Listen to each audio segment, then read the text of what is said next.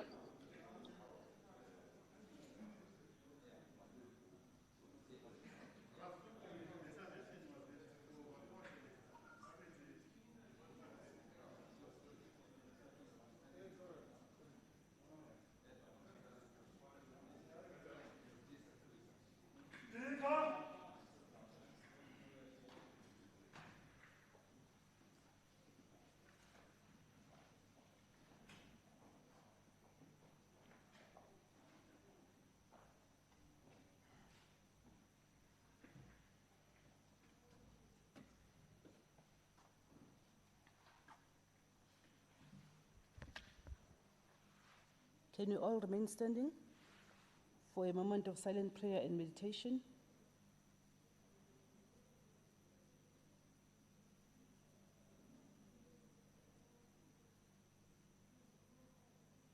Thank you. We may all be seated.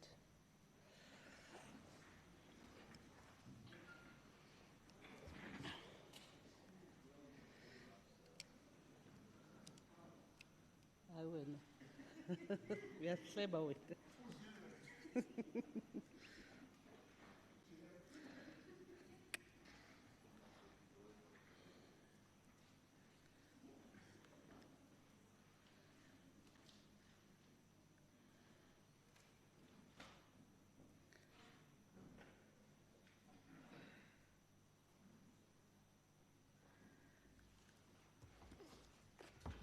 Good morning, colleagues. I wish to take this opportunity to welcome our Honorable Premier who's joining on virtual, members of the Executive Council, the Chief Whip, Leader of Government Business, leaders of political parties, members of the Provincial Legislature, the citizens of Gauteng, ladies and gentlemen. Thank you very much. We have received the following apologies. Honorable Mukwebo, whom we understand he lost his father, and our deepest condolences to him and his family. Honorable Badenhorst, Honorable Mabala, Honorable Tong, Honorable Nisi Masamula, Honorable Lidwaba, Honorable Khatebe, Honorable Mazwi, Honorable Mufama, Honorable Shitangano, and Honorable Goma, who can't be in the meeting today because of party business. These are the only apologies that have been received this morning. In terms of Rule 79, subsection 1, there are no MEC statements. In terms of Rule 81, subsection 1, we have a request for a member statement from Honorable Shirota. Thank you, Speaker. Speaker, it should surprise no one in this House that the Department of Human Settlements is failing to deliver on its mandate. It has always done so, and it continues to fail under the ANC. It will continue to do so, leaving millions of Gauteng residents living in the hellholes that they've had to cobble together to call home. Yet, when we sit in this House and discuss these matters, for many members across the aisle, these are removed realities from the lived experiences of ordinary people. Let me tell you about another failed housing project in Tshwane. The provision of electricity till the Malmabius Extension 22 RDP project was part of the development and installation of services to be rendered by the Gauteng Department of Human Settlements. The department appointed a service provider who was to design and install electricity in the area. It is understood that contractual disputes between the department and the appointed service provider arose before the implementation of the electrification project. The disputes are still not resolved and are currently the cause of the standstill of the project. As winter approaches, the beneficiaries of this project are likely to remain without electricity, cold and in darkness. The ANC administration repeatedly fails the people of Gauteng and does so with a smile on its face. Shame on you, MEC Mayele. Shame on you, Premier Makura. Thank you, Speaker. Honorable Adams. Good morning, Honorable Speaker, honorable members. Member statement on the degeneration of freedoms in our society. Madam Speaker, the cries, long live the spirit of Solomon Mahlangu, long live, echoes through the air and seems to fall on deaf ears. We are talking about the spirit of the young Indibella freedom fighter who gave his life for freedom and human dignity. And here we are 42 years later, where a man is denied his alienable right to wear his traditional Ndebele attire and is hounded out of a shopping mall. This unconscionable violation of human dignity and freedom must be eradicated from our society. If we are to ever claim that in this 27th year of our democracy to be the tree that bears the fruit of freedom for which Solomon Mahlangu gave his young life. In the same way, Honorable Speaker, vein, the prohibition of students at the University of Stellenbosch from speaking Afrikaans, even in private conversations, is deeply disturbing. Afrikaans does not belong to one identity. Afrikaans is a language spoken widely across South Africa, and speaking it is equally a freedom and right of human dignity. No one is more valuable than the other. We are all equal in the sight of God and should be valued and respected for what we are, what we believe, and in how we live our lives. I thank you, Speaker. Honorable Dr. Dikhamela. Thank you very much, Honorable Speaker. I have a bad network. I'm requesting that I should not switch on my video so that I'm able to read to the end. Madam Speaker, the World Tuberculosis Day is commemorated annually on the 24th March with the purpose to raise public awareness on the health, social and economic consequences of the disease.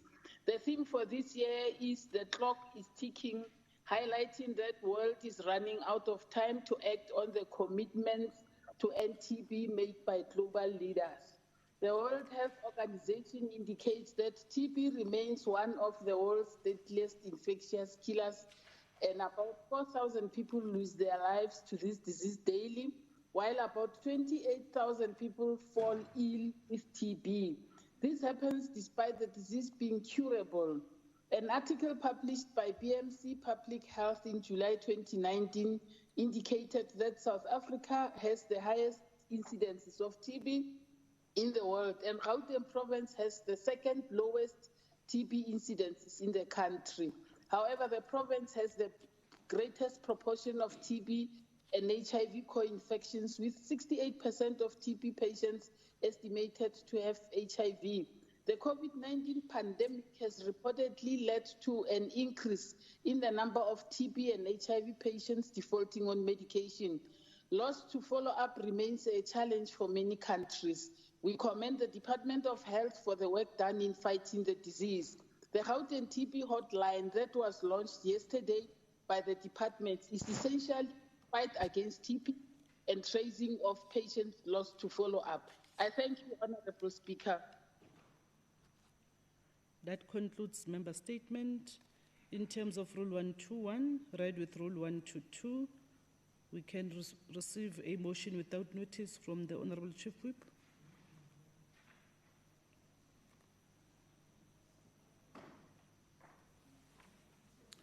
Thank you very much, Madam Speaker. I, Member M. Kumalo, Chief Whip, hereby table the following motion in terms of Rule 121, read together with Rule 117 as follows. noting that the Education Portfolio Committee report on the FIS emanating from 2018-2019 financial year on annual report process and assessment of support provided to public special schools in the Gauteng province, those codes. Education Portfolio Committee report on the FIS emanating from 2021 budget process named an assessment of the provision of adequate water and sanitation to schools, and the Community Safety FIS report emanating from 2021 financial year budget report named assessment of the effectiveness of safety kiosk and mobile police station in crime reduction was not programmed for the sitting of the 26th March 2021. Further noting that SCOPA on the Gauteng Enterprise Propeller report was programmed to go to the sitting today, Thursday, 25th of March 2021. Therefore, request the House to resolve to add Education Portfolio Committee report on the FIS emanating from the 18-19 financial year on annual report process named an assessment of support provided to public special schools in the Gauteng province.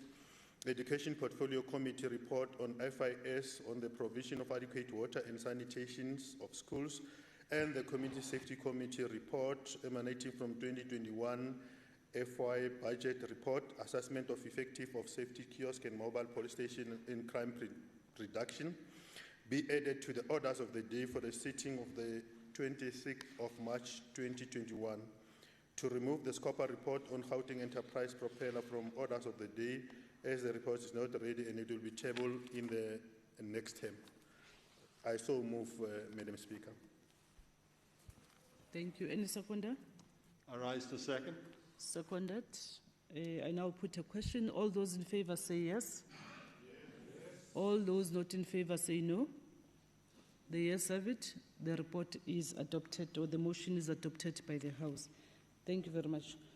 Colleagues, we are requested by the control room that members must sit where their names are put, because it disrupts. When you're supposed to speak, it becomes difficult for them to see who is speaking, and it takes time. Like Honorable Ndlovu, I see, or it's Ndovana there. Yeah. So don't move and don't even remove the name text, because that's how the team has been communicating in terms of how we need to sit. Thank you very much. Can we get the first order? Thank you, Honorable Speaker. Committee Oversight Report on the third quarterly report of the Department of Education for the 2020-2021 financial year. Thank you. Honorable Chilwane.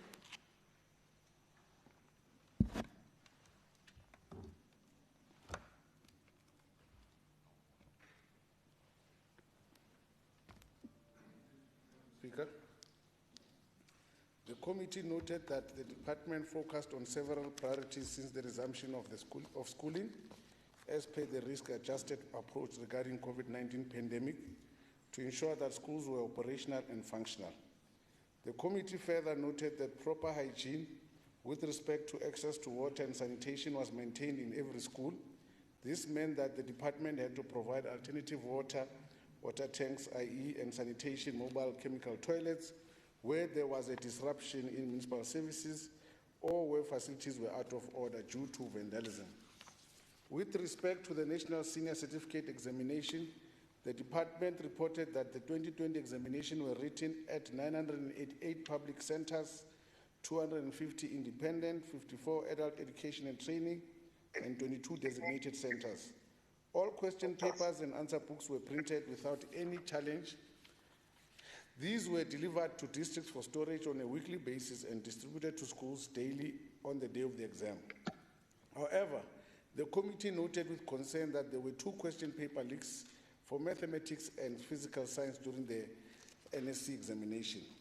With regard to admissions for the 2021 academic year, the department reported that a total of 566,591 applications, of which 241,000 were grade 1 and 324,000 were grade 8s, were received during the application period. Of these, 255,000 represented unique applicants. To date, 156,000 818 documented unique applicants were placed. During the third quarter under review, placements were being processed for the remaining 65,457 applicants. The committee noted with concern about the number of learners that are unplaced, taking into consideration that teaching and learning has already begun. With respect to gender, youth, disability, children, and the aged, the committee noted the department held a virtual meeting where issues around the viewing of gender and disability policies and their implications were deliberated upon. According to the report, 1,249 employees were trained on gender sensitization and the sexual harassment policy. The department reported that 9,126 brigades were recruited to school for screening of staff, learners, data capturing, and COVID-19 compliance monitoring. In addition, 2,706 young people were awarded bursaries during the 2020 academic year. The department is commended for providing opportunities for youth to acquire skills that will enable them to get permanent jobs in the future. The bursaries provided to young people shows that the department is dedicated to ensuring that young people succeed academically. The department reports that visually impaired educators and one official attended training through Matthew Goniwe School of Leadership and Governance on basic computer skills and utilization of MS Teams. In addition, the department plans on disability right awareness were formulated and forwarded to the Premier's office. On financial performance, the committee noted that the Gauteng department received a total allocation of 52.8 billion during the current financial year. In allocation, the department spent 37.7 billion by the end of the quarter under review. This shows the department has spent 71% of the total budget. The department's expenditure is not in line with Treasury regulation, which indicates that the department spent 75% of their budget in each, 75% of their budget. The report further shows that in the current financial year, 3.6 billion allocated to administration, 2.8 was spent during the quarter under review. On POSE has spent 28.5 out of 39.4 billion. PSSE has spent 2.8 billion out of 3.6 billion by the end of the third quarter. This shows that the program has utilized 78% of the allocated budget. Generally, the department's performance in the quarter under review is fair when considering the outputs and the financial performance of various programs as reported. The spending pattern in the third quarter suggests the department has put in place sufficient measures across various programs to achieve its 2020-21 financial year objective. Can the areas that I have not read be considered as read? Moving to committee concerns and recommendations. With respect to the filling of vacant posts, the committee found that the issue is continuing in the quarter under review, taking into consideration the budget underspending on Program 2. With respect to payment of service providers within 30-day period, performance has improved to 97%. The department should improve to 100%. The committee noted the department is on a stage of repurposing the GCRA in the quarter under review, and it is interested in the progress thereof. The committee is concerned that parents are still not provided guidelines regarding the usage of the online admission system, taking into cognizance complaints received. With respect to learner admission for the 2021 academic year, the committee noted with concern about the number of learners that were unplaced, taking into consideration that teaching and learning has already begun. The committee is concerned the department has a target of 800 classrooms that are to be refurbished as smart classrooms. However, progress towards the target is zero. The department reports that this, however, will be achieved by the end of the financial year, which is 45 days away. The committee noted that currently there are 54,700 learners in public special schools. However, this is different from the report that, as noted in the second quarter report, which indicated that there were 55,811 learners. The committee noted that during the quarter under review, the department reported that there are efforts to increase access to grade R and thereby ensuring that learners entering the schooling system is realized, and has ensured that a total of 1,306 primary schools are offering grade R classes in the province. However, during the second quarter, the committee also noted that the department reported on 1,391. We suggest that 5 less primary schools are now offering grade R classes. On recommendation, with respect to filling of vacant posts, the committee recommends that the department prioritize the filling of all critical vacant posts within reasonable period. A written response by the 30th of June 2021. With respect to payment of service providers within the 30-day period, the committee recommends that the department put sufficient measures to reach the 100% payment services. The committee recommends that the department provide a progress report regarding the department's plan to repurpose the GCRA in the quarter under review. The committee recommends that the department should review the online admission system and provide parents with guidelines regarding the usage of the system. The department to urgently place learners who are not at school. The department is requested to report on available systems to ensure that the realization of refurbishment of smart schools in line with the set target. The department is requested to provide clarity of the difference in the number of learners in public special schools reported in the second and third quarter performance report. The department is requested to provide clarity on the differences of primary schools offering grade R as reported in the second quarter and the third quarter performance report. All this should be responded through a written response by the 30th of June 2021. The Committee on Education wishes to thank the MEC, Honorable Panyazali Sufi, and his senior officials on the presentation of the third quarter report and the substantial and sustained efforts they have made to inform the committee of the details of the quarterly report. The chairperson would like to further thank the committee members, Honorable Hassan, Honorable Makubela, Honorable PC, Honorable Mulife, Honorable Dos Santos, Honorable Itani Mukwevo, Honorable Mazwi, Honorable Duval, Albert, and Honorable Adams for their dedication and support during this process, and further thank the support team as led by Ms. Zuzue Panzwambalo and senior researcher Sekina Nenweli, and the committee coordinator led by Ms. Charlene Gayo. In adoption, in terms of Rule 117 to C, read with Rule 164, the Education Portfolio Committee hereby recommends that the report on the Gauteng Department of Education third quarterly report for the 2020-21 financial year be adopted by the House, taking into account committee concerns and proposed recommendation made in this report. Thank you. Any seconder to the report? Honorable PC? I rise to second, Speaker. Seconded. Thank you. I now put a question. All those in favor say yes. All those not in favor say no. The ayes have it. The report is adopted by the House. Can we have the next order? Thank you, Honorable Speaker. Committee Oversight Report on the third quarterly report of the Department of Sports, Arts, Culture for the 2020-2021 financial year. Thank you. Honorable Matsake.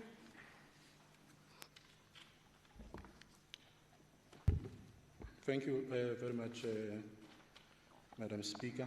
Maybe before I proceed, allow me to wish Bafana Bafana well in their game against Ghana tonight. Madam Speaker, I hereby tables the Committee Oversight Report on the 2020-2021 financial year, third quarter performance of the Department of Sports, Arts, Culture and Recreation as follows. Madam Speaker, may I request the part of the report that I will not read be considered as read by the High Court House. I will focus on the executive summary, concerns, recommendations, acknowledgement, and adoption. In terms of the executive summary, during the quarter under review, the department received an allocation of 217,733,000 and they managed to spend 198,704,000, representing 91.26% expenditure. The committee noted that some of the set targets were not achieved in the quarter due to the COVID-19 regulation and its limitations on public gatherings, access to public or municipal venues, which continue to have a negative impact on the department deliverables. The administration program received a quarterly allocation of 4,481,000 and spent 31,613,000, which represents an expenditure of 92% and underexpenditure of 8%. The committee is concerned with the underachievement of targets as the department attained 64% of the planned targets that do not tally with the expenditure. The underspending is 64% of the planned targets that do not tally with the expenditure. I'm sorry, I repeated that. The underspending is attributed to the supply chain management processes, which has been the same reasons for the last 2 quarters of the current financial year and the previous financial year. The Cultural Affairs Program was allocated an amount of 53,076,000 for the quarter under review and spent 44,542,000, representing an expenditure of 83.92%. This was due to the delays in the finalization of the payment for the Gauteng Relief Fund, as well as delays in the processing of granting aid. Out of the 33 planned targets, 19 were achieved under quarter review. The program had 12 targets planned, 8 and 8 were achieved. The Sports and Recreation Program received a total allocation of 71,031,000 and they spent 70,080,000, which is 98.66% expenditure. However, only 8 out of the 20 planned targets were achieved. The underspending in this regard is attributed to the ongoing payment of the Gauteng Relief Fund and the delays in the procurement of sporting equipment and attire. The department considered that this quarter's performance was a disappointing drop of 9% compared to the previous quarter. They cited that the challenges were in the main because of the challenges in the finance unit where there are new personnel, and the department is working on improving that area. The department reported that they spent a total of 9,023,906 rand on township procurement as at the end of the third quarter. 16% was spent on procurement from women-owned companies, 12% on youth, and 0.27% on companies owned by people with disabilities. Furthermore, an amount of 28,157,248 rands of their quota budget contributed to BBBEE targets. The committee further noted that the irregular expenditure of 1,139,000 incurred in the quarter under review due to non-compliance with procurement procedures and tender processes, payment on expired infrastructure contracts, and payment of staff members that were irregularly appointed. The department achieved 39 of their 79 service delivery targets, which reflects 49% performance for the quarter under review. For the quarter under review, the GFC planned 27 targets, of which they achieved 22, representing 81% achievement. The Gauteng Film Commission received a quarterly allocation of 11,662,000, and for this, they spent 10,672,000, which represents 92%. On committee concerns, the committee is concerned with the following. Most service delivery targets were shifted to the fourth quarter and might not be achieved like in the previous financial year. The 16.08% underspending in Program 2 due to finalization of the payments for the Gauteng Relief Fund, as well as delays in the processing of granting aid. 3, the delays in the procurement of laptops for the support staff and payment for the software licenses.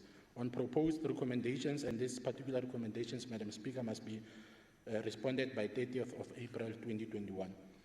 Ensure that the quota targets are achieved as planned to avoid non-achievements in the end of the financial year. Provide the committee with a plan to mitigate this. Provide a status report on the payment of the Gauteng Relief Fund and granting aid. Provide progress report on the procurement of laptops for the support staff and payment of software licenses by 30 April 2021 as indicated. On acknowledgement, Madam Speaker, the Portfolio Committee wishes to acknowledge MEC Mbali Hlophe, the HOD, Ms. Priscilla Khopile Masisi, Acting GFC CEO, Ms. Kitume Tselebag, and their senior officials from both the department and GFC for the presentations of the third quarter report for 2020-2021 financial year and their sustained cooperation throughout the quarterly report process. I would like also to acknowledge the diligent work of committee members, Ntate Modise, Ntate Letswalo, Tindlovu, Ntate Chabalala, Ntate More, Memnisi, Ntate Tsitangano, Ntate Adams, and Lim Mechadebe. We further like to thank the group committee coordinator Ms. Mbalo, Senior Researcher, Dr. Nenelwi, Committee Researcher, Ms. Shikwani, Committee Coordinator, Ms. Hubudu, Committee Administrator, Ntate Dabula, Senior Information Officer, Mekiewicz, Communication Officer, Ntate Dikola, Public Participation Officer, Ntate Motlala, Hansard Recorder, Memoremi, and Mr. Makwela, and Service Officer, Mema Mabolo, for their role throughout the process. On adoption, in accordance with Rule 117, read together with Rule 164, the Portfolio Committee calls upon this virtual hybrid house to adopt the 2020 financial year third quarter report with all the recommendations as presented. Thank you very much. Thank you. Any seconder to the report? Speaker, I second. Seconded. I now put a question. All those in favor say yes. All those not in favor say no. The ayes have it. The report is adopted by the House. Can you have the next order? Thank you, Honorable Speaker. Economic Development, Environment, Agriculture and Rural Development Portfolio Committee Oversight Report on the third quarterly report of the Department of Economic Development, including its entities for the 2020-2021 financial year. Thank you. Honorable Hassan. Thank you very much, Madam Speaker. For the interest of time, I'm going to take the report as read and only cover the summary, committee concerns and recommendations for the third quarter report. Economic transformation and job creation. On this strategic priority, the committee observed 100% of service providers that were paid within 30 days. Industrialization supported through localization and government procurement. The Township Economy Development Bill has also been approved by EXCO, paving the way for stakeholder engagement phases. It has also enabled a business environment on this strategy and the attainment of a number of liquor compliance blitz conducted and a number of business compliance monitoring inspections have been conducted. On the APP achievement, in this section, the committee noted that the department reported on the APP targets achieved by both the department and its entities. In light of this, the department attained 6 of 9 planned targets against the APP, constituting 66.67%, and this is a decline from 80% that was attained in the second quarter, wherein 4 out of 5 targets were attained. The committee is concerned that the targets that the department remain low, noting that agencies are reporting independently, and entities have indicated that many of the targets are demand-driven targets and have removed from the APP and relegated to operational plans. Considering this, the committee is of the view that operational plans should be submitted on all demand-driven plans, and in particular from the Gauteng Liquor Board and Consumer Affairs Unit that are currently under-reporting. On agency oversight, the committee noted that in the third quarter of the performance of the departmental agencies and its subsidiaries is an unsatisfactory, as is 50 out of 71 targets, planned targets were attained.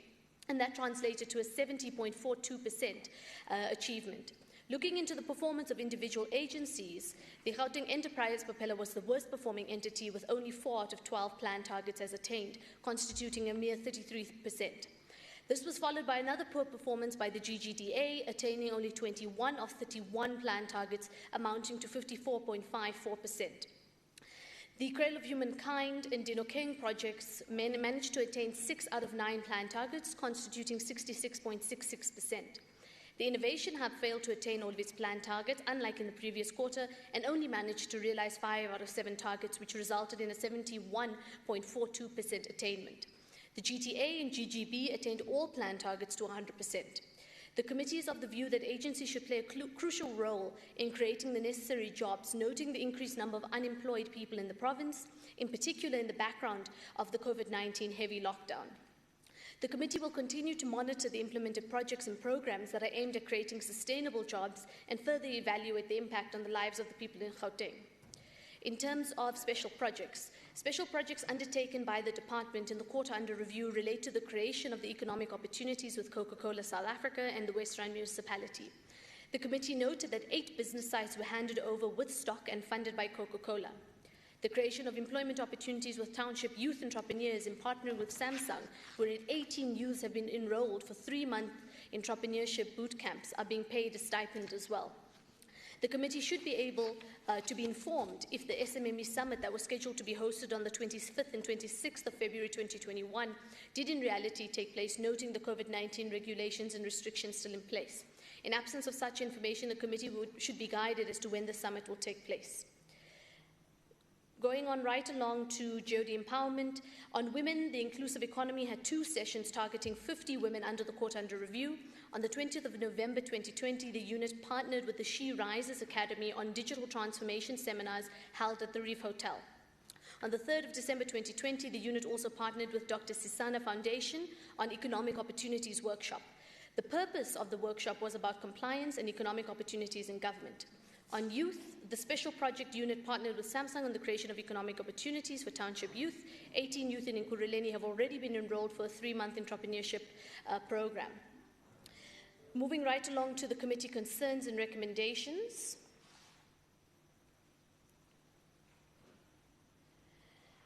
Number 1, with respect to the Gauteng Liquor Board, with respect to the Gauteng Liquor Board, the committee has found and is concerned that the GLB is shifting goalposts in the implementation of resolutions adopted by the House and ensuring that the GLB automation system is functional. With respect to the Gauteng Enterprise Propeller, the committee has found and is concerned with the non-implementation of committee recommendations related to the appointment of the CEO and COO respectively. With respect to the Gauteng Enterprise Propeller again, the committee has found that it is concerned with the formation of the Gauteng SMME Fund in partnership with the private sector through the utilization of the 250 million allocated to the entity. In terms of recommendations, number 1, ensure that the GLB automation system is fully operational by the end of the first quarter of 2021-2022 financial year. A progress report should be submitted to the committee by the 28th of May 2021. JEP should ensure that the positions of the CEO and COO are filled by the end of the first quarter of 2021-22 financial year. Furthermore, the entity should furnish the committee with a report detailing why the entity failed to adhere to the committee's previous recommendations in filling these vacancies. JEP should also report all processes related to the establishment of the Gauteng SMME Partnership Fund. The report should be submitted and tabled before the committee for guidance and accountability purposes, as well as ensuring that funds are dispersed accordingly to small businesses. In the next reporting quarter, the department should give account of this process in its quarterly submission. In terms of acknowledgements, I'm not going to mention everyone, but just to say a big thank you to the entire team as well as the committee support staff. In terms of adoption, after due consideration, the Economic Development, Environment, Agriculture and Rural Development Portfolio Committee unanimously adopted the Committee Oversight Report on the Gauteng Department of Economic Development, 3rd Quarterly Performance Report for the 2021 financial year. In terms of Rule 1172C, read together with Rule 164, the committee presents to this House and recommends the adoption of the Committee Oversight Report of the Gauteng Department of Economic Development, 3rd Quarterly Performance. Thank you. Thank you. Any seconder to the report? Honorable Speaker.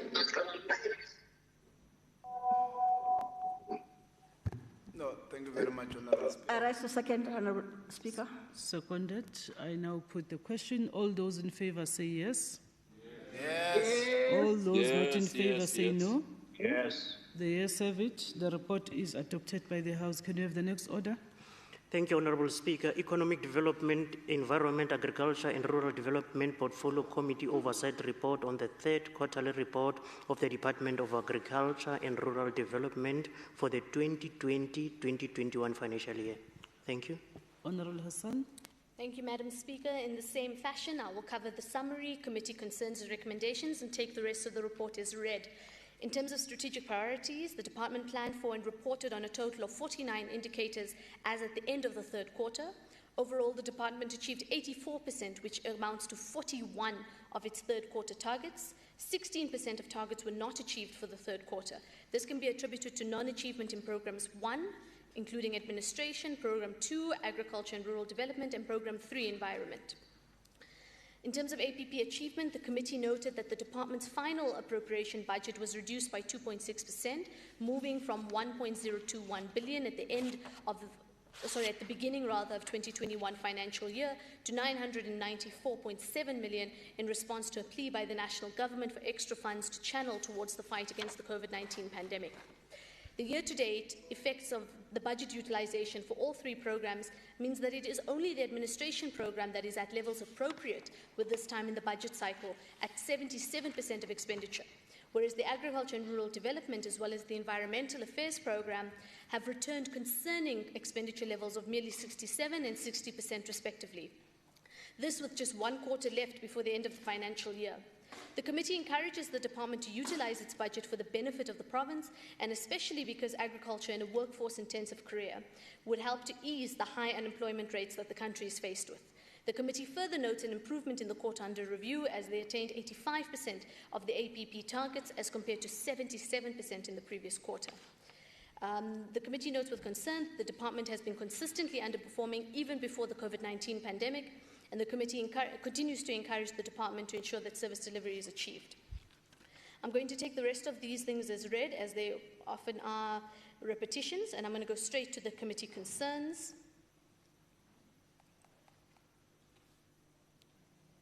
Thank you, Madam Speaker. In terms of committee findings and concerns, number 1, with respect to GOD, the committee is concerned that the department continues to underachieve its target for the businesses that are owned by youth and people living with disabilities. With respect to TEPA 1 million, regarding the township economy revitalization strategy, the committee is concerned with the underachievement and implementation thereof. With respect to the program performance, specifically programs 2 and 3, the committee is concerned with the continuous failure to align its budget with its planned targets, as under-expenditure is observed in agriculture and rural development, as well as the environmental affairs program. With respect to project management, the committee is concerned with the lack of project management, in particular, completing infrastructure capital projects and spending in goods and services due to poor tender processes. In terms of recommendations, number 1, the department is to provide a progress report on the targeted approach to business entities of people living with disabilities. The department is to provide a comprehensive quarterly report on the implementation of the Township Economy Revitalization Program to support their planned targets of 40% on township spending. The department, number 3, the department is to provide a monitoring and evaluation quarterly reports on the progress of how planned targets are achieved and how the budget is spent on planned projects. The department is to provide a report on how their structural plan in monitoring their tender management systems is operational, and updates on improvements on the project management. Acknowledgements. I wish to thank the MEC as well as the team, including honourable members and the support staff. In terms of adoption, in terms of rules 1172C, read together with 164, the Economic Development, Agriculture and Rural Development Portfolio Committee presents the oversight report on the 3rd quarterly performance report of the Gauteng Department of Agriculture and Rural Development for the 2021 financial year, and thereby recommends its adoption. Thank you. Thank you. Any seconder to the report? Thank you very much, Madam Speaker. I rise to second the report. Thank you. Seconded. Colleagues, if you can switch off your gadgets, especially those that are also connecting on another gadget. Seconded, the report is seconded. I now put a question. All those in favor say yes. Yes. All those not in favor say no. The yes have it. The report is adopted by the House. Can you have the next order? Thank you, Honourable Speaker. Oversight Committee on the Office of the Premier and Legislature Oversight Report on the 3rd quarterly report of the Office of the Premier for the 2020-2021 financial year. Thank you. Thank you. Honourable Dlamini.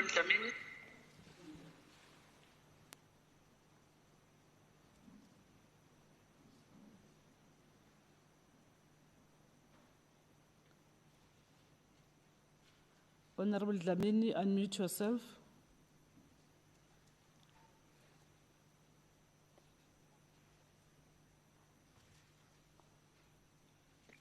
Thank you, Honourable Speaker and honourable members and members of the executive. I would ask that the parts of the reports that have not read be considered as read. The Office of the Premier allocated itself 247 million for the implementation of its delivery programs, and 190 million was spent, reflecting an underspending of 53 million in the quarter under review.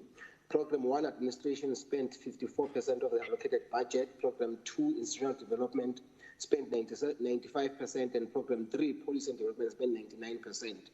In terms of the non-financial performance of the office, achieved 36 out of the 42 targets planned in the quarter under review.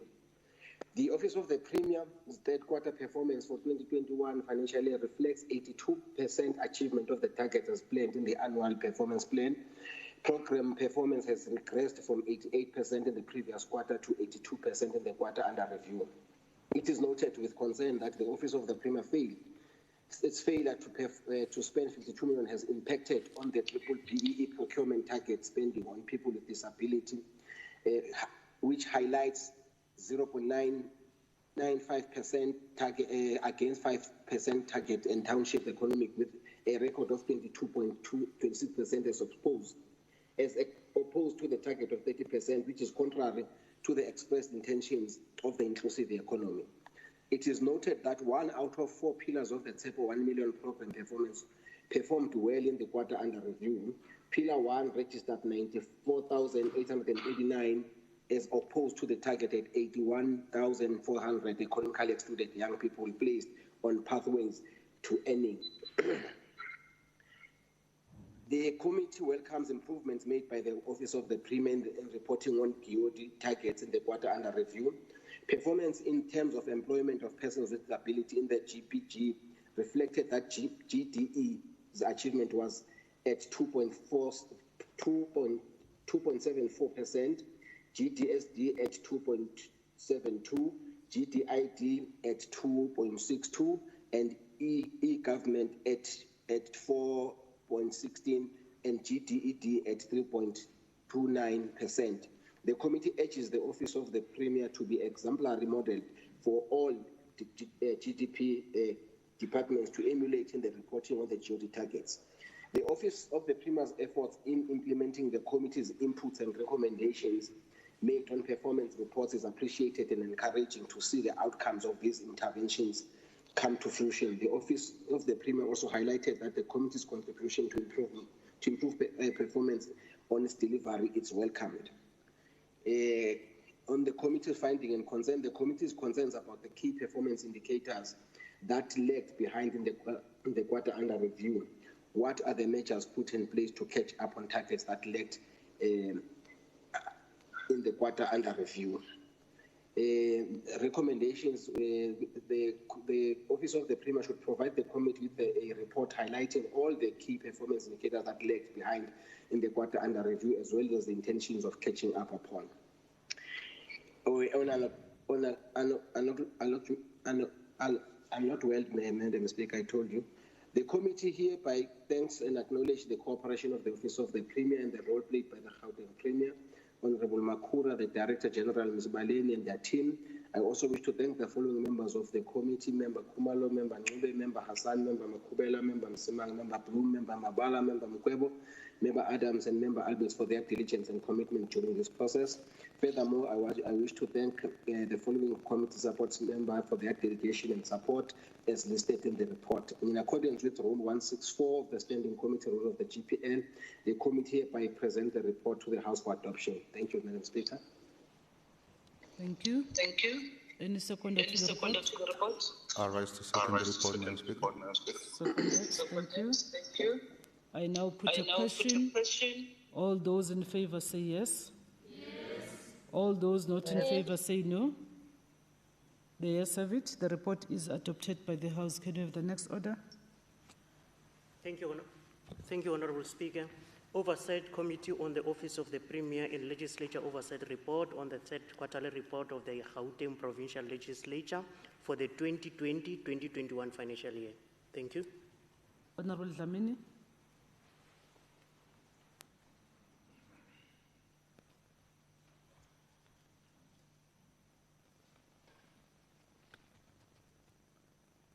Honorable Dlamini, unmute yourself.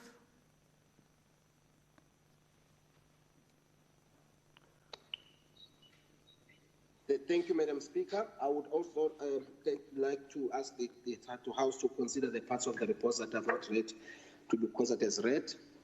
The Oversight Committee report provides both the micro and macro performance of the GPL during the third quarter of the 2021 financial year. During the quarter under review, the GPL continued to hold the executive to account. The House and committees supported the implementation of the SOM imperative through the 6 strategic objectives. Due to the implications of the lockdown because of COVID-19, the GPL has to amend its APP to ensure that its operations respond appropriately. This meant that choices had to be made to ensure that only the activities that would be feasible under the conditions imposed by the COVID COVID-19 regulations are planned, whilst those that would require physical interaction are limited unless alternative mechanism could be devised to ensure that such performance can be achieved. The committee noted that the performance targets for this quarter were skewed towards strategic outcome 5, enhanced compliance with relevant judiciary requirements and principles of good governance. A total of 17 performance targets were set. Of these, 8 were achieved while 9 were not achieved. This was followed by the strategic outcome 1, enhanced oversight and accountability towards service delivery, which accounted to 5 performance targets, with the remaining 4 performance targets distributed equally across strategic outcomes to increased responsiveness of laws to meet the needs of people of Gauteng, and strategic 3 outcome enhanced meaningful public participation, strategic 4 outcome for the least performance targets with 1 performance target. There were 5 performance targets that were planned on strategic outcome 1, and only 3 were achieved, namely oversight report on the performance of committees produced and submitted to the chairpersons of standing committee of chairpersons. 13 oversight question papers were produced and distributed to the executive to seek responses and motions adopted by the House. The 2 performance targets that were not realized under the strategic outcome 1 relates to the adoption of the SOM reports, which were deferred on the fourth quarter on the consideration of the responses of the resolution by the committees. With respect to the strategic outcome 2, namely increased responsiveness of laws to meet the needs of the people of Gauteng, there were 2 planned performance targets and only 1 was achieved, namely processing of bills in this reporting period. There were 8 NCOP bills and 2 provincial bills, which are at different stages of the lawmaking process and therefore different House committees. Performance deviation reported under strategic outcome 2 is with respect to the approved regulations which could not be realized due to non-referral of regulations to the legislature for scrutiny. Under strategic outcome 3, namely the enhanced meaningful public participation, only 1 of the 2 performance targets that were planned was achieved.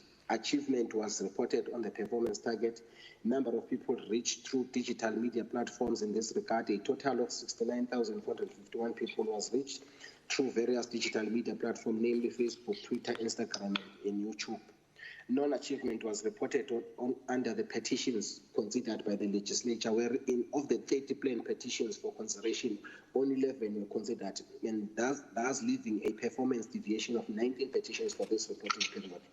This was owing to the petition standing committee prioritizing to address the backlog of the adopted petitions that have not yet been resolved to date. The GPL indicated that management has considered the proposal by OPPOL to explore working with the Office of the Premier to expedite resolution of petitions. Presentations were made regarding backlog on resolution of petitions for the Command Council, and there is a commitment by the Director General and Municipal Managers to work with GPL on petitions. From the inter-legislature relations from under strategic outcome 4, the performance target of achieving 40% of the planned milestone of the 5-year ILR strategy implementation plan was achieved. With respect to the strategic outcome 5, a total of 7 performance targets were planned for this quarter. Of these, only 2 were achieved, namely members training and 80% achievement of milestone in the annual implementing plan of the integrated communications and public participation and pension strategy. The 5 performance targets for which performance deviation is reported are a number of initiatives conducted to promote ethical conduct, transversal mainstreaming initiative, the leadership initiatives, and the approval of the 5-year HR strategy and the pension plan. The GPL reported that the target on these initiatives geared towards the promotion of ethical conduct of the GPL community was partially implemented and will be concluded by the end of the fourth quarter. The non-achievement reported for both the transversal mainstreaming and the leadership initiative were mainly affected by the resignation of senior manager. Transversal mainstreaming focal point, an incumbent was appointed on an acting capacity in this position and will be implementing the activities of the transversal mainstreaming focal point. The development of the HR strategy has been delayed due to the procurement process of an external service provider. The strategy will be finalized and implemented in the 2021-22 financial year. In terms of the digital legislature, the committee noted the business case was presented and approved by the steering committee, and the project will therefore run from April 2020 to March 2021. The activities that were reprioritized to be completed by March 2021 are hybrid chamber, hybrid committee meetings, hybrid auditorium, terminology sourcing and data incentive for stakeholders. These activities are aimed at the installation of equipment to ensure that GPL is able to hold hybrid meetings and house sittings to allow members and the public to partake in GPL processes both physically at the GPL and remote fully simultaneously. With regard to the budget expenditure performance for the quarter under review, the GPL allocated a total amount of 170 million and managed to spend 160 million, which represent 94% expenditure pattern. The GPL underspent by 10 million, which represents 6% under expenditure. The committee noted with concern that the GPL attained 53% of the targets, and this is not consistent with the budget expenditure that was at 94%. In response, the GPL reported that the budget spend primarily constituted a personal expenditure at 64%, transfers to political parties at 12%, goods and services at 20%, and the remaining 4% was attributed to the capital expenditure. The personal expenditure, transfers to political parties, and capital expenditure was not influenced by the non-achievement of the performance targets, and that there may not always be a direct correlation between performance targets and budget spend, as the budget has embedded fixed operational costs which are incurred in respective of the achievement of the performance targets. Most performance targets are executed through functions of the GPL staff established, whilst personnel expenditure remain fixed for each period. The committee concerns and finding with respect to petitions backlog, the committee notes that the GPL indicated that management has considered to explore working with the Office of the Premier to expedite resolutions of petitions. Presentations were made regarding backlog of resolution of petitions to the Command Council, and there is a commitment by the Director General and municipal managers to work with the GPL on petitions. However, the petitions backlog still remain a concern to the committee. With respect to the LIMS, the system has 12 modules and currently 2 modules are utilized, e-petitions and resolution tracking. The committee noted with concern that utilization of the system remains a challenge, and an assessment exercise is currently in progress to evaluate all business solutions in the solution. The issues of non-submission of responses to house resolution still remains a challenge, even though the GPL has indicated that there are interventions in place, such as the revised standing rules of the legislature requirements for commitments to report in the House on resolutions, and consideration of creating a platform for MECs to respond in the House for failure to respond to resolution. On recommendations, the committee recommends that the GPL should submit the following by the 30th of April 2021: a progress report on a commitment by the Director General and municipal managers to work with GPL on petitions backlog, a progress report on assessment exercise on the LIMS, which is currently in progress, to evaluate all business solutions in the institution, a detailed report on a consequential management put in place for non-submission of responses to the House by the MECs. We would like to acknowledge and thank. I would like to hereby thank and acknowledge the cooperation of the Speaker, the Provincial Legislature, Honorable L.N. Miyahwe, Provincial Secretary Mr. Skosana, Senior Management, and I would also like to acknowledge members of the committee as I've done the previous report, and also acknowledge members of the staff as I've done. After due deliberation of the Oversight Committee of the Premier's Office and the Legislature adopted the report unanimously in accordance with Rule 164, the committee presents the report and recommendations for adoption by the House. Thank you, Speaker. Thank you. Any seconder to the report? I raise the second, Chair. Seconded. I now put a question. All those in favor say yes. Yes. All those not in favor say no. Yes. The yes have it. The report is adopted by the House. Can you have the next order? Thank you, Honourable Speaker. Debate on the annual report of the Department of Education for the 2019-2020 financial year. Thank you. Honourable Makubela. Thank you very much, Madam Speaker, Madam Deputy Speaker, Presiding Officers, Honourable Premier, members of the Executive, the Honourable Chief Whip of the Majority Party, Honourable members of the Provincial Legislature, comrades, the people of Gauteng, and those who have joined us on our online platforms, the YouTube, Facebook, and those who are attending the meeting virtually. To have a perfect understanding of where we are and where we are going, we ought to understand where we come from. And I'm saying this so that we understand the state of education in our country and our province. so that we are able to put everything into perspective. In 1950, the then Minister of the Native Affairs, Dr. Hendrik Verwoerd, presented a speech in Parliament in which, amongst other things, he said, and I quote, "There is no place for the Bantu in the European community above the level of certain forms of labor.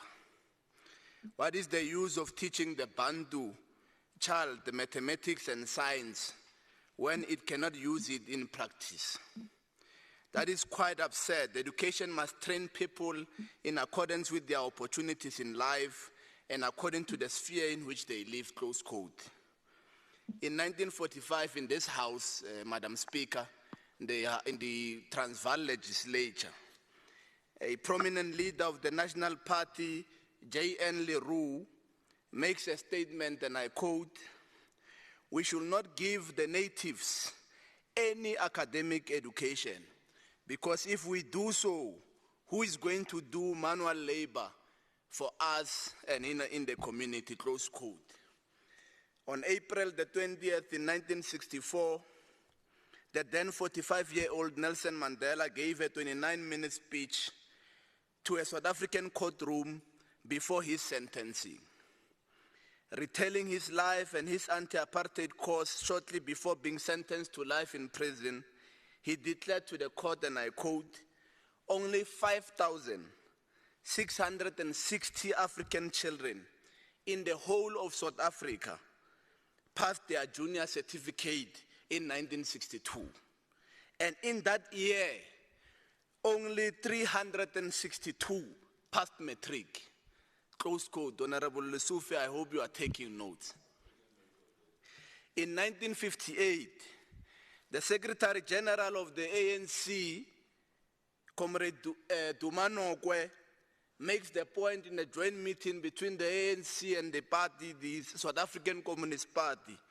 And he says, as he breaks down the apartheid education system, that the religion during Bantu education was taught for 100 minutes per week.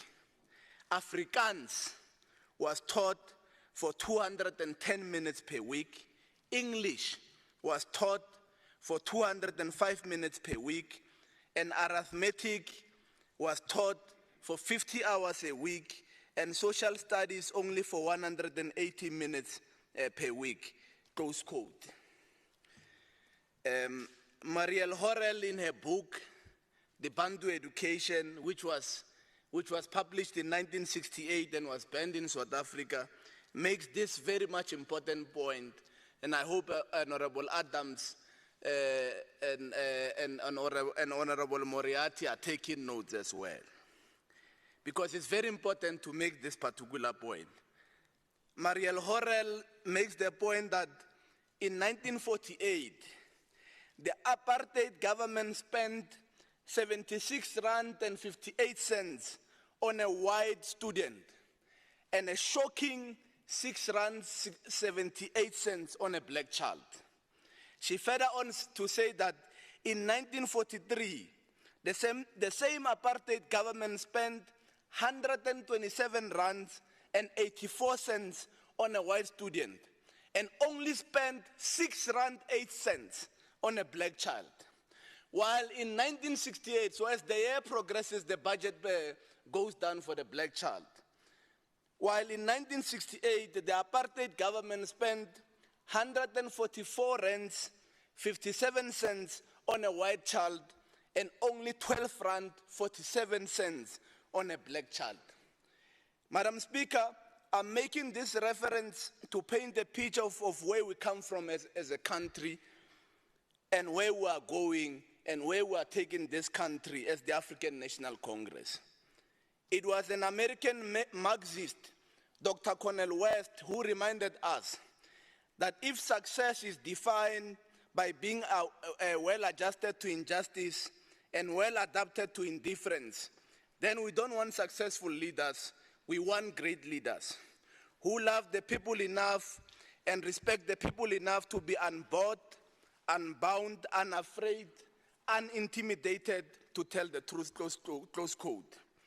Madam Speaker, the Department of Education in Gauteng is led by great and capable leaders who are unbought, unbound, unafraid, and unintimidated to tell the truth and to make Verwoerd turn in his grave. We are extraordinary people who are engaged in an extraordinary undertaking. We are instruments of the ANC in the hands of God. Those who have gone before us have accomplished wonders in the education sector in our country. It is our opportunity and our challenge to continue in this great undertaking, the future of which we can scarcely imagine. Our people have passed through oppression and persecution. They have suffered drivings and every unimaginable evil. And out of all of that has come something which today is glorious to behold. Madam Speaker, when it comes to education, our goal as the ANC-led government has always been to provide quality education and invest in relevant skills for all learners in our province, especially those from working class, poor and vulnerable households. That is the reason we are the only province to have partnered with various industries and experts in the professional services to establish what we term the schools of specialization, to make a connection between the ANC's vision of the creation of special economic zones and the skills demand our country needs. We are riding the wave of the fourth industrial revolution, Madam Speaker, with great confidence. We want to stand here and boldly congratulate MEC Panyaza Lesufi and the HOD of Education and their team at the Department of Education, as well as the committed learners, dedicated educators and parents who, against all odds, went out of their way in salvaging the 2020 academic year, and also achieved great success under great adversity presented by the invisible enemy. Of course, while the Commander-in-Chief of the EFF urged our people to stop their children from going to school, while he was taking Ratanang to private schools, we continued and we defied the call that we should abandon the 2020 academic year. We also extend our gratitude to the Gauteng Department of Education's brigades under the GCRA, who braved a deadly virus to shield our learners and our teachers from contracting the virus and ensuring that COVID protocols are maintained at our schools. We are proud, Madam Speaker, of the efforts put by all stakeholders to ensure that education becomes a societal priority. We welcome the 83.3% pass rate, making Gauteng the second best province in the country. And yes, second best province in the country, and not second to the Western Cape, but second to the ANC-run Free State province. Not only has the department under great leadership at all levels done well in terms of numbers, but they have improved the quality of our results under these difficult circumstances.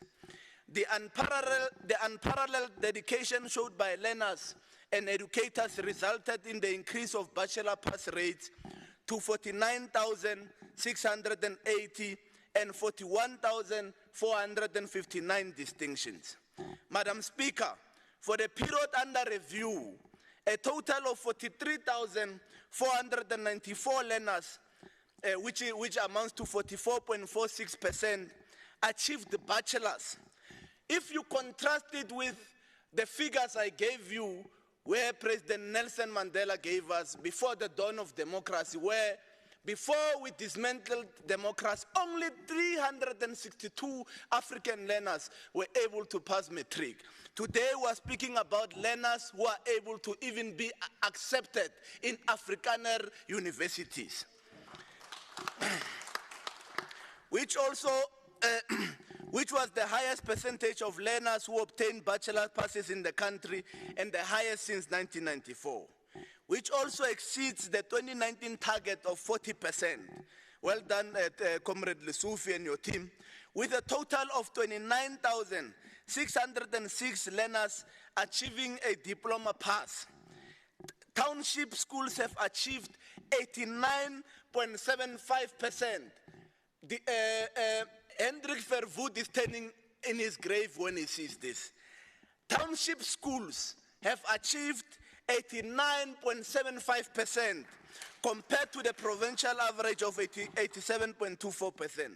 6 township schools achieved 100% with a further 138 schools achieving a pass rate of above 90%. It is happening in our township in the ANC-run government. We also applaud, Madam Speaker, the Tshwane South District for achieving position 1 for the second time as the best performing district in the country. Of course, that's where I come from. During Okpol, I will tell a story where myself and Honorable Msimanga come from the same school at Solridge High in Tshwane South District. We are immensely proud that Gauteng West, Gauteng North, Johannesburg North, Ekurhuleni South, and Sidibeng districts are part of the 10 best performing districts nationally. That there are 6 best performing districts from Gauteng in the top 10 nationally is a testament to the work done by all stakeholders and by the department led by Comrade Banyazal Sufi. Madam Speaker, higher education and training sector and its ever-rising cost has and continues to exclude an overwhelming majority of poor and working-class youth. It is for this reason we welcome the partnership with GCRA. Working with GCRA, the department has redesigned its traditional skills programs to incorporate the youth development mandate introduced in the 6th administration with a focus on promoting youth employability. Madam Speaker, Gauteng provincial government has spent over R1 billion worth of investment on bursary packages since 2014. This translates to approximately 13,000 beneficiaries, demonstrating a steadfast commitment to equip young people for the ever-changing global economy. The Gauteng City Region Academy, or what we know as the GCRA mandate, is in line with the provincial mandate for youth skills development. Through the GCRA, we support high-impact youth development programs. The Gauteng City Region Academy has entered into a partnership with manufacturing, engineering, and related sector education and training authority, MESITA, and companies to place unemployed youth in artisan development programs. Madam Speaker, the Gauteng City Region Academy bursary scheme continue to support deserving learners to access post-schooling education and contributed to the development of critical skills for the economy. During the reporting period, 2,517 learners from non-fee paying schools were offered bursaries for the year under review. These learners were enrolled at various institutions under the Faculty of Medicine and Health Studies, Commerce and Finance, Humanities, Engineering, Science and Agriculture, Education, ICT Studies. Over 2,000 youth were placed on internships and about 100 artisans were trained. With 3 institutions housing bigger numbers of GCRA bursars, namely VETS with 770 bursars, the University of Johannesburg with 696 bursars, and private institutions with 523 bursars. We can clearly report, Madam Speaker, that the GCRA has upgraded its policy. It's no longer partially funding students in those schools. Thank you. Thank you very much.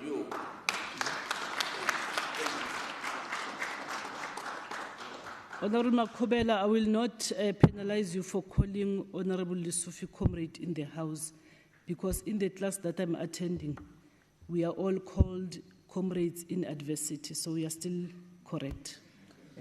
Thank you. Honorable Ramolifo. Madam Speaker, honorable members, good morning. The Auditor General has issued an unqualified audit opinion with material findings on the financial statement of Gauteng Department of Education. Internal control and compliance with legislation were raised as matters deserving urgent attention.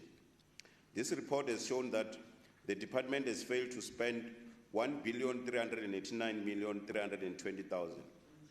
Should the DA be the one in charge of this department, this money could have been used to build 15 new schools in high demanding areas and replacing asbestos schools with brick and mortar. It is a known fact that in the south, east and the north of Gauteng, there's a high demand of new schools due to new housing developments. So how do you justify this under expenditure when there are still asbestos schools and schools with dilapidated infrastructure? There's also severe overcrowding in classrooms in some schools with more than 50 learners per class, while other students are protesting due to no access to universities. Furthermore, qualified teachers are unemployed and sitting at home. There's no security for some of our schools with hardly any adherence to Occupational Health and Safety Act. This country has enough resources to solve many of our problems, but the most unfortunate part is that the ANC-led government has been failing to properly plan and implement right policies. The implications of underspending are that vacant posts at school level were not filled. The impact includes Klipspruit West Secondary School, where the school has had no permanent principal for almost 5 years. The school performance reflects that this lack of leadership, while other schools have high demand to place more learners. Learners at Klipspruit West Secondary have left the school with so many empty classrooms. Overcrowded classrooms are a profound challenge, causing unnecessary pressure for teachers. Schools such as President High School, now they are using a school hall as an additional classroom. Deepsloop primary and secondary schools are overcrowded.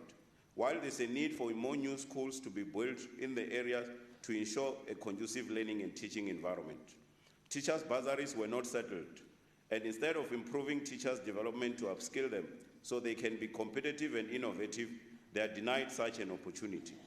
The department could not build nutrition kitchens such as gas installations, amongst others. When the DA conducted oversight inspections at different schools across the province, we found many of them desperately in need of support, but the department continues to fail them. The report cited COVID-19 as reasons for underspending, but we all know this is not really the case, because schools were closed mid-March and the country went to 21 days lockdown on the 27th of March last year. The financial year under review had already ended a month before this. As a province, we are still battling with literacy and mathematics in both foundation and senior phase. This problem is long overdue and must be fixed urgently. At least there is one program which managed to spend its allocated budget. This is for the first time that money allocated for infrastructure was fully spent. However, judging by the conditions of many schools in the province, we need more budget on this program. While we're still looking at infrastructure, the quality of work done, especially by Gauteng Department of Infrastructure and Property Management, it's actually substandard. We visited Urufile Primary School in Olivet, an institution that is only 8 years old with the walls already showing cracks. Noktula Elsen School is another example, where more than 300 million was spent, but the quality of work done is questionable. As we speak, the school is not fully occupied. It has many structural defects and no permanent occupational certificate. These are the same problems faced by Maibuye Primary School, where learners are learning in poor environment while the building next door is gathering dust and not maintained. There is also an issue of non-adherence to Treasury regulations and the Public Finance Management Act. This act is designed to ensure that there are clear procedures for efficient and effective management of all revenue, expenditure, assets, and liabilities. It establishes the duties and responsibility of government officials in charge of finances. The Act aims to secure transparency, accountability, and sound financial management in government and public institutions. According to Auditor General's report on page 200, note 22, effective steps were not taken to prevent irregular expenditure amounting to 1,030,657 rand, as disclosed in note 25.1 to the annual financial statements, as required by section 38(1)(c), Roman figure 2 of the PFMA and Treasury Regulation 9.1.1. Obvious, the majority of irregular expenditure was caused by prior year non-compliance in respect of procurement and contract management. Placement of learners has been a challenge. Many parents have not placed their children in schools of their choice. Instead, they were given schools that were available, and this is not enough. Parental choice must be guaranteed. Online admission data must be used for planning. The trends must be followed by budget. Open the process now and finalize placement before October for all applications to be completed on time, while also taking ownership of in-grade applications. Vandalism, theft, and burglaries during school holidays require a different approach. The current strategy is not working. During the hard lockdown, during holidays, many schools were damaged at an estimated cost of more than 100 million. And law enforcement agencies have failed to decisively deal with this issue. We need a review of this strategy and engage all stakeholders to be on board in safeguarding the school's infrastructure. We cannot continue fixing schools destroyed by known people without consequences. The current focus should be how to accelerate schools of specializations in the province to reach more learners so that they are all skilled. The priority must be to afford learners with skills they can use after school. This includes nurturing their talent in sports. However, there are no facilities to do so in many schools, especially in township schools. Based on challenges experienced during the first lockdown, we must ask ourselves, what does the fourth industrial revolution mean in our education system? What have we learned from the lockdown challenges? Is there quality of teaching and learning under the current setup? How do we ensure that few learners drop out of the system and ensure that teachers are delivering curriculum in an efficient and effective way? This will require decisive and dedicated leadership from the provincial department for these answers to be realized. So we hope that we are going to engage, looking at how do we then deal with these current challenges based on the current experience with which caught us off guard. So I'm hoping that the department will be open-minded, looking forward to come up with innovative ways of how do we improve provision of basic quality education in the province. Thank you, Madam Speaker.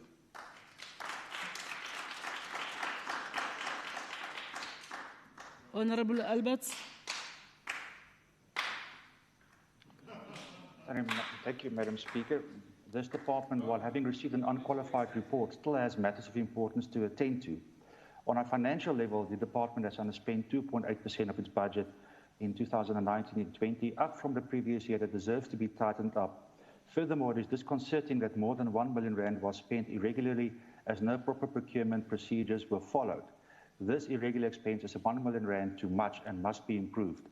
On infrastructure level, the existing challenges remain as projects are not finalized in time. Furthermore, it seems that not enough schools are built in areas with high admittance pressure. Connected to this is the negative view that some school communities have the so-called township schools and newly built schools, instead choosing to want to place their children in what are perceived to be higher quality established schools that are already full. The department must embark on a program that engages with these school communities to convince them of the advantages of the lesser-known schools whose quality is as good as the so-called higher quality schools. It is a fact that a learner's mother tongue is the most optimal language of instruction and is so acknowledged by the department. Therefore, a greater focus on implementing mother tongue instruction is of grave importance to provide quality education to learners. Lastly, the learners' placement system must be rehauled. Too many learners are not placed in time year after year. This creates unnecessary stress among parents and learners and must be resolved. Thank you, Madam Speaker. Honorable Dos Santos. Madam Speaker, honourable members, good morning. I rise to debate the Gauteng Department of Education Annual Report for the 2019-2020 financial year. I would like to start by acknowledging and commending all our children and educators in our schools. 2020 was a year like no other, and not only did the educators have to find innovative ways to teach, but amazingly more was how many learners excelled during this trying period. Many children without the luxury of online classes and with limited resources worked extremely hard to perform the way that they did. 2020 was a year that definitely molded future leaders. Madam Speaker, when looking at Program 3, 4 and 5, we note the following. In Programme 3, Independent Schools, there was an underspending of 18,725,000. Underspending in transfers and subsidies is due to schools which did not qualify for subsidies based on the outcome of the audit. In Programme 4, Public Special School Education, we note that there was underspending of 49 million rand. The underspending in this programme is a result of vacant posts at school level which were not filled by the school governing bodies, as well as realised savings in procurement of consumable supplies for Magaliesburg Secondary School and expired lease contracts for labour-saving devices and a few other reasons. Madam Speaker, there are many vacant posts in schools, and we need to encourage the relevant schools and SGBs to start the process as soon as possible to ensure that these posts are filled. Understandably, within 2020, there were many constraints, but it does not justify why many posts were still not filled within the financial year. The SGB election process are currently underway, and we should aim to have these posts filled as soon as possible, before a major surge of a third, fourth, or even a fifth COVID-19 wave hits our country, which may see school interrupted as we saw last year.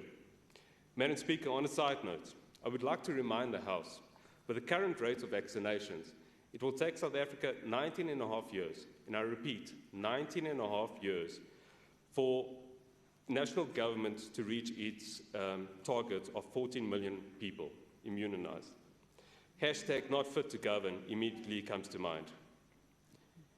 In Programme 5, Early Childhood Development, we note that there was an underspending of 7.9 million rand. This was caused by few grade R sites audited due to late auditing, among a few other reasons. Madam Speaker, I believe giving credit where it is due, and the percentage of expenditure for these programs are most welcome.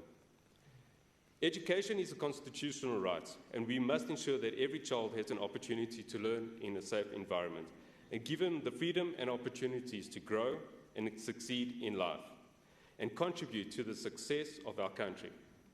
More than ever before with the current disastrous unemployment rates, it is imperative that we improve our schooling to encourage entrepreneurship that will help boost the economy.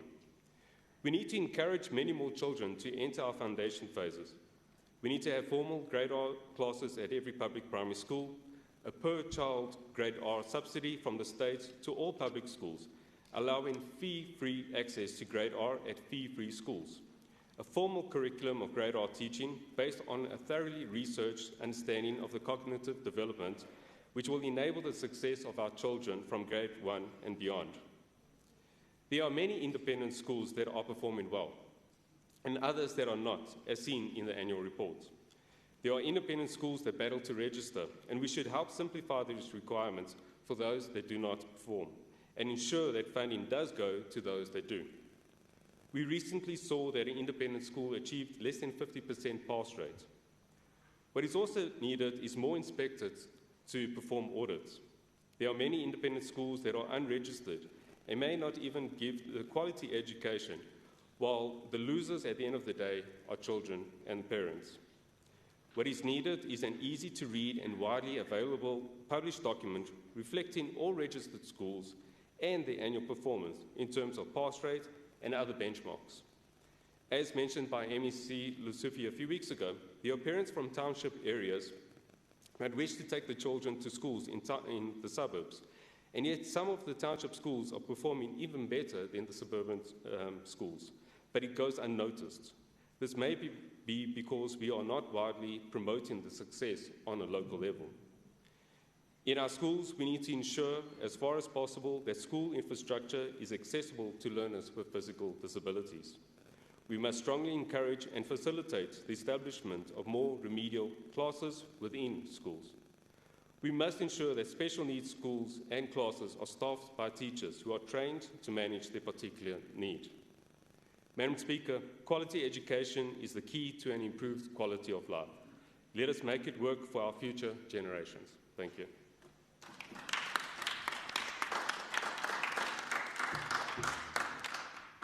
Honourable Hassan. Madam Speaker, Honourable Premier, Honourable MECs, Chief Whip of the Majority Party, Honourable Members and invited guests, our frontline workers, and of course the most important stakeholder of all, the people of Gauteng who are tuning in via our online streams.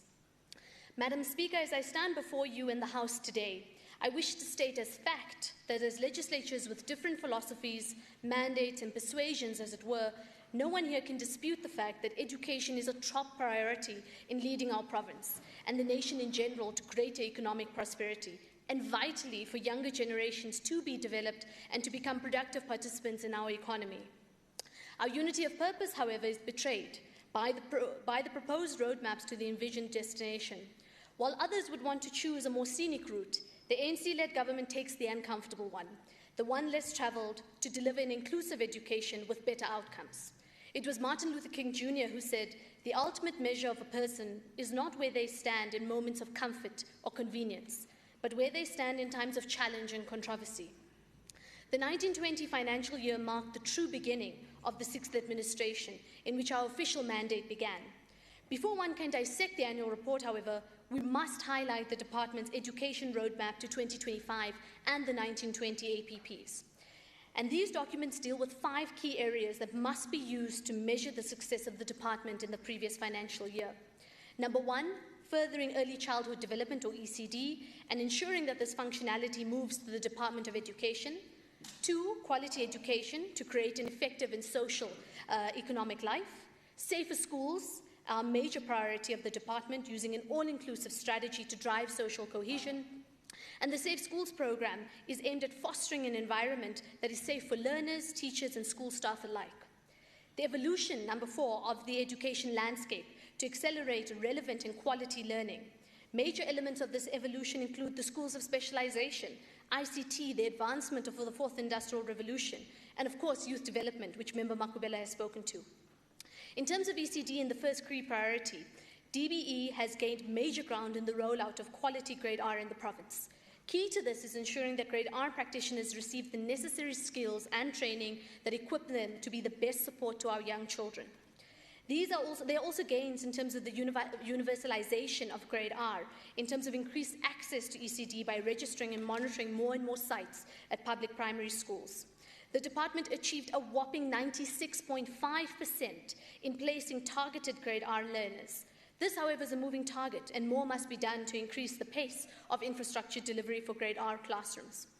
Quality education, I'm very glad the opposition raised it, so we're going to go into it in much detail, and we'll claim no easy victories and we'll tell no lies. Madam Speaker, in SOPA 2020, the Honourable Premier Makura spoke about our provincial strategy to grow Gauteng together. And amongst others, the objectives in this education process was about developing quality education and providing relevant skills to our citizens so we can play a productive and meaningful role in the changing society. And let me remind those who are victims of their own propaganda, and they might have missed this vital, important piece of information, that the Gauteng government still spends approximately 80% of our budget on education and health, with minimal underspending, Member Dos Santos, by the way. And a reading of the annual report will reveal this. Those numbers are very minuscule in comparison to the larger numbers that are in fact being spent. And our goal regarding education remains to provide quality and invest in certain skills for our learners across from working class, poor, vulnerable households. Our government has significantly changed the face of public education in our province by improving educational outcomes, particularly in township and rural schools in the last decade. The achievement gap, and let's talk numbers because we're talking quality, right? Between middle-class suburban schools and schools in townships have been reduced from 24.1% in 2008 to a mere 3% in 2020. This is a significant victory in equalizing the playing field. In the 1920 financial year, the primary school reading program for English, first additional language, a reading improvement program developed by DBE, was continued. Sharing of reading programs was implemented and monitored through school visits and classroom observations. The materials developed for this program were modified and used in response to learners learning at home during lockdown. In addition, workbooks and newly developed learn-at-home materials allowed schools in poorer communities to distribute learning activity packs to support learning at home. The secondary school intervention program was instrumental in supporting learners from underperforming schools to succeed in the NSC examinations, which Member Makubela has already spoken to. Madam Speaker, in the past year, we have noted that most of the problems of our basic education derive from the weaknesses of the foundation phase and primary school phase. Poor performance in the STEM subjects, as well as accounting and economics, should be addressed through interventions from an ECD level up to a grade 7 level. It is for this reason that we are committed to give more attention to the strengthening of foundation phase and improving the overall performance of all schools in Gauteng over the next decade.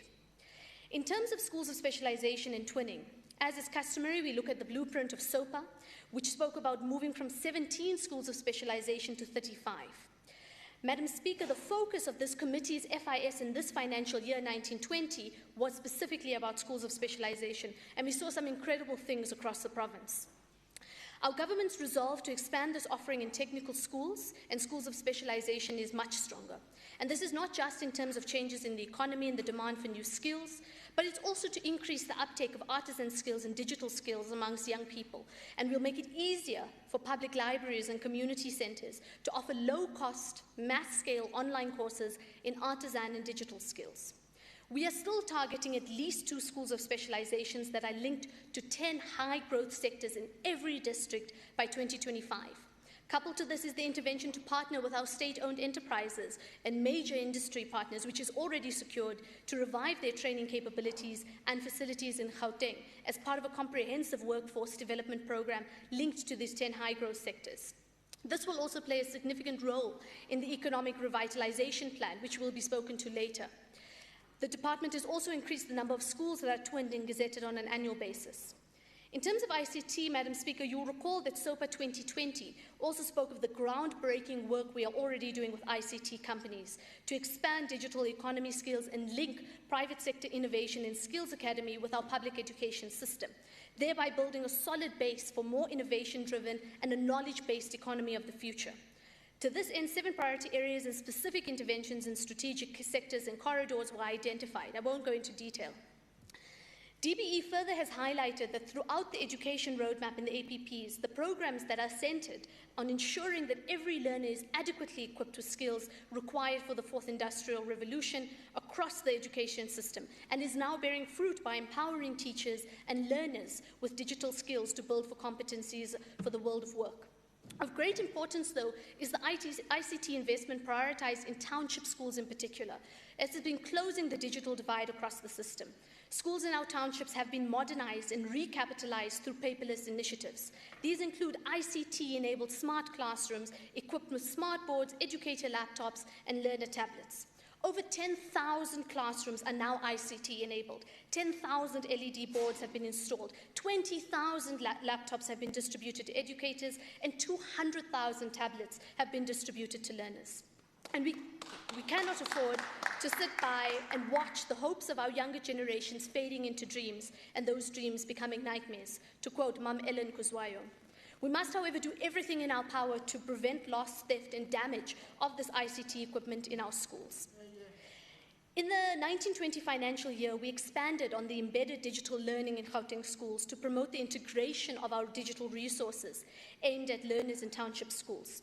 The content as part of the GDE content platform has been easily transitioned to supporting learners through online learning, and this was also supported by various network agreements, in addition to training teachers over the past few years on how to develop and deliver online classes with multimedia content.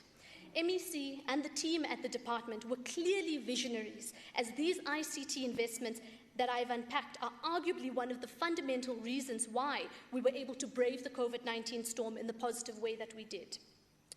In terms of COVID-19, we know the last quarter of the 1920 financial year coincided with the first term of the academic year. We all faced the unprecedented crisis of COVID-19. Providing education in these unprecedented and challenging times forced us to be adaptable and flexible. In reviewing the department's 1920 performance, one can understand why Gauteng was successful in managing schooling during this pandemic, despite naysayers predicting a wasted academic year in 2020. The pandemic has forced schools to close, yes. It has exposed huge inequalities between the public and private schooling systems, especially in terms of online learning and access to resources, but has also further shed light on the various social and economic issues that require our attention. This includes student and learner debt for paying school fees where necessary, food security issues, homelessness, access to childcare, housing, healthcare, internet, and the impact was more severe for disadvantaged children and families. However, this has further motivated the ANC-led government to level the playing fields and undo the commodification of education. The department responded swiftly to the COVID-19 pandemic and positioned itself to respond to the impact on education as part of a risk-adjusted strategy. Education in Gauteng resumed after the hard lockdown with innovative solutions to ensure that the quality of education delivered in various modes included contact, remote learning, and online learning. In response to that, we have the Department of Basic Education TV, the Ministry of Education having several online courses, a radio program in a number of different stations, and a TV program that should be broadcast on the SABC TV channels. Learning from other experiences, the department will also explore the launch of an e-portal, which is an e-learning portal containing different types of resources available in English and other official languages.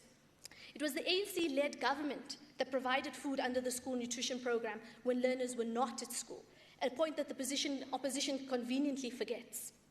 The ANC-led government has stood tall to the challenge, and that has often been made, or has often had to make difficult decisions that come with leading our people.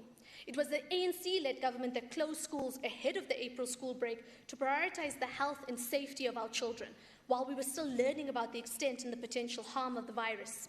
In the same breath, based on the leading research the world over, it was the ANC-led government that later made a decision to reopen schools, knowing that it was safe to do so and ensuring that our schools had everything required to fight this pandemic.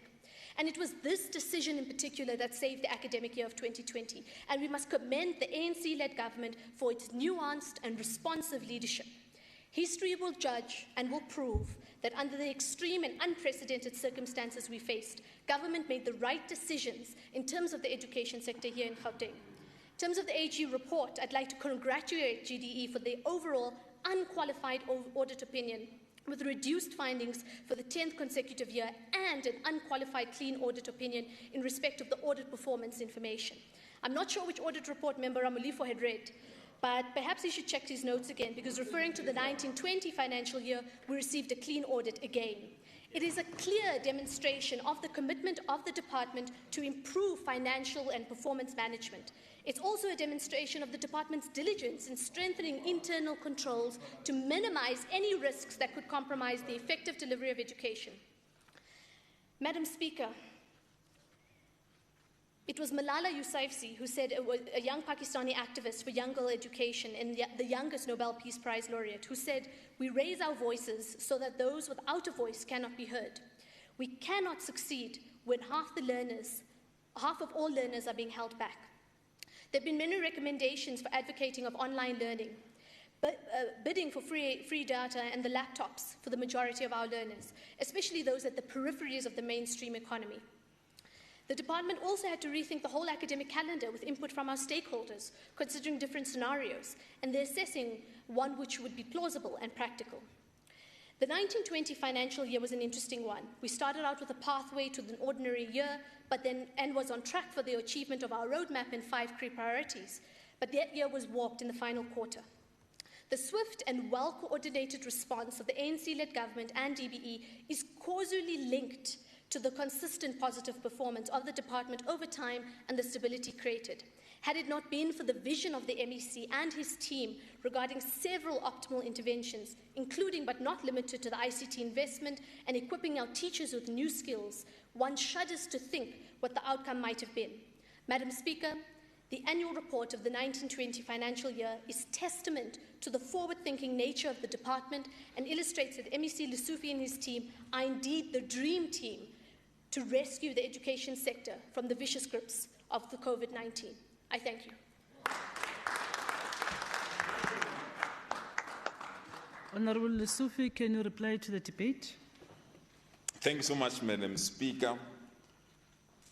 Our Honorable Premier, Deputy Speaker, Honorable members of the Executive Council, our Honorable Chief Whip and leaders of opposition parties, our Honorable Chairperson of the Portfolio Committee, Ntate Chilwani, and members of the committee, honorable members of the legislature, the leadership of teacher unions, students, SGBs, and other invited guests that are joining us virtually, officials of the department, comrades and friends. Let me take this opportunity to remind all members and those that are part of this debate that we have officially opened the elections of SGBs from the 15th of March to the 30th of April. We are urging all parents, educators, and members of society to participate in these elections. These are crucial elections. If there is any other form of elections outside our national, provincial, and local government elections, SGB elections should be treated as such. These elections will assist us to position our education sector to respond to the language policy, school fees policy, infrastructure needs, school uniform policy, subjects that need to be taught at our schools, but most importantly, the curriculum that need to be followed in our schools. We can't do this alone as a department. We need our parents to be part of these elections and fulfill the mandate of those that died calling for people's education, for people's power.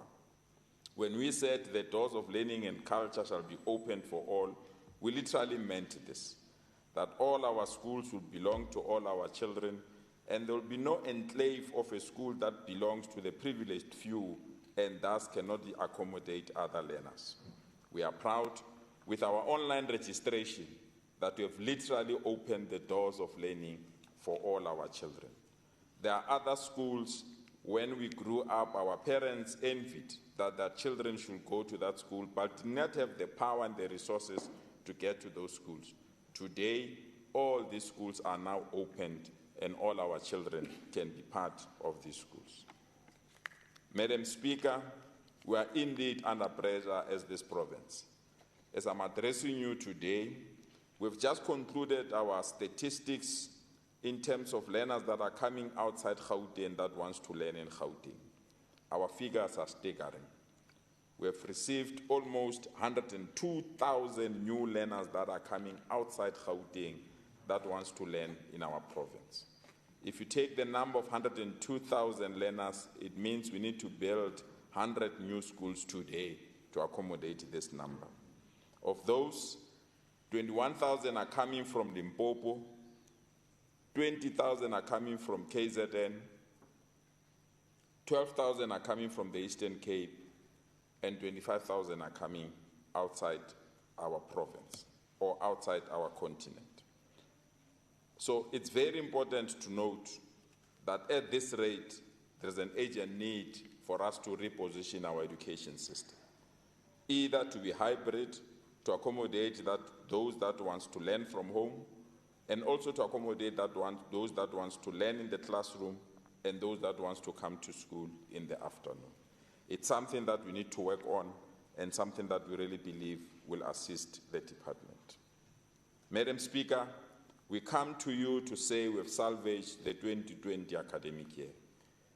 There was one leader who was a former leader of a dying political party that is now based only in the Western Cape, who could not succeed in politics and joined the religious formation and failed there as well, and now is about to establish a new organization that took us to court to call for the academic year to be scrapped. Today, we are proud that people like him are defeated, but they are silent and they're not accepting that we've managed to salvage the academic year in this particular year. Just imagine what would have happened to our grade ones. We would have told them to stay at home because they can't come and join the academic year. Just imagine what would have happened to our grade 12. We could have told them to repeat grade 12 because we could not conclude the academic year. We need to salute all those that made it possible for us to conclude the 2020 academic year and to ensure that our children can continue with their careers without any form of disruption. Madam Speaker, our overall audit opinion indicates an unqualified audit opinion for the 10th consecutive year as a department. As Member Makubela and Member Hassan have brilliantly articulated this position, for the first time in terms of non-financial performance, the department received a clean audit opinion, and for this we are proud. We are quite aware that Member Ramulifo will not enter this terrain of clean audit performance purely because it doesn't suit his narrative. We are quite aware that will also not enter this terrain of ensuring that the department continues to perform well in financial management. I'm not going to argue with Member Ramulifo in terms of the figures that he continued to misquote of what has been declared as an irregular expenditure, and also the issue that he continuously say is an under-expenditure. I will respond by quoting his own member of the DA, Member Dos Santos, who this morning correctly captured it when he says, and I quote, "Give praise where praise is due. Expenditure patterns in this department are welcome." DA Member Dos Santos. So those who can read figures, Member Ramulifo, they've done so on your behalf, and I hope you can go to them and understand those figures that they've given to you. The other thing that we want to emphasize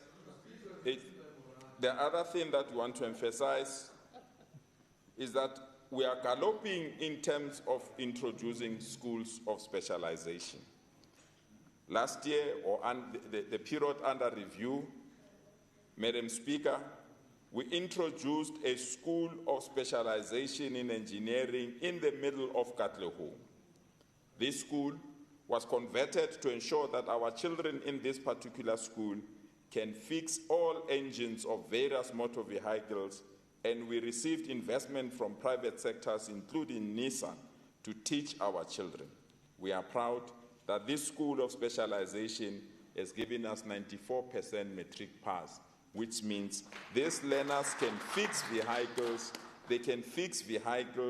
and they can be in a position to learn, and they can be in a position to migrate directly into the private sector with the skills that they've acquired while they're still in matric.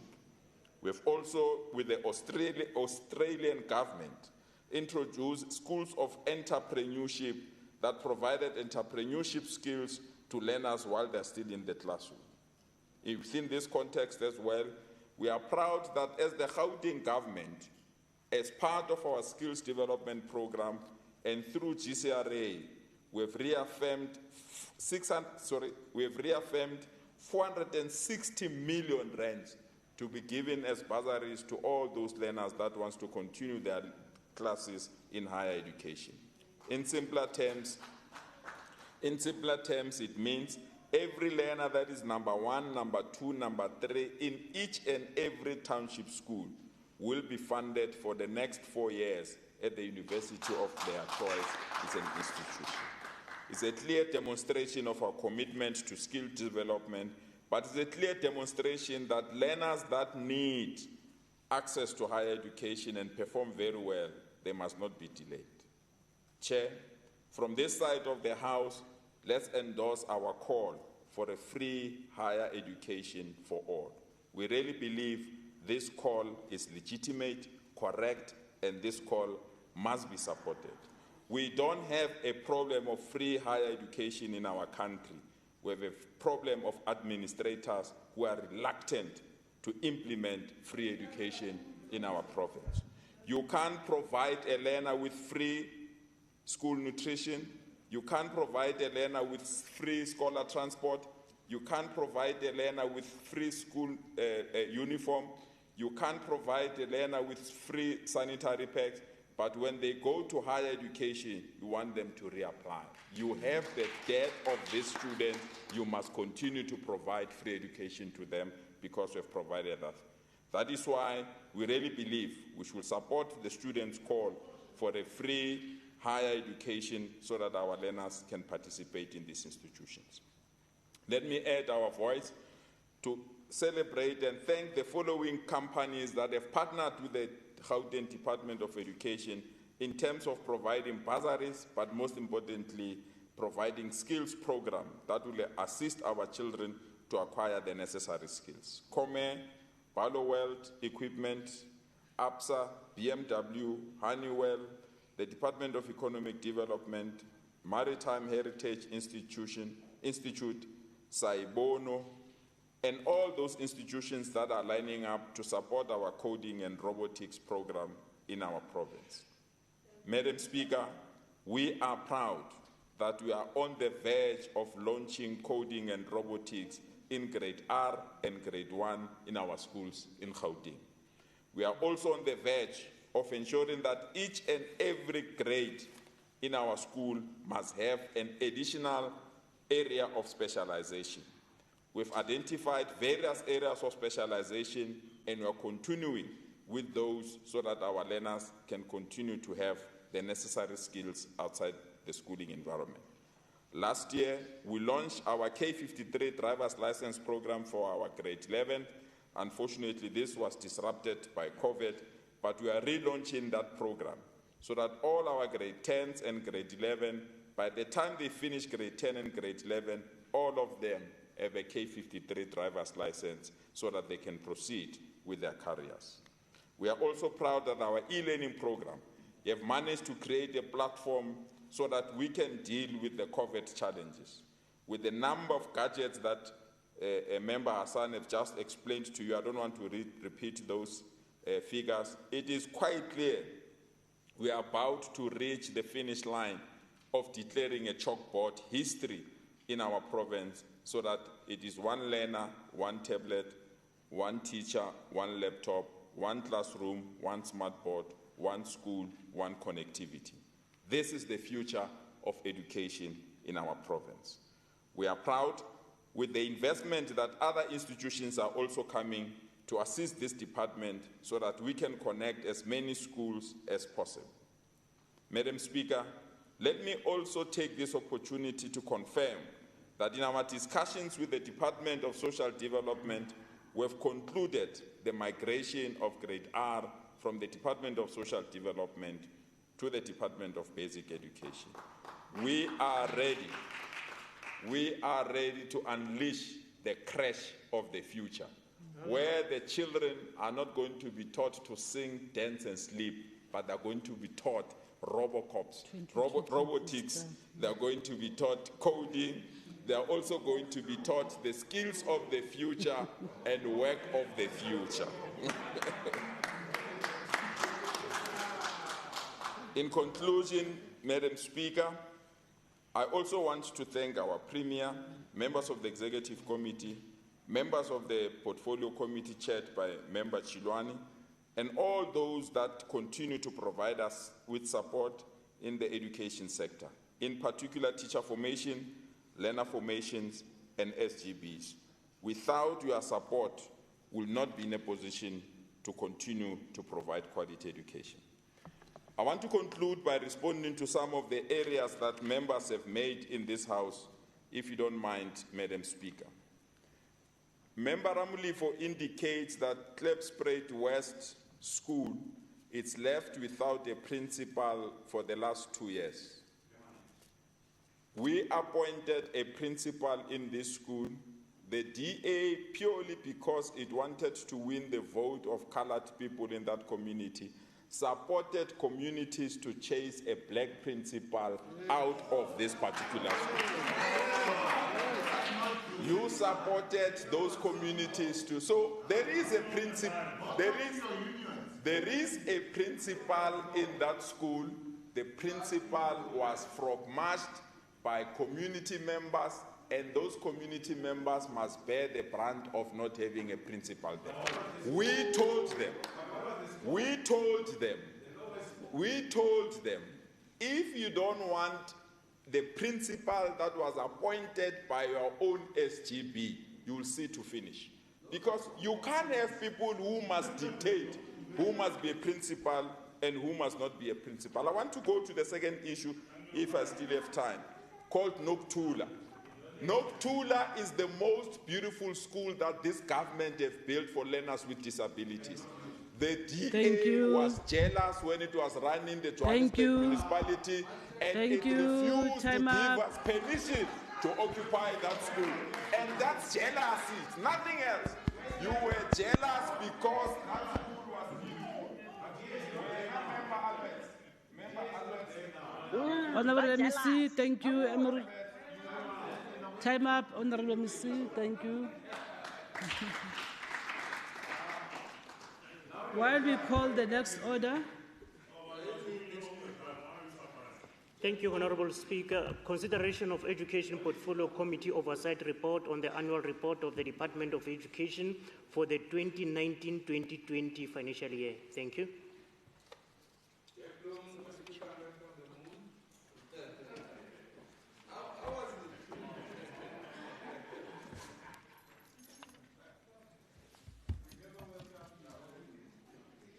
Thank you, Honorable Chilwan.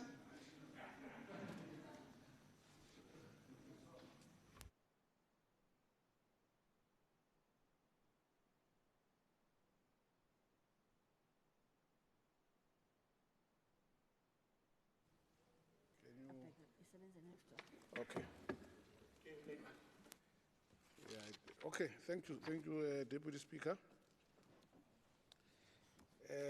In the 2019-20 financial year, the GDE received 49.4 billion and they spent 48 billion by the end of the financial year. It shows that 1.3 billion, that is 2.8% of the budget, was not spent. In terms of the Auditor General's report, the department received an unqualified audit opinion. On Program 1, Administration, and 7, Examination and Education-related services, it contributed 321 million and 255 million, respectively, towards the department's overall 1.3 billion under expenditure. In 2019-20 financial year, under expenditure further shows that the department continues to regress when compared to the 987 million under expenditure of 2018-19 financial year. This is further compounded by irregular expenditure amounting to R1 billion as a result to payments and goods and services which procurement processes were not followed, demonstrated that the need for stringent control mechanism as is contributed greatly to the loss of service. In terms of performance targets, the department had set 54 performance target measures on non-financial performance in 2019-20 financial year, of which 5 were not applicable. As is the right, 49 performance measures were due for reporting, and 8 of these measures were not achieved. This shows an overall performance of 84%, of which 16 specific provincial measures and 25 national performance measures were achieved. The department has made significant achievement in the 2019 academic year, which include the provision of scholar transport to learners in 15 districts, and the National School Nutrition Program.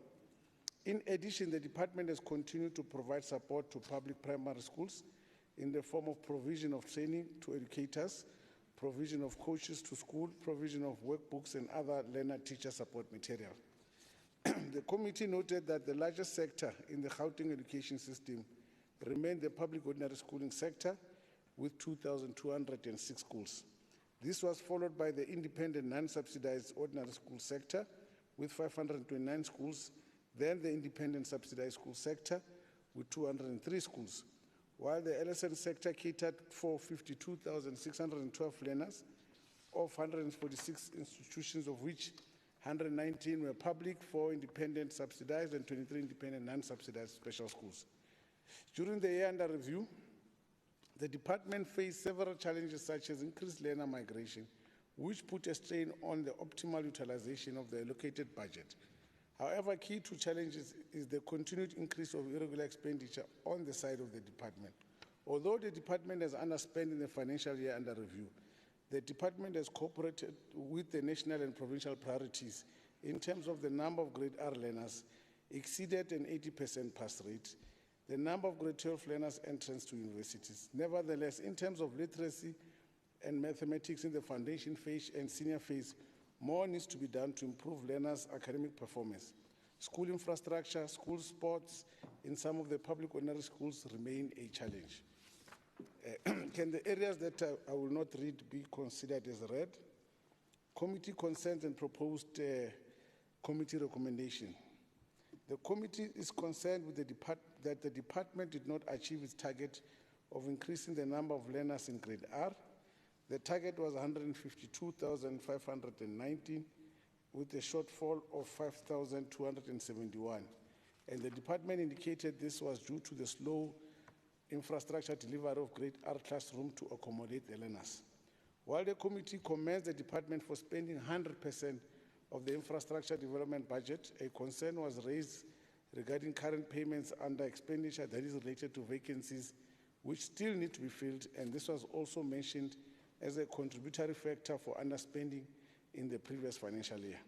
The committee noted that Tina Song Extension 3 and Rodiko Primary School has faced setbacks and alternative properties have to be identified before construction can commence.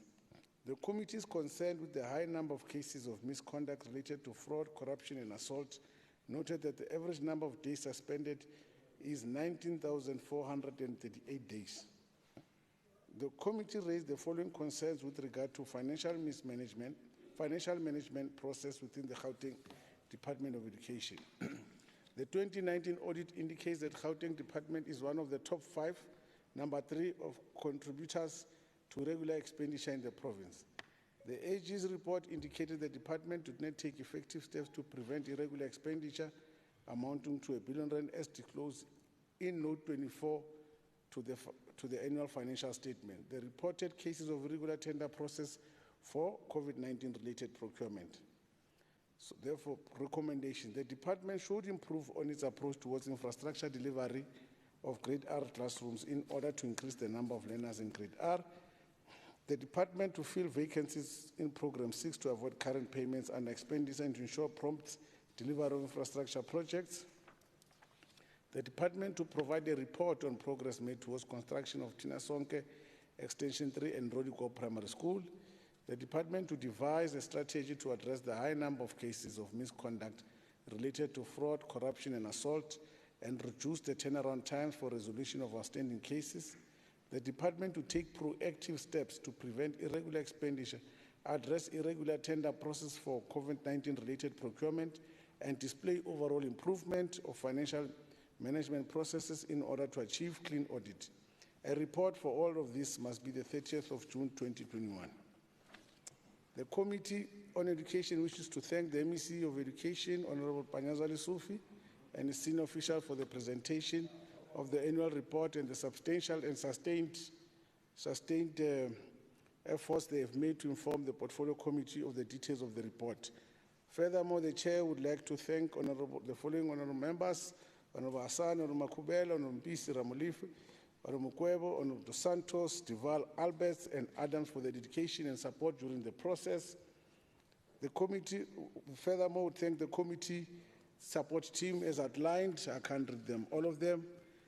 In adoption in accordance to Rule 117 to see read together with Rule 164, the Portfolio Committee on Education hereby presents its oversight report on the Gauteng Education Department of Education Annual Report for the 2019-20 financial year to the House for adoption, taking into account concern and proposed recommendation made in the report.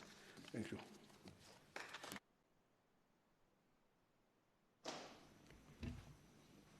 Thank you, Honorable Shilwan. Do we have a seconder? Honorable Member? Thank you. I now ask the question. All those in favor say aye. Those who are not in favor say no. Thank you. The yeas have it. The report is adopted. Can we have the next order, please? Thank you, Honorable Deputy Speaker. Debate on annual report of the Department of Sports, Arts, Culture and Recreation for the 2019-2020 financial year. Thank you.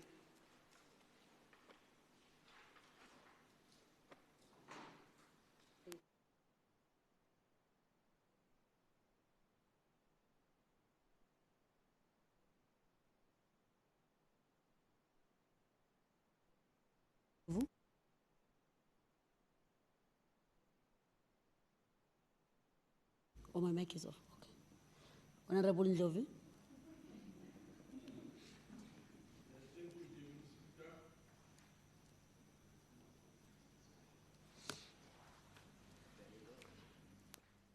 Honorable Deputy Speaker, Honorable Premier of Gauteng, members of the Executive Council, Chief Whip of the Majority Party, honorable members, the people of Gauteng, ladies and gentlemen.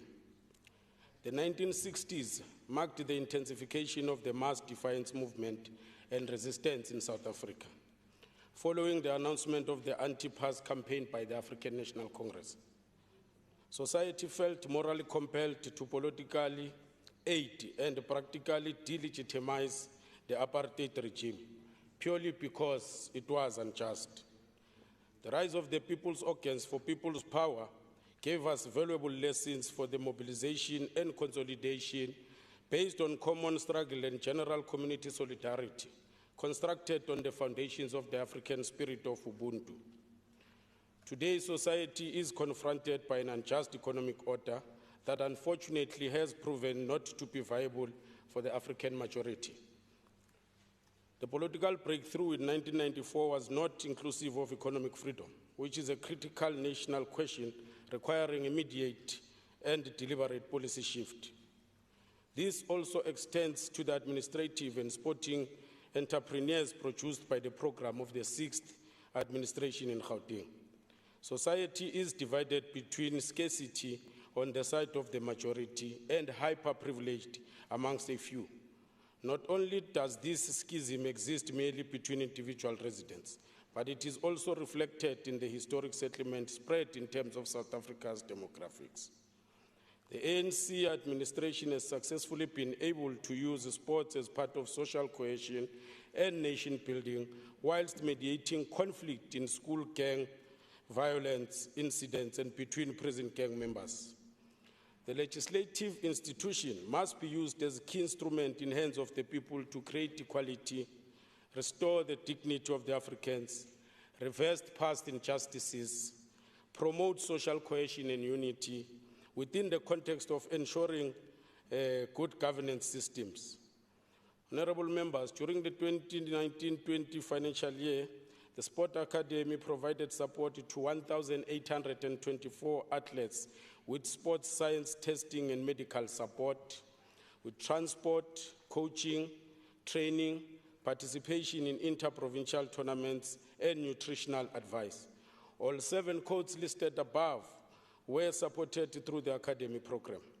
This further proves that the ANC-led Gauteng government is committed to sport development, consistently with the nation's plan to maintain its footprint in global arena, which is to compete and participate at a global sporting level, for which Gauteng continues to produce champions to fit into the rest of the global sporting community.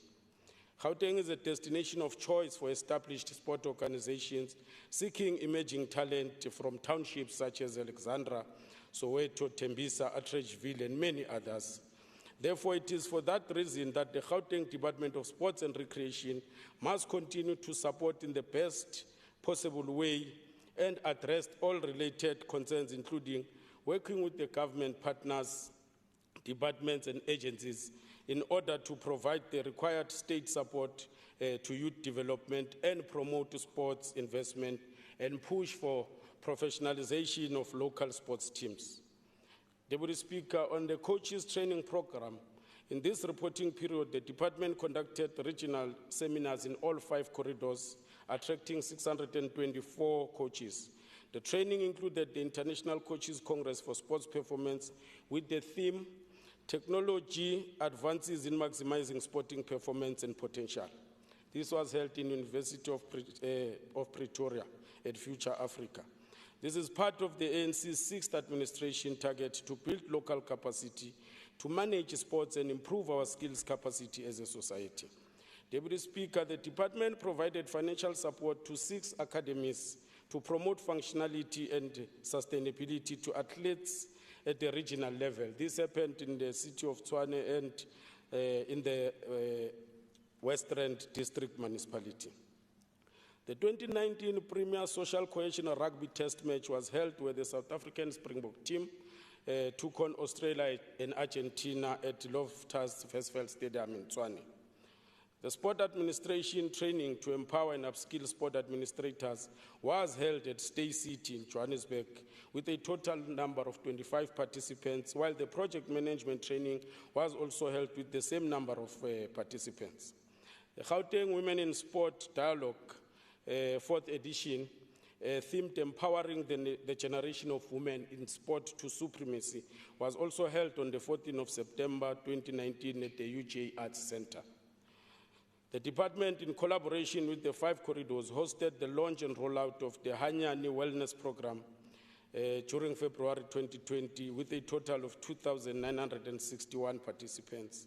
Of these, 2,610 were youth, 351 elderly, which included 47 people living with disabilities. In conclusion, Madam Speaker, the South African economy needs a hybrid focus on industrialization to defeat unemployment in order to build a socially coherent society where sport is part of the social culture as the glue of the society. I thank you, Deputy Speaker.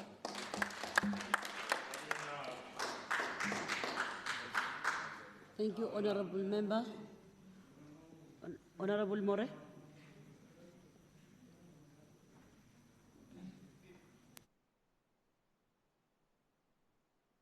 Okay. Thank you, Honorable Deputy Speaker. We are back again to debate the Gauteng Department of Sports, Arts, Culture and Recreation's annual report, this time the 2019-2020 financial year. It is said that once again we are here to talk about the same issues that were raised at the previous annual report debate. This brings to the conclusion that our advice to the MEC and the department, as well as the cries of both young and old people who are looking up to the department for support, are ignored. For example, at the previous debate, we highlighted serious problems that led to the department's irresponsible culture of irregular expenditure.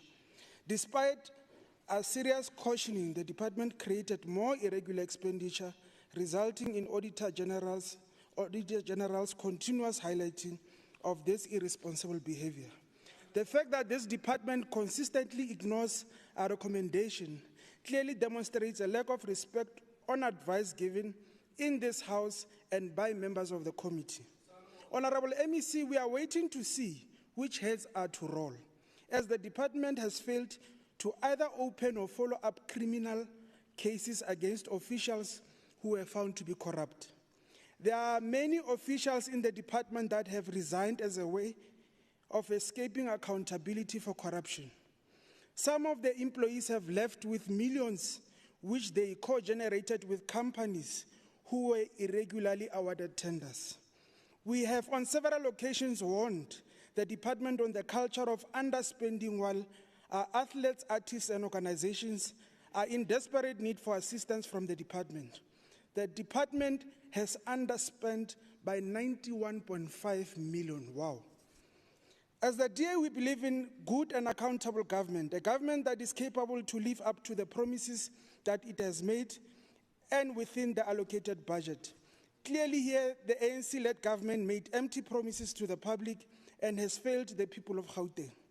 This government has failed to create a conducive environment for opportunities in the field of sports, arts, culture, and recreation so that they can be supported and flourish.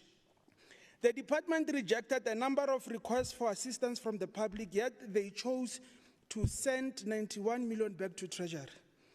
I'm hoping the public is observant on this issue and must never forget this travesty. Another warning and friendly advice to the MEC. Please be cautious and vigilant in your department. Be supportive to the industry in your portfolio. Many Sibongile Mgomas are multiplying in the Gauteng province. They are genuinely fighting for the rights of those in the industry. They will camp and sit in your offices until you fully address their plight. They are human too.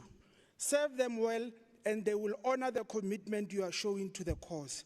But from what we see in this report, they are not impressed with money going back to Treasury when they still have needs to grow and help build the Gauteng economy.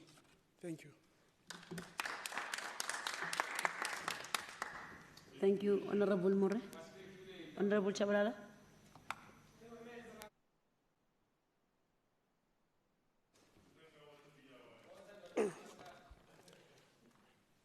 Thank you, Deputy Speaker.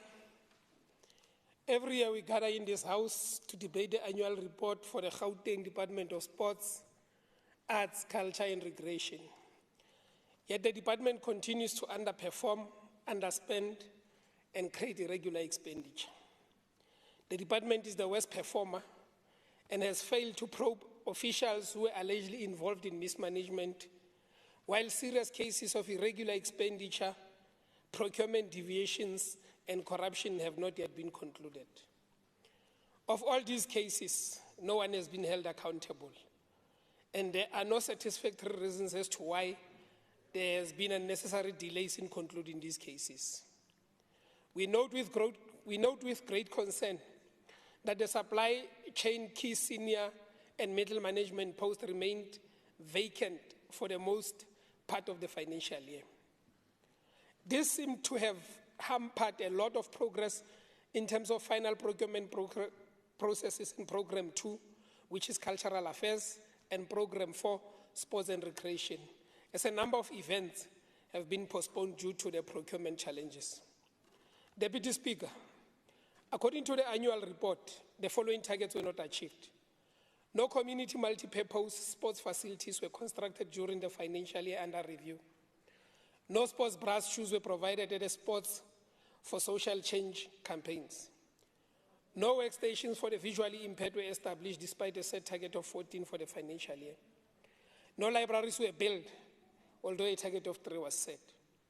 No facilities were upgraded for public library purposes. The department only had one target, and they failed. Organizations were not financially supported to inculcate the culture of reading in communities. The department had originally planned to support 7 organizations. It is a shame that the department has failed to achieve most of its crucial targets, which are part of the department's core mandate, yet they waste millions on virtual events. The department spent almost 500,000 on Human Rights Day virtual program and continue to spend on many virtual programs, yet they fail to build and upgrade libraries. Furthermore, the department spent 2.5 million on the DSTV Delicious International Food and Music Festival, an event which was not budgeted for, nor was it part of the department's program. The MEC prioritized whining and dining while communities are in dire need of proper sporting facilities and equipment. The priorities of the department are skewed as they spend money on luxurious celebrations, while our stadiums crumble into a terrible state, becoming dumping sites and crime hotspots. Failure to spend money on meaningful programs will result in our community's lasting legacy being lost. The department does not care about the importance of our heritage sites. The Bipato Monument and Youth Center is not fully operational, despite being completed in November 2015. A subcontractor has seized 45 computers belonging to Bipato Monument and Youth Center due to the non-payment of services rendered.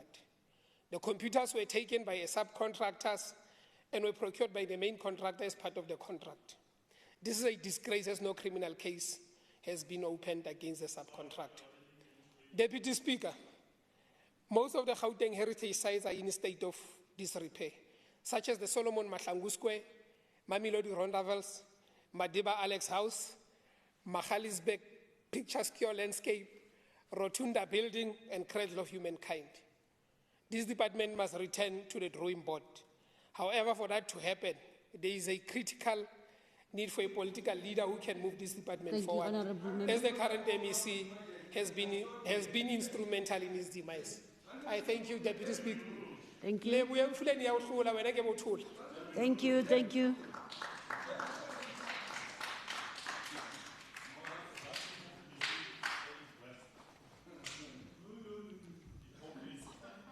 Honorable Litswalo.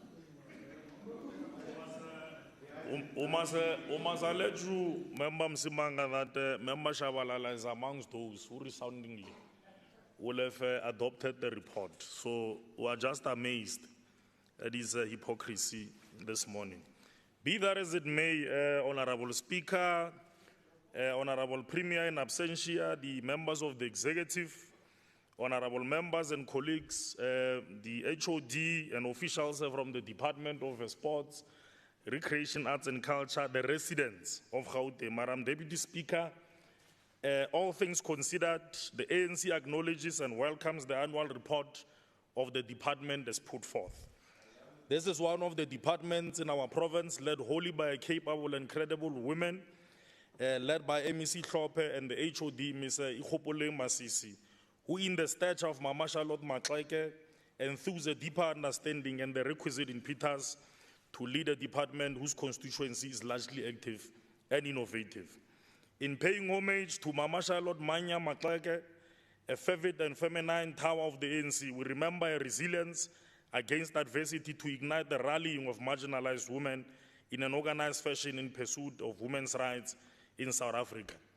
In the cusp of what would be the formative years of the 20th century struggle against colonialism, she remained steadfast in the convictions of a liberated South Africa where women would have a voice. And many members, unfortunately in our house, like members Engelbrecht, Mabala, Badenhorst, could not even match up, and they are abusing this privilege of having this a voice. Notwithstanding that, we today owe our gratitude to the gallantry of this woman who was a pioneer in many respects, the first of a kind in many disciplines. If time permitted me, Madam Deputy Speaker, I would go at length to recount the contributions of Mama Charlotte Manya Maxeke and the many other women activists born out of the ANC. I don't think there's any such women, the caliber of women resembling Mama Charlotte Maxeke in either the DA as well as the EFF.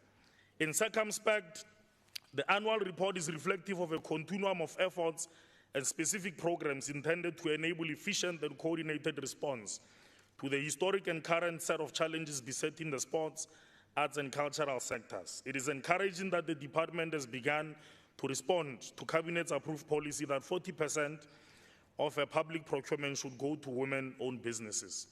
Acknowledging and investing in women can yield a significant return, a return known as the gender dividend. We believe that the annual report complements the articulation of President Ramaphosa at the occasion of this ANC's January 8 statement when he said, open quote, "We have to decisively change the face of our economy and not simply return the economy to where it was before the pandemic. In other words, our task is not to build better, but also to build forward different," close quote.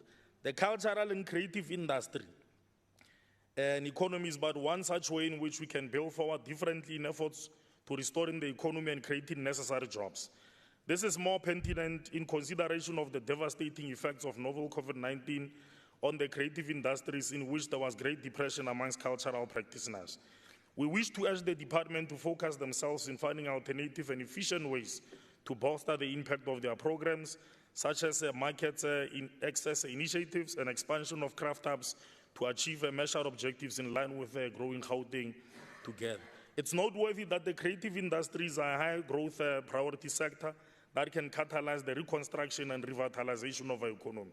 The department should accordingly expedite the process of finalizing the Gauteng creative industry strategy in order to coordinate their intervention within the creative industries in a more structured and systemic fashion, including enabling participation in decision-making processes by practitioners. Madam Deputy Speaker, against this background, we particularly note the underspending on cultural affairs program and its underlying sub-programs as partly compounded by COVID restrictions. We note that the underspending is lower than in previous financial year, and therefore we urge the department to continuously strengthen its systems to ensure efficient budget utilization pursuant to achieving positive spin-offs within the sector and constituency. In respect of the arts and cultural programs, I wish to applaud the innovation of the department intensifying the implementation of programs focused on dance, music, drama, and the visual arts. Visual arts, crafts, and design are integral to arts, culture, and heritage. They provide employment for large numbers of people in our townships and peri-urban communities and in a wide range of formal and informal industries. These programs are implemented across all the regions, have enabled talent identification and incubation of aspirant artists who, as a result, have been empowered to leverage their talents to become meaningfully and economically active. The sustainability of the arts and culture programs are central as they are largely concerned with the most central aspect of humanity, that is the formation of our national identity. We are further optimistic in the resolve and the ability of the department to finalize the assistance to struggling artists in the province via the Gauteng Relief Fund. We know that whilst there were hurdles in the payouts, the department is still committed to fulfill its obligations. Madam Deputy Speaker, growing Gauteng together identifies social cohesion as one of the critical parts of building the Gauteng we want. The ANC committed itself to facilitating building a united democratic society through social cohesion. This is a huge responsibility, particularly in a country as diverse as ours. The department's contribution in this regard through hosting a total of 389 activities, and in particular the increase in the number of schools implementing carnival arts and the cultural programs must be applauded. In fact, this is one of the areas the department has recorded an overachievement. Schools are central to social cohesion as they play a huge role in shaping the minds of our children and influence their formative outlook on life. The department has further done well on creating employment opportunities through the Gauteng Heritage Carnival. Whilst we note the arduous efforts of the department and related successes on a number of programs, while particularly concerned about the slow pace in which the rollout of sporting arts and heritage infrastructure is coordinated, mostly in our townships. The unreasonably delayed delivery of this key infrastructure is an eyesore to the intended spatial transformation of our townships and further hampers access to much needed sites of sporting, artistic expression and cultural preservation. We trust that the department will liaise with the infrastructure agency on those concerns and find a way in which to enable the department to take an active and lead role in the planning and implementation of their own infrastructure program, at least on low and medium scale projects, to minimize unnecessary delays and wastage whilst changing the landscape of our communities by shaping a new identity. In the final analysis, once more, the ANC, as a majority representative of the residents of Gauteng, supports this budget, and we thank you.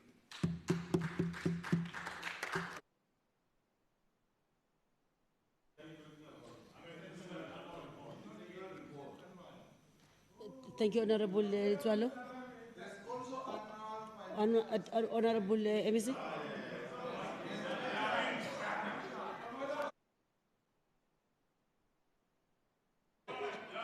Order. Order.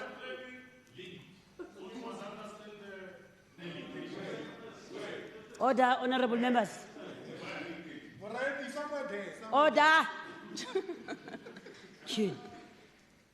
Honorable MEC. Thank you, Madam Speaker. The 2019-2020 financial year marked the conclusion of a successful term of office of the 5th administration and the beginning of the 6th. We solemnly committed ourselves to the noble cause of realizing the provincial imperatives of growing Gauteng together, Vision 2030, and the National Development Plan Vision 2030 through, among others, the following key areas: the Wednesday League, our Hanyani Wellness Program to promote an active and healthy lifestyle, expand sporting infrastructure, support women's football leagues, develop cultural and creative industries, establishment of the Soccer Museum, and transform the heritage landscape. For the period under review, the department was allocated 969,300,000 to service the mandate of the department and to deliver sport, cultural, and creative industries. 105 targets were set, of which 69% were achieved, with the spending of 90.6% of the allocated budget. Notwithstanding, 31% of our targets were not achieved, largely due to the pandemic outbreak and subsequent lockdowns. Madam Speaker, with regards to good governance, contrary to some of the hallucinations of those within this House, we can proudly indicate that much work has been done in this regard, and the cleaning up of the department is on course. The allegations, therefore, that corrupt individuals are left to do as they please is nothing but hallucinations. In reality, if the DA wanted information, they could simply ask, because some of these criminal cases have been opened and the numbers are there for you to check for yourself. In addition, the department has significantly reduced irregular, fruitless, and wasteful expenditure, and we have on record that our payments are sitting at 90% with regards to payments within 30 days. So some of these hallucinations that are taking place in this House, we advise individuals to wake up, and perhaps they spend too much time with the man on the moon and Mars for them to understand what is happening on planet Earth, and in Gauteng in particular. In pursuit of nation building and the promotion of social cohesion, the department hosted a total of 389 activities. In the implementation of these set-out programs, the achievements during the 2019-2020 financial year focused on the following. Under Program 2, which is our cultural affairs, the department is mandated to transform the Gauteng heritage landscape and develop the economy of the cultural creative industry sector. In order to realize these imperatives, the following strategic areas were successfully implemented. The Gauteng Heritage Carnival stimulated our economy by revitalizing our township economy, creating more than 3,500 job opportunities. 14 market access initiatives were implemented to create product marketing opportunities for crafters, and a total of 105 creatives benefited from mentorship, capacity, and enterprise development programs in collaboration with David Klale through his masterclass, amongst some.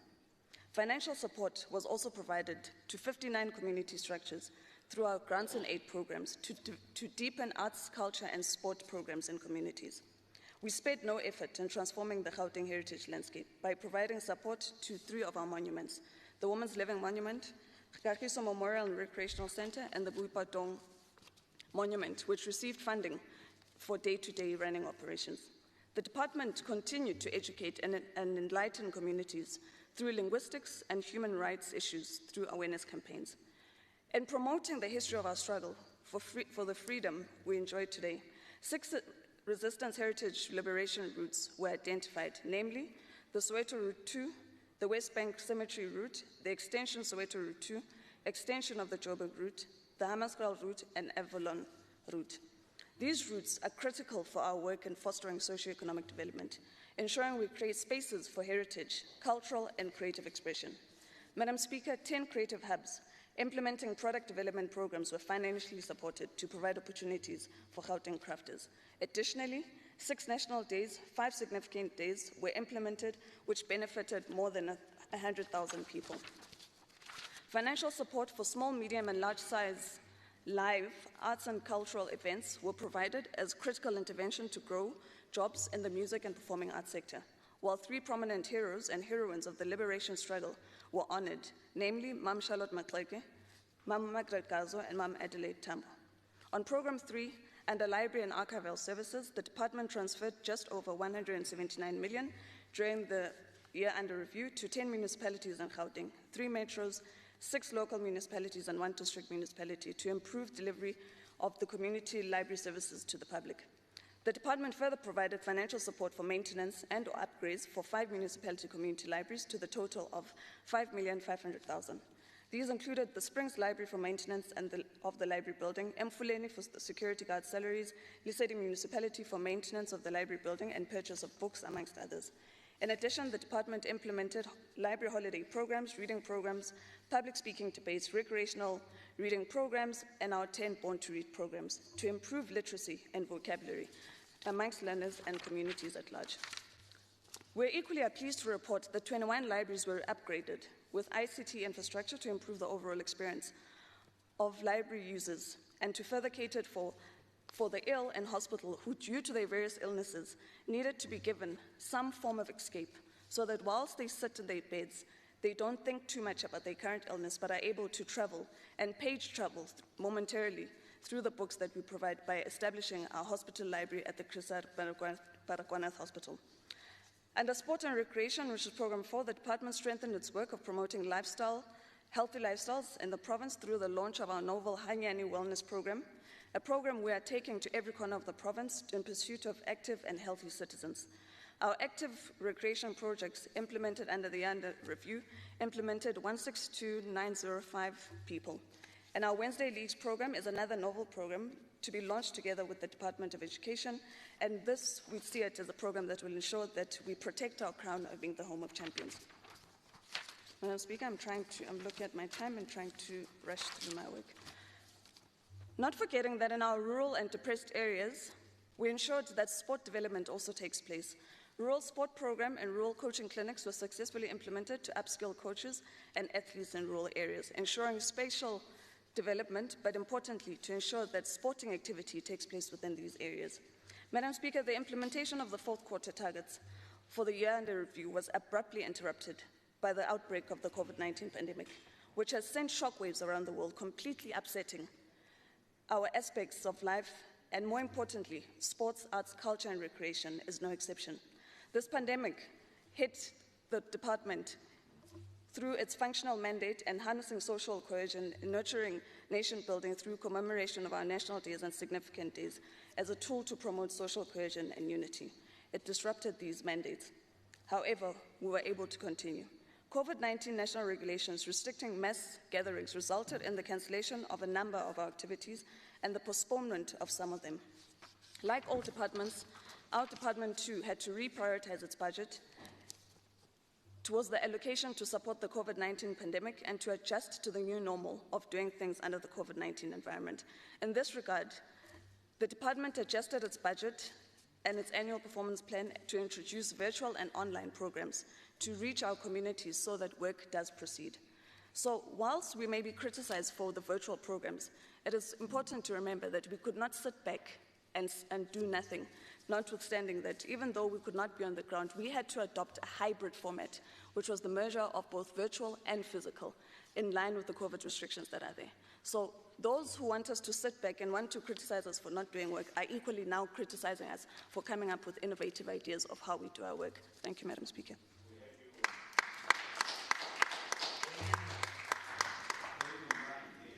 Thank you, Honorable MEC. Can we have the next order? Thank you, Honorable Deputy Speaker. Consideration of the Sports, Arts, Culture and Recreation Portfolio Committee Oversight Report on the annual report of the Department of Sports, Arts, Culture and Recreation for the 2019-2020 financial year. Thank you. Honorable Matsege.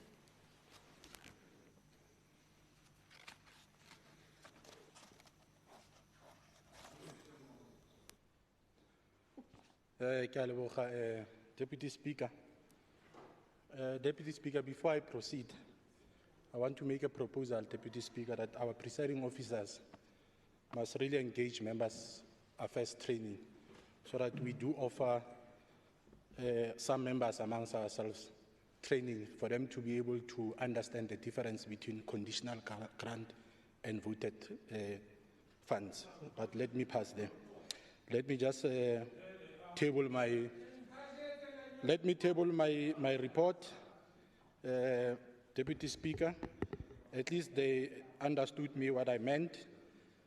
Deputy Speaker, I hereby table the Committee Oversight Report on the annual report of the Department of Sports, Arts, Culture and Recreation for 2019-20 financial years as follows. Deputy Speaker, ke kopa re part ya report ke sa tlo e balang, the House e consider as if ke badile. Ke tlo focus on more executive summary, le mo di concern, recommendations, acknowledgement as well as adoption. Deputy Speaker, the committee noted that the department achieved 67% of their service delivery targets, which is a decline when compared to 87% targets achieved in the previous financial year. These targets were achieved with 90.6% financial expenditure, which does not correlate with the assets targets. The committee noted that the department failed to reduce the vacancy rate as planned. The plan was to maintain 9% vacancy rate, but the rate was sitting at 23.6% at the end of the financial year. This, however, the department attributed to the delays in the recruitment, selection and appointment processes to align the organizational structure to the priorities of the sixth administration. The department incurred irregular expenditure of 70,677,000 due to non-compliance with supply chain management policy and regulations, which led to irregular appointments. This shows an increase of 13.3 million when compared to an amount of irregular expenditure of 57.3 experienced in the previous financial year. The department continued to experience delays in the implementation of the infrastructure projects. The challenges experienced relates to the upgrade and finalization of community libraries, the construction of corridor offices in line with the corridor model, the upgrade of HMPJ Stadium, operationalization of West Bay Operation Mabaleng, and the Heritage Monument. The committee also noted that the GFC hired a consultant to the amount of 91,329 rands to prepare the annual report that was incorrectly prepared. On committee concerns, the committee is concerned with the following. The department continued to fail to reduce the vacancy rate. They plan to maintain 9% vacancy rate, but this rate was at 23.6% at the end of the financial year, under review due to the delays in the recruitment, selection, and appointment processes to align the organizational structure to the priorities of the sixth administration. The target to develop and get approval for the Gauteng Creative Industries Development Strategy was not achieved as planned. The department planned to implement the Craft Hubs program in 10 craft hubs across the Gauteng City region. However, they indicated only 5 craft hubs were implemented.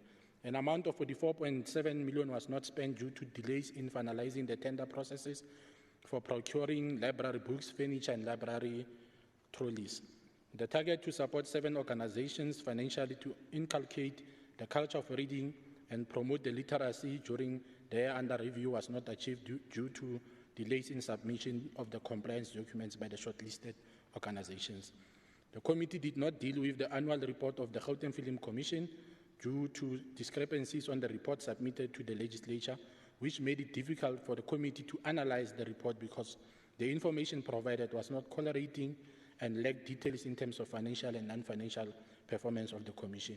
On proposed recommendation, we therefore recommend the following to be responded by the Department on the 30th of April 2021, to provide a status report on the implementation of the organizational structure and plans to reduce the vacancy rate, to provide progress report on the development and finalization of the Gauteng Creative Industries Development Strategy, provide a report on the implementation of the Craft Hub program and the beneficiaries thereof, provide a report on the procurement of library books, furniture, and library trolleys, provide plans to ensure that shortlisted organizations are assisted to submit required documents to meet the set targets, initiate steps to recover funds spent on the consultant hired to prepare the annual report of the Gauteng Film Commission. Consequence management should be instituted against the Gauteng Film Commission management for failing to exercise oversight over the consultant to ensure that the work produced reflects the Commission's performance before making submission to the legislature. On acknowledgement, I would like to acknowledge MEC Mbali-Hlope, HOD Ms. Ikgopile Masisi, and senior officials of the department for their sustained cooperation throughout the annual report process. I would also like to appreciate the diligent work of all committee members and support staff. On adoption in accordance with Rule 117, read together with Rule 164, the Portfolio Committee recommends to this House for the adoption of the 2019-2020 financial year with all the recommendations and concerns raised. Thank you very much, Deputy Speaker.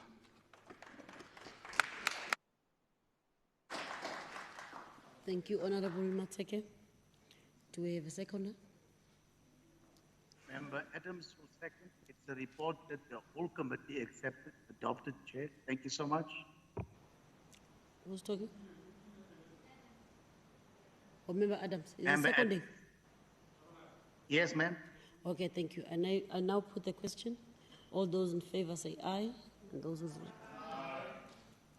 who are not in favor say no. Thank you very much. The ayes have it.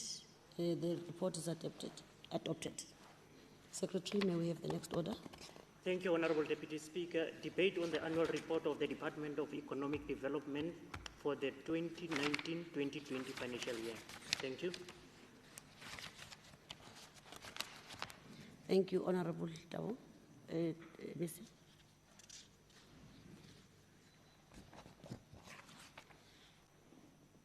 MEC?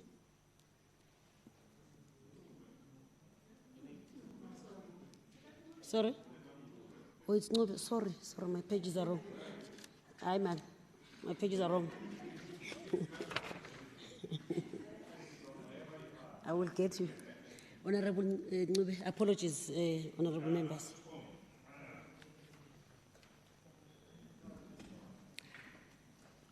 Revolutionary greetings to the Honorable Deputy Speaker, Honorable Chief Whip of the Majority Party, members of the Executive and honorable members, people of Gauteng.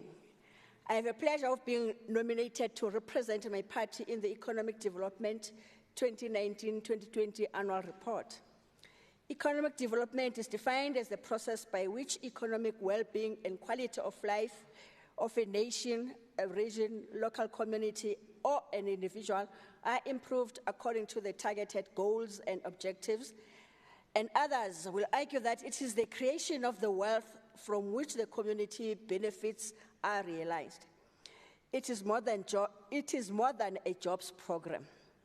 It is an investment in growing your economy and enhancing the prosperity and quality of life for all residents. Therefore, it means different things to different people. The Freedom Charter, adopted as the aspirations of the people of South African citizens in 1955, declared that, and I quote, "All people shall have equal rights to trade where they choose, to manufacture and to enter all trades, crafts, and professions," close quote. Since the dawn of democracy in 1994, our mission as the ANC has consistently been the creation of a better life for all South Africans, with greater focus on those who cannot afford to provide for themselves. It is in this context, then, that we now have young, Black and African women, youth in particular. We have entrepreneurs, small businesses, spaza shops, street vendors all over the townships, in towns, in cities, in informal settlements, and small businesses right in the city center, in the city centers of Gauteng. Honorable Speaker, this illustrates that the Freedom Charter became the great beacon of hope for millions of South Africans, united in a common struggle for dignity, equality, and social justice. The democratic breakthrough in our country ushered several opportunities to the downtrodden. We now have women in construction. Some of them have built the state-of-the-art schools throughout Gauteng. The National Development Plan 2030 aims to eliminate poverty and reduce inequality by 2030. According to the plan, South Africa can realize these goals by drawing on the energies of its people, growing an inclusive economy, building capabilities, enhancing the capacity of the state, and promoting leadership and partnerships throughout society. Hence, the Gauteng came up with a Growing Gauteng Together Vision 2030. The priorities and the action plan of the Gauteng City Regions 2019-2030. The leadership is aware that Gauteng province is known as a place of opportunities from Cape to Cairo. It is also a fast-growing province. The Statistics South Africa estimated South African population in June 2020 to be approximately 62.5 million, a growth of 3.8 from 2019 stats, and Gauteng to be 15.5 million by June 2020, which accounts to 26% of the South African population. In his 2019 State of the Nation, His Excellency, Honorable President, acknowledged the challenge of the economy that is not growing. This therefore impacted to those mine workers that were retrenched in South Deep, Goldfields, Sibanye, Lone Min Platinum, and etc. Therefore, many families suffered a heavy blow. The Standard Bank of South Africa closed dozens of branches in 2019, which affected 1,200 jobs. Group 5 construction giant group retrenched 1,000 workers. ABSA retrenched 827. MultiChoice retrenched 2,000 workers, and many, many more companies and institutions did the same. This therefore creates a heavy burden to the state, which is facing the economy that is shrinking. Nevertheless, honorable members, The state has made strides in building a capable, ethical, and developmental state and transforming the economy and job creation. Honorable members, the Honorable Premier in the 2020 State of the Provincial Address said, and I quote, "Our dream is to grow Gauteng step by step into a single special economic zone. As a city region, we are already compact and highly integrated single economy."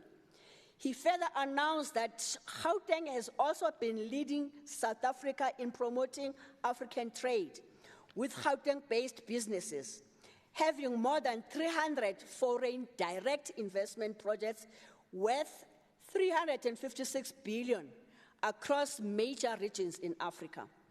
These projects created more than 45,000 jobs in Gauteng. Fellow honorable members, this is a good story to tell and worth to be celebrated. When one door closes, the other one opens. The future is bright. Indeed, the programs or projects pronounced by the ANC-led government in the previous State of the Nation and State of the Province are demonstrating good outcomes and results. For example, the Gibela Rail plant in Niger, where locomotives are manufactured right in the small town called Niger.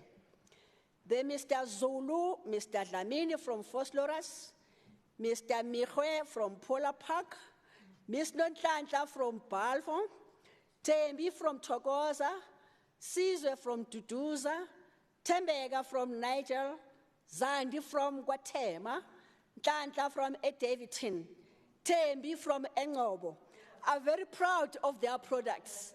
They have built trains from scratch and from the group up, and from the ground up with all their components and parts locally sourced and locally produced. The other thing worth mentioning is that 22% of top management are black women. 41% of middle management are black women. 83% of trained interns are black women, all trained in Brazil, Germany, Spain, and USA. Every train contains 145 tons of South African steel. So the lie that have been peddled that we export all our steel to China is condemned with contempt it deserves. What we can be proud of is that this is the first manufacturing plant in Africa and the only plant built by the ANC-led government. This is another good story to tell and worth to be celebrated. If Verwoerd can rise today and witness these achievements, he cannot believe what he sees and he can die immediately again. Honorable Speaker, the recent annual report under the Economic Development outlined numerous achievements in the last financial period, despite the challenges confronted by the department. The department has been up and running, taking a lead in the implementation of the Economic Reconstruction and Recovery Plan, announced by the Honorable President and the Honorable Premier to ensure that the people of Gauteng are not left behind for the implementation of these constructive initiatives. The ANC-led government is doing so, focusing on our high-growth priority sectors. The ANC-led government has a common vision and a plan of action for immediate and long-term development for each metropolitan or district, regardless of the changes that may happen from time to time. The project of transformation, reindustrialization, and modernization is on course. We are led by capable thought leaders and cadres of the movement. The Tshwane Automotive Special Economic Zone is inspiring. The three spheres of government are investing 3.3 billion in infrastructure, which has unlocked 4.3 billion investment by suppliers and a further 15.8 billion investment announced by Ford Motor Company. This is a prime example of our vision of spatial and economic transformation and integration of townships, enterprises, Black-owned, women and youth businesses into supply chains of big corporates. It is a perfect model that the people of South Africa dreamt of when they were forcefully removed from Sophia, District 6, St. Lucia, and etc. At full production, the plant builds 2 cars daily, 1.5 trains in a year. There are 10,000 parts which are linked to 250 industrial activities. However, Honorable Speaker, we do acknowledge that, like in all other homes, there is a black sheep. The portfolio has, without fear or favor, have been addressing the challenges affecting Gauteng Enterprise Propeller. It will soon be up and running. The new board has been appointed and a turnaround strategy developed. We will closely monitor and support it as a portfolio. Madam Speaker, the ANC-led government believes in integrity, accountability, ethical and morality of leading transformation agenda under the auspices of economic development as a cornerstone to change lives of the vulnerable people, which was demonstrated on many occasions for clean governance to pursue the 6th administration mandate given by the people of Gauteng effectively. As ANC Honorable Deputy Speaker, we do have full confidence on our provincial government to lead Gauteng communities for a better life of the poor and the working class. As I conclude, Deputy Speaker, please allow me to quote Kwame Nkrumah, where he said, and I quote, in 1963, and I quote, "The forces that unite us are intrinsic and greater than the superimposed influences that keep us apart," close quote. Indeed, the project of growing Gauteng together is on course. The ANC lives, the ANC leads. I thank you.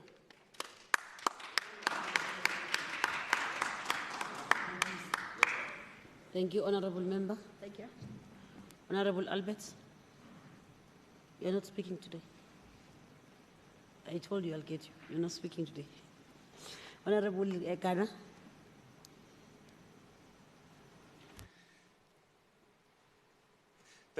Thanks very much, Deputy Speaker Nkensengov.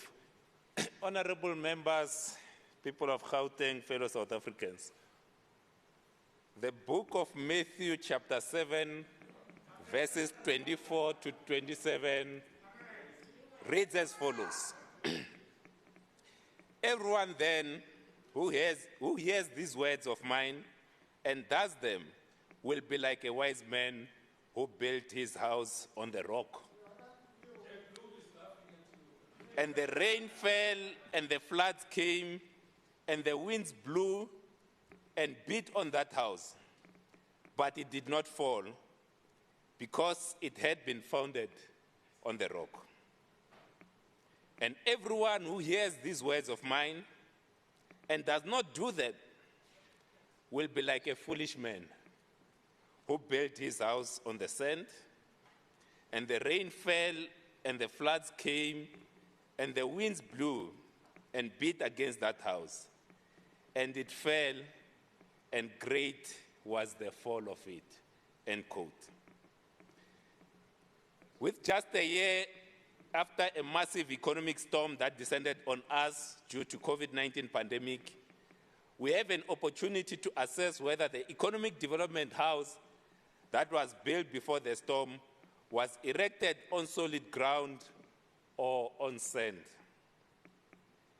The strength of a house cannot be judged when there are calm winds blowing, but only when a storm hits. COVID-19 has exposed the the structural design of the Department of Economic Development. It could not withstand the strong economic winds blowing against it. This is evident by the slow response to steady the Gauteng economy in the face of a pandemic.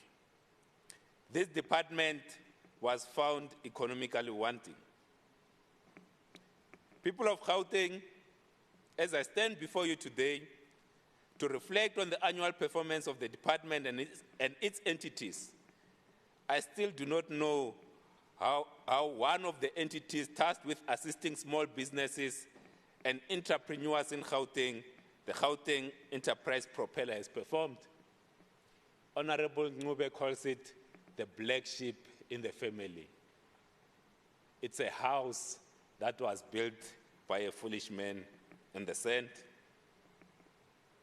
The reason I don't know is that JEP has not submitted its performance report for scrutiny by the Portfolio Committee. None of us committee members know what JEP did in 2019-20 financial year. Like a house that was built on sand with faulty structural design, it seems to be falling apart. So much rested on the Gauteng Enterprise Propeller to assist small businesses and entrepreneurs during the time of a pandemic. But like a house built on sand by a foolish man that it is, it just fell, and its fall was great. We should judge the Department of Economic Development and its entities not on what they say they have done, but rather on what we see being done. We have been experiencing very low economic growth in Gauteng. The population is growing faster than the economy. More young people are entering the job market faster than the economy is growing. It can be said that Gauteng has been in a jobs recession for the better part of the last 4 years. Because there were no strong winds blowing and no rain falling, some believe that the economic house was strong. The signs have been there since 2017 that this economic house is weak and falling apart, but this administration has casually strolled on and did very little. Even when JEP was falling and failing, nothing was done. The only thing that was done to this department in the last 2 years has been the changing of MECs. We are now on our 4th MEC in the last 4 years. The bottom line for this department should always be whether the economy of Gauteng is growing and the people are getting jobs and able to escape the life of poverty. One agency that's tasked with assisting growing the Gauteng economy is the Gauteng Growth and Development Agency, GGDA.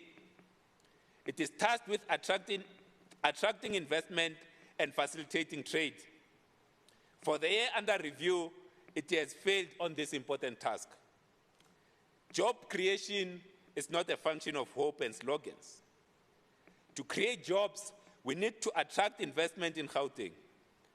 Investors and people with money must feel safe to put money in this province, believing that it will grow. If one was to look at the headline performance of GGDA at 83%, one could be mistaken to think that this important entity has performed relatively well. But as they say, the devil is in the details. The performance on the important task of attracting investment that leads to people of Gauteng getting jobs is poor by any measure. The target set for the year was 7.5 billion new MEC. And GGDA only attracted 2.6 billion, or just 34%. Even by the standard of Ma Enjimutsecha, this will still be a fail. The same is true for the performance on infrastructure projects. Like a typical foolish man that built his house on sand, GGDA had to find a scapegoat for its poor performance. And that scapegoat was the COVID-19 lockdown. That lockdown was only effected 5 days to the end of the financial year, seems to have escaped everyone. Even without the lockdown, the agency will have failed to attract investment. And the reason is simple. it is a house built on sand by a foolish man. I believe it is time we start weighing the targets that we set. A submission of a quarterly report to a committee should not enjoy the same weight as attracting investment. In my books, MEC, attracting investment that creates jobs should weigh over 50% of the entire target for an entity like GGDA. The same should be true for Gauteng Enterprise Propeller. It should always be about growth and jobs. Our people need jobs, and they need them now. This is something that we should implement urgently so that we can get proper performance of our entities. One of the heartbreaking sides of the last year or so has been seeing the snaking queues outside the South African post offices of young, able-bodied men and women waiting for their turn to collect the 350 Rand grant. The queues that long were last seen in 1994, when we were patiently waiting to usher in democracy in our country. It has exposed the dire state of the economy and how it is failing a generation of young people. Ordinarily, the site should have kicked us into action, but there has been minimal action to rebuild the economy so that the generation of young people are not condemned to a life of poverty. I say rebuild because the original house that was built on sand has fallen.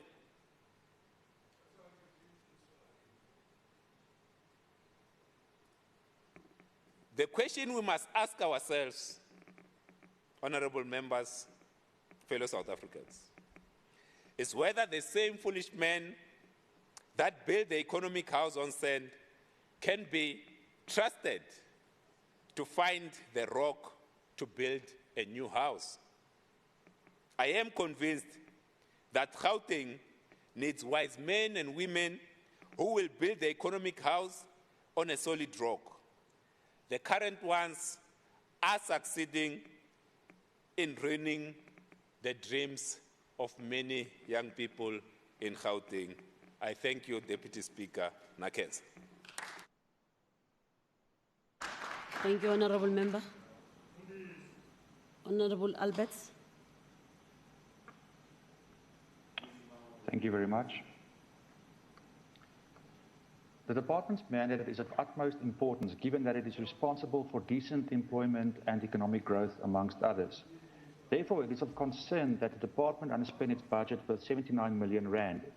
Every cent not fruitfully spent is a lost opportunity to create an environment for economic growth that impacts on employment, social development, and ultimately our human rights responsibilities. It is well known that most employment opportunities are created by SMEs, and therefore the creation of an environment for the establishment of SMEs are of utmost importance. It is therefore disappointing to note that the department has fallen short in its mandate to support SMEs. Given the current financial position of Gauteng after the shock of the COVID-19 pandemic, the assistance to SMEs must be sharpened as a matter of urgency. Lastly, the department has failed to ensure that more investment takes place within Gauteng. Both local and foreign investment is of the utmost importance to rebuild the economy after it was decimated by the ANC, even before the COVID-19 pandemic hit us. Investments in the automotive SEZ is positive, but these are recurring investments of companies with long vested interests. We also need new investments to take place and more funding to flow. This department must get its house in order to ensure a glimmer of economic growth in Gauteng. I thank you. Thank you, Honourable Member. Honourable Cilliers. Deputy Speaker, phrases such as fighting for economic freedom and economic freedom in our lifetime are by now part of our lexicon. This creates the impression that economic opportunities can only be gained by taking something away from someone else, and that zero-sum contestation is the way to get ahead. And yet in countries that implement a social market economy, great strides have been made in poverty reduction over the last 30 years. According to World Vision, since 1990, more than 1.2 billion people have risen out of extreme poverty. Back then, 36% of the world's population lived on less than $2 a day. And that has now decreased to 9.2%. This happened because people realized that economic freedom is not something you can fight for. It is only something you can work for. With minimal interference from government, people in free countries trade peacefully with one another to the benefit of all parties. It is the job of this department to understand the basics of how the economy works and to create an environment in which the people of Gauteng can employ their own creative and unstoppable desire to make the most of their opportunities. I'm going to review the department and how they fared from the perspective of SCOPA. The department itself, the Gambling Board, Dinokeng and the Gauteng Tourism Authority achieved a clean audit for the year under review. These entities should share their management and leadership practices with others. The Gauteng Growth and Development Agency also received an unqualified opinion, but the AG noted that they had to restate corresponding figures in their annual financial statements and that the entity faces significant uncertainty relating to litigation. The entity is a defendant in various lawsuits, and it is of concern that the financial impact of these cases are impossible to predict. Some of our entities struggle with supply chain management. Treasury regulations pertaining to contract management and procurement are not followed. These include the Growth and Development Agency and the Enterprise Propeller. The Liquor Board again incurred irregular expenditure related to lease agreements that had to be extended because DID took too long to procure suitable office space. The Liquor Board also will face material uncertainty going forward as a result of COVID. The Liquor Board's income opportunities evaporate every time there is a ban on the sale of alcohol, and it is a difficult balancing act between extending economic opportunities for the liquor industry whilst mitigating the effects of substance abuse and its impact on the healthcare facilities. More work needs to be done here to achieve that balance. Internal control deficiencies are present even in those entities that received unqualified audit opinions. Senior managers struggle to perform according to their PFMA responsibilities at the Liquor Board and at the Cradle. Fruitless and wasteful expenditure occurred in isolated incidents, mostly where interest costs were incurred. In terms of suggestions for the MEC, DED must work hard to implement a swift solution for the visitor centre at Marupeng and the Sterkfontein Caves. The entire Cradle area is an area of great contestation for land use, and its UNESCO status is under threat currently. As with Suikerbosrand Nature Reserve, there is a silo mentality between the different entities and departments within GPG, and this poses a threat to our jewels in Gauteng. SCOPA consistently recommends that departments and entities strengthen internal controls to make it easier to stay within Treasury regulations. The ANC-led administration has had 27 years of experience in governance, and yet the same things are noticed at SCOPA every year. Staff are not trained to do their jobs, or officials find the regulatory environment to be excessively complicated and struggle to comply with ever-evolving regulations from Treasury. Consequence management is severely lacking almost across the board. Officials operate in an environment where there is no certainty of consequences from the official channels. Why is it that laws and regulations are still being flouted? Every department and entity have their own audit committees. Here at the legislature, we do oversight both from the Portfolio Committee perspective as well as from SCOPA. We have the Auditor General providing detailed insights and recommendations. We have the Financial and Fiscal Commission, the Public Service Commission, and various NGOs all providing scrutiny and recommendations. But still, wrong things happen with taxpayers' money. Perhaps we should stop asking what government officials are not doing right, according to Treasury and the AG. Not all our officials are corrupt or have criminal intent. Not all of them are incompetent cadres deployed by the ruling party, but they are all following some set of rules, to be sure. Research by the Public Affairs Research Institute actually suggests that cadre deployees may be following an entirely different set of rules when they make procurement and contract decisions. What is an official to do?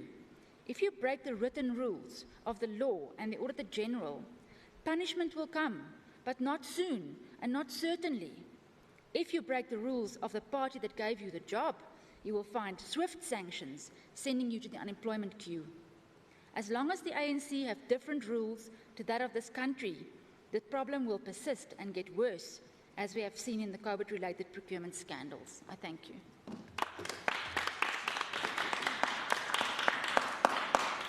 Thank you, Honourable Member. Honourable Hazan.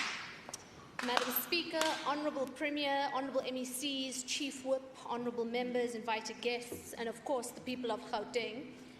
Madam Speaker, as we are all aware, the economy of South Africa has been ailing for some time now. We've had difficulty in growing our economy and creating meaningful job opportunities for our ever-growing population. And this was before even the advent of COVID-19 that served to further decimate our economy. We're also aware, however, on the positive side, that the economy of Gauteng is the apex driving force of the economy on both a national level and even a continental level.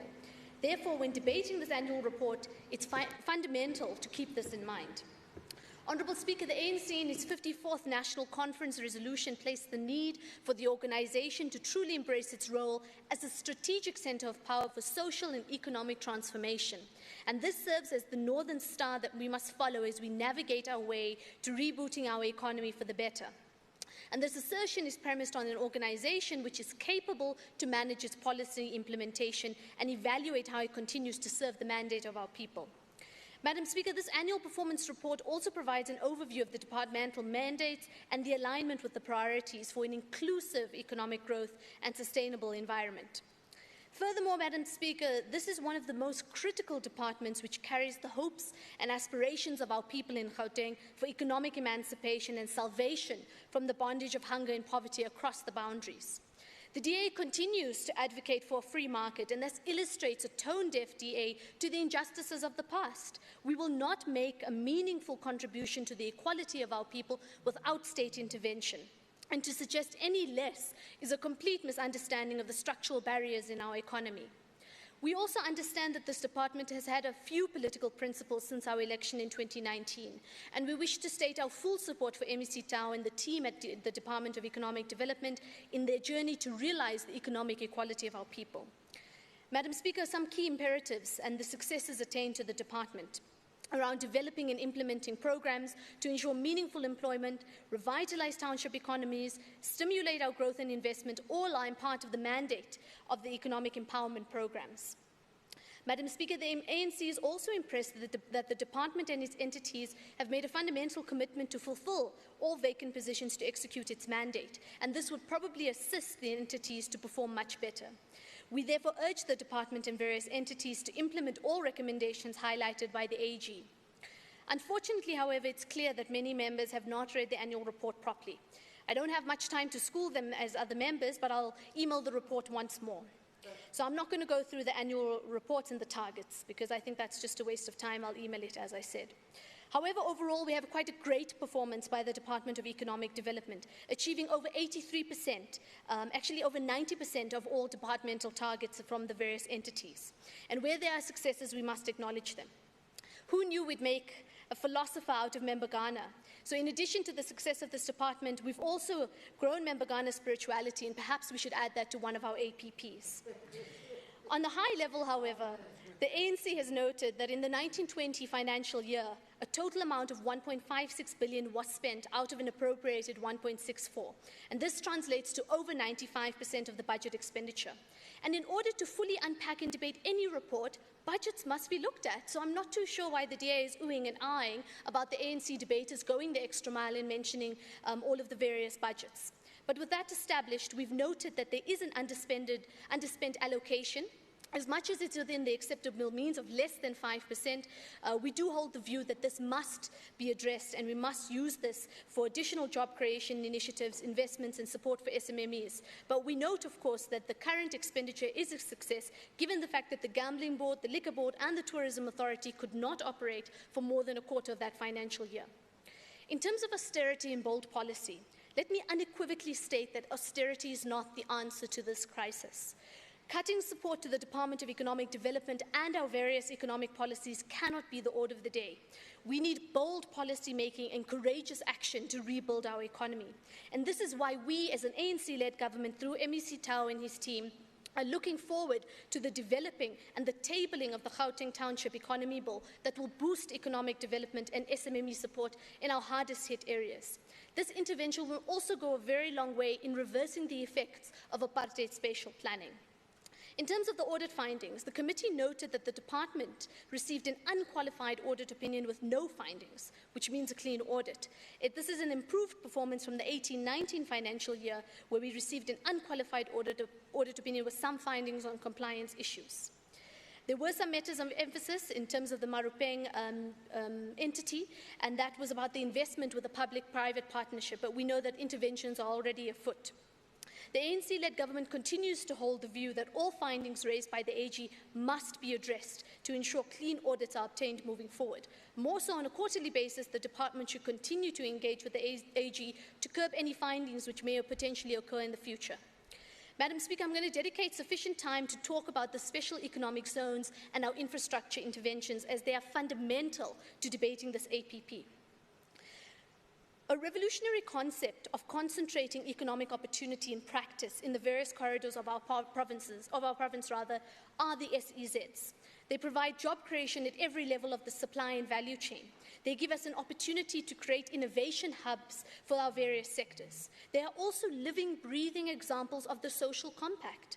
They bring together the state, private partnerships, labor, research, schools, and of course our communities. And a perfect example of this is the Tshwane SEZ, in which we are in partnership with Ford. Ford went out on an international bidding process in which South Africa bid alongside major developing economies in the world. And from this process, Ford hand-selected South Africa, specifically Gauteng and specifically Tshwane, for this mega project. And this project will have created close to 10,000 jobs by the time it is complete. Our schools of specialization, which I spoke to earlier, will also feature in these SEZs, giving young people an opportunity, both in our schools and TVET colleges, an opportunity to have hands-on experience from industry leaders. This follows a number of innovation SEZs, which we have with BMW in Rosslyn, the Aerotropolis SEZ in Ekurhuleni, and the soon-to-be established SEZs in Sedibeng and West Rand districts. But whilst on this topic, I think it's important to call out the hypocrisy of capital, and specifically the brewery industry, who attempted to blackmail our government, favoring their economic gain over the lives of our people. And let me be clear, the ANC is committed to the creation of meaningful jobs, but not at the cost of the dignity of our black majority in this country. And we will not be held ransom by those who do not share the same vision of the economic liberation of our people. That being said, the creation of SEZs as the implementation of our economic policy indicates the ANC-led government's inclusive economic policy and its sustainable nature. We should all get behind these projects as public representatives and across political parties. This is the true economic opportunity and a chance to change the negative narrative. MEC, I also implore you and the team to prioritize youth unemployment and lead the charge with the Office of the Premier as we continue to create more economic opportunity for young people of our country. We commit ourselves to being a fundamental part of this process with you. We were not just elected to sit here in this house and eat nice lunches. We are here to get our hands dirty and to be on the ground with you. In terms of the fourth industrial revolution in the digital economy, the ANC-led government has been implementing the Gauteng Fourth Industrial Revolution growth and digitalization strategy, which has a number of different pillars. It's going to enable our city region to build a dynamic digital economy that offers employment to the youth and opportunities to entrepreneurs. This is one of the initiatives for our department and is guided by the panel. The ANC government is rolling out several initiatives to achieve reliable connectivity that provides inclusive access, supports new businesses, creates new players in markets, and improves government services to improve Gauteng's competitive position. Also, an improvement on research development and innovation to develop skills. Over the past year, COVID-19 has forced the provincial government to have shifted the delivery of more public services to digital platforms. And now, being connected with the Gauteng broadband network, those elements are now accessible. ICT in the digital economy are considered as a critical economy of Gauteng. And in this digital economy, the economic activity that results from billions of everyday online connections through people, devices, data, businesses, result in huge job opportunities here as we take business practice and the people of our province into the modern day. President Ramaphosa announced during his SONA in 2020 that the Lanseria Smart City Master Plan has been signed off by all stakeholders, including the private sector and the 4 municipalities involved, as well as the DBSA, which is funding the bulk infrastructure, without which the project would not succeed. The Gauteng provincial government and municipalities are tackling all issues that will improve the ease of doing business and enhance the attractiveness of our city region. Madam Speaker, we cannot remove local production from the discussion. Our SOPA made a very clear commitment to support massive increases in local production by identifying 42 products, ranging from edible oils to furniture, fruit concentrates, personal protective equipment, steel products, and the green economy that will be sourced locally and SMME-focused. And that has identified over 1,000 products to be sold and being promoted as proudly South African. The African Continental Free Trade Area, which came into operation very recently, also presents an opportunity for us as Gauteng. And it's not just to expand South African businesses into markets across the country. It is an opportunity for Gauteng to lead a more pan-Africanist approach to economic development on the continent, removing dependence from colonial and Western powers. In terms of SMMEs, this is a key factor in the economic policy of the ANC and the annual report of the 1920 financial year. There are a number of different interventions on a variety of levels to create a conducive environment, both financial and non-financial. Firstly, the creation of more business incubation hubs are targeted at supporting SMMEs owned by youth, women, and marginalized groups. JEP also plays a fundamental role in the support of SMMEs, but has been grappling with a number of challenges, as highlighted in the annual report. MEC, you have our full support in the cleanup and restructure of JEP, and we look forward to the appointment of the CEO and COO. We believe that under this MEC, we will speed up the turnaround times for responses. And with that said, as the ANC-led government, we have secured 250 million rand worth of seed funding to support ailing SMMEs. Private sector partners are also being sought, and they will provide a much-needed intervention. I've also spoken about SEZs at length and around the growth of at least 12 small and medium enterprises. In terms of the Tshwane SEZ, 1.7 billion rand worth of the opportunities are going to be allocated to SMMEs. In terms of job creation opportunities, MEC, moving into the next financial year, we have the opportunity to lead the pack with innovative economies and job creation. There are opportunities in terms of renewable energy in the green economy. Municipalities can now generate their own power sources, and provincial governments, specifically Gauteng, must lead this process and create further economic opportunity for our people. There's also huge opportunities in terms of the cannabis economy and the job opportunities we can create here as opportunities and jobs that did not exist before this. The NYDA and the Department of Small Business Development has also provided grant funding and business support to 1,000 young entrepreneurs within 100 days to establish a national pathway management network to provide support and opportunities to young people across the country. Honourable Speaker, the ANC-led government acknowledges the challenges encountered by the department, and through oversight we will ensure that the department implements accountability measures and consequence management to avoid any poor performance of the Economic Development Department or any of its entities, as I mentioned.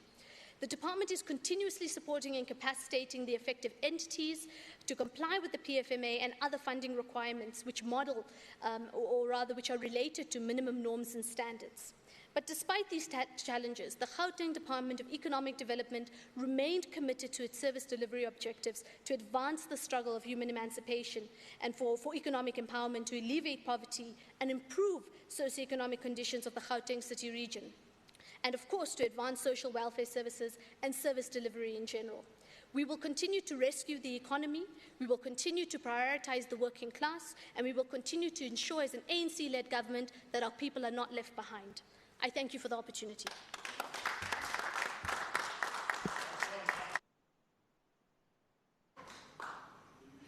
Thank you, Honourable Member.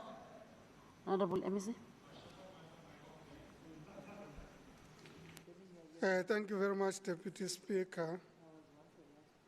To the Premier of the Province of Gauteng, members of the Executive Council, the Chief Whip, Chair of Chairs, and fellow members of the legislature, and all the people of Gauteng. I've listened very carefully to the arguments that have been presented today, and barring for the contention that seeks to suggest that the historic oppression of black people was limited to civil liberties and that they were not deprived of their social and economic rights, which continues to inflict their socio-economic status, there is general consensus that our economy is in crisis and that the road will not, and that the easy road will not get us anywhere. It's the hard decision and hard choices that are required to get us back on our development path. Now is not the time for popular political statements that create no change. As I said, we are in a crisis, and society is dependent upon us to create the change they want to see and that they deserve. Deputy Speaker, recently, I spent time reading various economic papers that reflect on our challenges. For example, the IMF decided recently to keep its economic forecast for South Africa unchanged at -8% for 2020. It further continued to warn us that South Africa's unemployment rate could see a further spike, which is concerning given the nation's dire employment situation and the consequent socio-economic impact of rising joblessness. During the same period, the IMF argued that the South African economy was forecast to rebound by 3% in 2021, 0.5% lower than the June estimate, whilst employment could reach unemployment could reach 36.5%. Additionally, South Africa's negative forecast was amongst the largest estimated for emerging market economies. This argument presented by the IMF should not be our story. Our story is different. Let me direct you to the data produced by Stats SA that indicates that Gauteng recorded the highest growth rate in 2019, expanding by a marginal 0.6%, followed by the Western Cape at 0.4% and KwaZulu-Natal at 0.1%. Honorable Ghana, please read those numbers to understand what's happening in the South African economy and the position of Gauteng in that regard.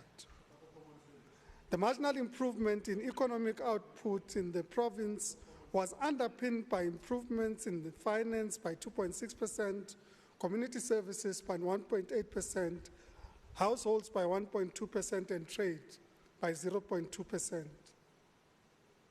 This performance is an indication of our dedicated focus to improve the economy of Gauteng. The impact on Gauteng with a decade we want to see is scientifically modeled in the following way. And I think it's important to indicate that this modeling was done taking into account our implementation of the Growing Gauteng Together 2030 strategy. It is anticipated that the size of the economy is expected to more than double over the next 11 years from its current size of about 1 trillion rand to a little over 2 trillion rand at 2010 prices. The unemployment rate will be reduced by almost 2/3 from 36% in 2020 to 13% in 2030. That per capita GDP is expected to increase by 70% in real terms from about 68,000 rand currently to about 115,000 rand in 2030. I emphasize this is dependent on our disciplined approach to implementing the Growing Gauteng Together 2030 strategy. The department's strategic narrative with respect to the GGT 2030 approach to the economy, jobs and infrastructure remains, and we are focused on implementing the strategy. As a department, we continue to facilitate and promote economic growth and development in the province with a targeted commitment to focus on enhancing inclusivity of the economy whilst improving its competitiveness. Central to this is the ability to create an enabling environment for jobs to be created in the province by making interventions in the 10 high-growth sectors that have been identified. The department remained focused and committed to be a driving force behind the transformation, modernization, and reindustrialization program first outlined under the 5th administration, now further elaborated in the GGT 2030 Plan of Action, which has been adopted as the guiding vision of the 6th administration.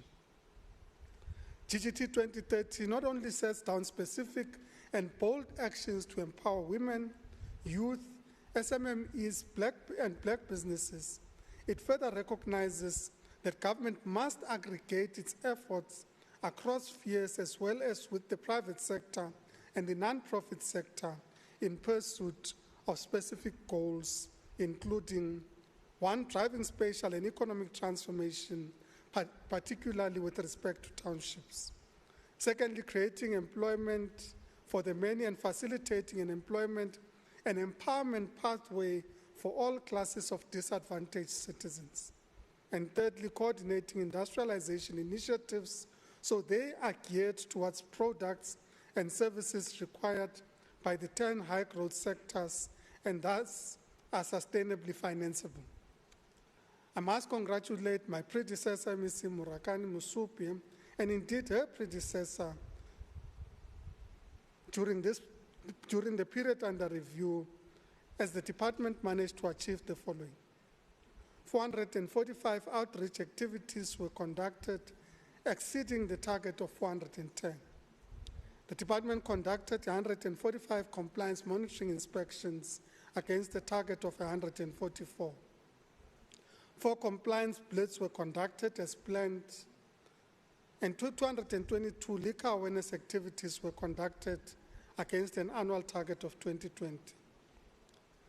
Collected 71 million rand from regulatory processes, exceeding the annual planned target of 65 million. Facilitated the timely signing of a shareholder contract between the department through the MEC and the respective agencies. 4 detailed performance analysis reports on non-financial performance of the entities were produced as planned and enabled greater and better oversight. The GPG macroeconomic modeling and capacity building program was achieved as planned. 4 GCR EDP implementation reports were produced, and consumer cooperatives in the province were supported. The department, in collaboration with the Office of the Premier, has worked on developing a portal to facilitate the clustering of enterprises, access to private sector opportunities, and completed the Township Development Policy as a precursor to the Township Development Act. But let me also talk about some of the developmental programs that were pursued in this period and are beginning to yield the results.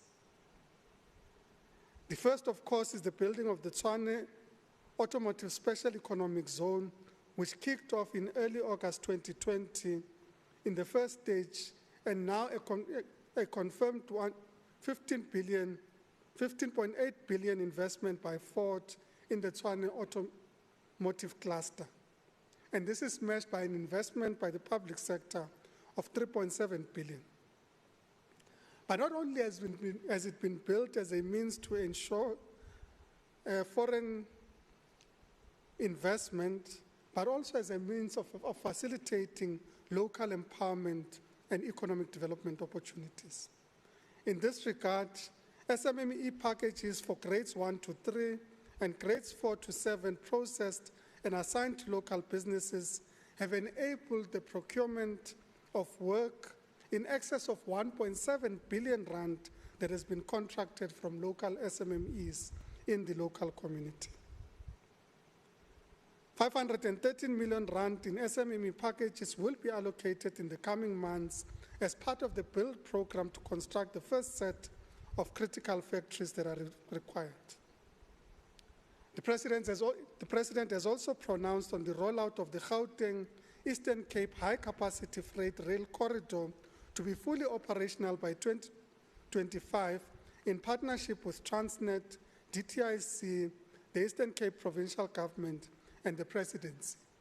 And this, I should emphasize, is leveraging from and growing from the work that's been done in facilitating the investment in the Tshwane Automotive Special Economic Zone.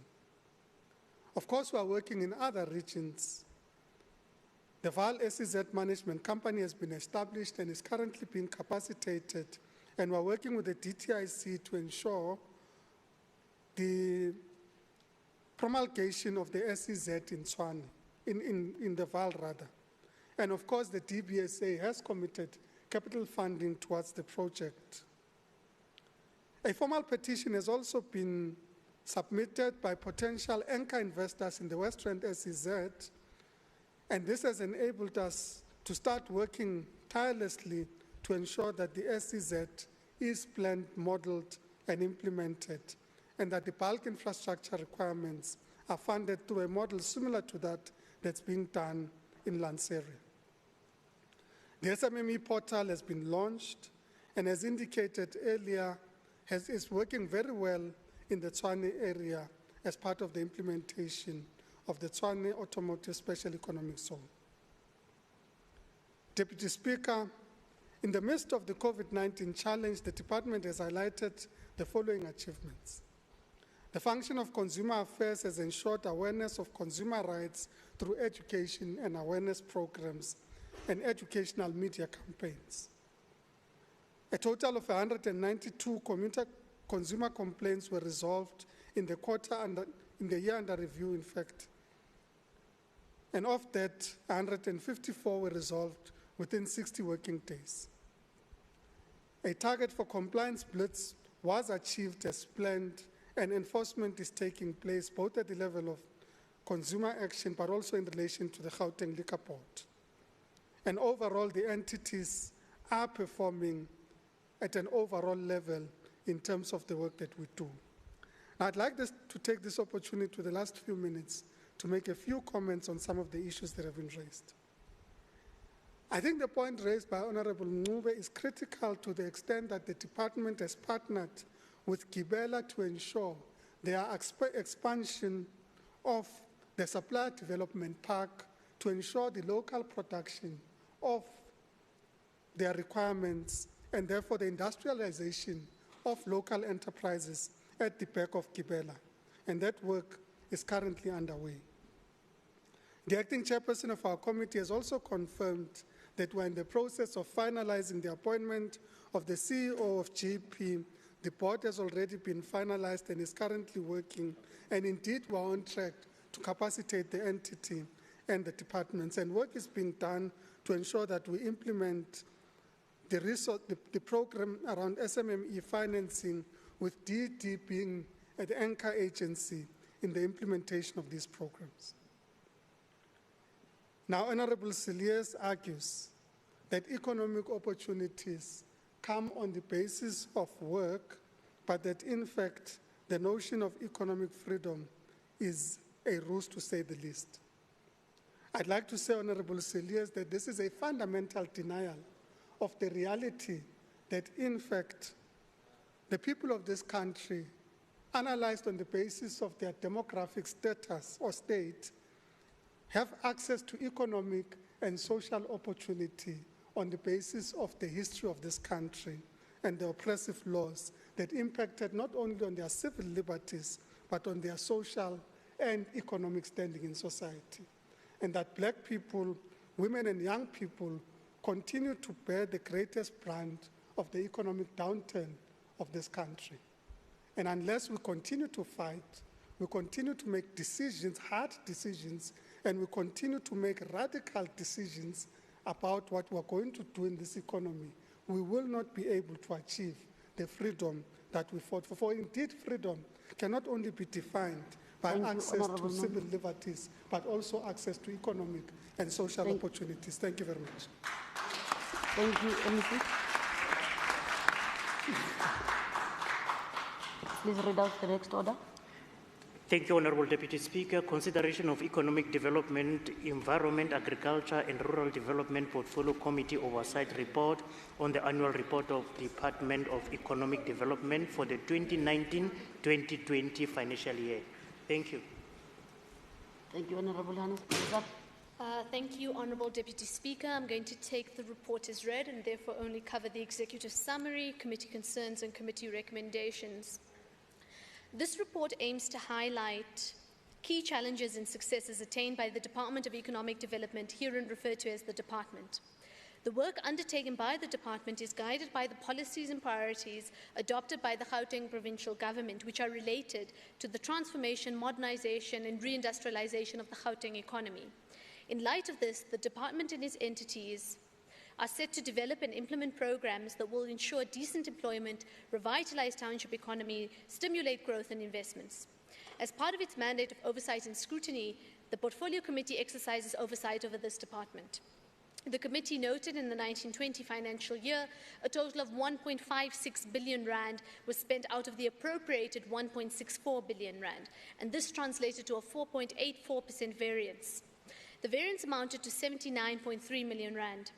The committee noted that the underspent allocation is within the acceptable threshold of less than 5%, as outlined by the PFMA. Despite the underspent amount within the threshold, the committee still expresses a similar view as in the previous year, wherein the rand value of the underspent amount should have been utilised for job creation initiatives, investment, support for SMMEs and cooperatives, and other service delivery imperatives related to the department's mandate.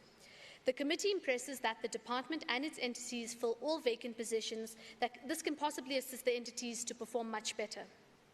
It was noted by the committee that JEP regressed with regards to service delivery imperatives, in particular support given to SMMEs. In addition, the committee remained concerned with the inability by JEP to submit its annual performance reports for the 1920 financial year for oversight and scrutiny by the committee on time. The committee urges the department and its entities to implement all recommendations highlighted by the Auditor General to avert the reoccurrence of negative audit findings. The committee noted that the department realised 18 out of 20 planned targets, and this constitutes 90% of the departmental entities, which performed as follows. The Gauteng Tourism Agency planned 15 targets and achieved 10, which translates to 67% attainment. The Gauteng Gambling Board planned 20 targets and attained 18. The Gauteng Growth Development Agency planned 40 targets and realised 33, which constituted an 83% achievement. Lastly, the Cradle of Humankind, World Heritage Site and Dinokeng projects realised all 15 planned targets, constituting 100%. The committee noted that some of the unattained targets were related to service delivery imperatives in the main strategic economic infrastructure projects aimed at implementing the transformation, modernisation and reindustrialisation, and particularly the Township Economy Revitalisation Programme. The unattained targets will be highlighted in this report to those that reside within Programme 2. Considering this, the committee will continue to closely monitor the department's ability to deliver services and align within the province's priorities. Furthermore, the committee impresses that the department, through its entities, should strive to create an enabling and conducive environment for job creation. The attainment of these targets related to both foreign or domestic investments remains a concern, and the committee is of the view that such investments are critical to creating employment opportunities. Honourable Speaker, I'm going to move straight to committee concerns and recommendations in the interest of time. Committee concerns under Programme 2. Number 1, the lack of a detailed plan on how JEP will recuperate money to buy loans to businesses. Number 2, the non-provision of operating models for hubs, and this seems to be a norm for all industrial parks in the province. Under JEP, the non-submission by the Gauteng Enterprise Propeller of its annual report for the 1920 financial year on time. The audit outcomes, the findings of the Auditor General with respect to the department and its entities. All responses to resolutions must be submitted by the 28th of May 2021 unless stated otherwise. Under Programme 2, JEP should submit to the committee a detailed plan on how money loaned to businesses will be recuperated or paid back to the entity. This is in view of ensuring that the loan book of the entity is recapitalised and funds should be available to support more businesses. A report should be submitted by the 28th of May, and this report should also detail the current work undertaken in recuperating money owed to the entity. The department should also provide the committee with a report outlining the operating or business model of all industrial hubs in the province. This is to ensure that all industrial hubs are operational and they follow the project management principles. The report should also detail the exact timelines as to when non-operational hubs will be in operation. And just to emphasize, JEP must provide a report detailing reasons for the non-submissions for the annual report of the Gauteng Enterprise Propeller for the 1920 financial year, detailing its financial and non-financial performance. Very importantly, 3.1, consequence management should be applied for the responsible managers or any other officials who fail to execute their duties, ensuring that the annual report of JEP was submitted timeously to the GPL. A report detailing the remedial actions undertaken by the executive authority in this regard should be submitted by the 28th of May 2021. Linked to this, the CEO of the entity should be appointed by the end of the first quarter of the 2021-2022 financial year. A report on this appointment should be shared with the committee. Finally, the audit findings by the AG ensure that the matters of fruitless and wasteful expenditure as identified by the AG are resolved and consequence management be applied to those responsible officials within the department and all other entities. A detailed report on this should be submitted to the committee in this regard.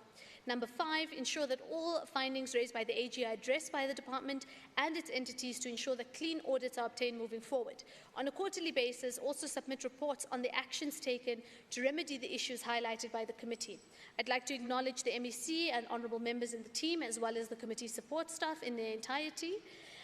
After due consideration, the Economic Development, Environment, Agriculture and Rural Development Portfolio Committee unanimously adopted the annual performance report for the 1920 financial year. In terms of Rule 1172C, read together with Rule 164, the committee presents to this House and recommends the adoption of the Committee Oversight Report on the Gauteng Department of Economic Development's annual report for the 1920 financial year. Thank you. Thank you, Honorable Hassan. Is there a seconder? I rise to second Deputy Speaker, Member Adams. Thank you, Member Adams. I now put the question. All those in favour say aye. Aye. Those who are not in favour say no. Aye. The ayes have it. Thank you very much. The report is adopted. Next order, please, Secretary. Thank you, Honourable Deputy Speaker. Debate on the annual report of the Department of Agriculture and Rural Development for the year 2019-2020 financial year. Thank you.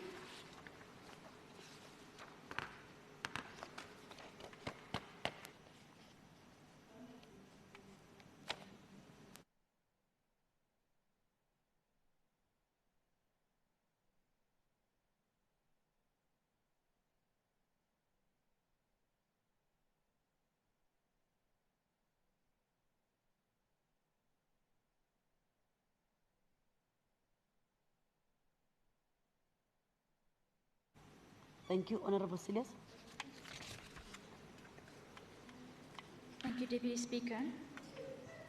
Gauteng Department of Agriculture and Rural Development highlighted the following 5 key objectives in the annual report: establishment of agri-parks and processing facilities to support the value chain, work with local government to ensure establishing successful township processing facilities, work with various partners to undertake capacity development initiatives about food safety, compliance to standards, as well as good practice, enhancing participation of the smallholder farmers in the agri-food value chain through logistic support, and facilitating market access to farmers in the commercialization program, and small to medium agro-processors, and this entails working with partners in the establishment of the West Rand Fresh Produce Market as well as the SEZs. The last time we debated the annual report for this department, I said, if this department conducted a proper impact evaluation to determine if their expenditure actually caused a successful commercialization of a single farmer, they will come to the conclusion that they can close their shop. But I recognize that this department received an unqualified audit opinion for the review period. The AG raised concerns around lack of consequent management and material uncertainty due to various lawsuits that the department was involved in, and they also underspent on the agriculture budget by almost 35 million. But all this was before COVID-19. And the next round of annual report debates will reveal the devastating effects of the pandemic on this department's work. It therefore seems a little bit futile to dwell on results that were achieved when the world was a completely different place. Even in Scopa, we recognise that many of the recommendations we wanted to make would have been moot by the time we participate in this debate. And so I think a more useful approach would be via Madam Speaker, to engage the new MEC from the perspective of someone who's in the industry and also someone who lives in Gauteng. This sector will not create 1 million jobs by 2030. That future no longer exists. If you insist that people need to physically work the land to create jobs, you will not be able to compete on price points for staple foods. It will simply be too expensive. This sector needs software developers, experts in machine learning and artificial intelligence, and digital marketing experts. Tractors no longer need drivers. As things stand, we risk losing our heritage due to the poor management of the Sacred Bosrand Nature Reserve and the Cradle. We need an urgent, transversal approach to protect our biodiversity and ensure clever water management strategies and land use planning. The interventions around these matters need to improve urgently. MEC, I've consistently nagged the previous MEC Maile might remember, about switching the department's extension services to conservation agriculture practices. We have to teach the emerging farmers no-till planting, cover cropping, rotational grazing management, amongst many other innovations. I'm not going to make an exception out of you, and I'll nag you as well, through you, Madam Chair. Stock farmers do not even bother reporting stock theft anymore. They make their own plans for safety and security and recovering what they can, because the department is happy to kick the can over to SAPS and shrug their shoulders. Have a look at what Midval is doing to help ensure rural safety. The plans of the national government around expropriation without compensation will cause food insecurity, the likes of which this country has never seen. And that's a real threat to us in Gauteng as well. Between 1959 and 1962, more than 20 million Chinese citizens starved to death because of similar misdirected initiatives. Deputy Speaker, what the department must figure out is how to leverage the disruption brought about by the pandemic and the resultant ICT innovation to secure a future for the food security industry, for food security in Gauteng. So take the annual report plan, take the annual performance plan, dust it off, and then rethink it. Are we still doing the right things? Are we still using the right tools? We cannot pretend that this is 1960 and we live in a peaceful agrarian society. I thank you.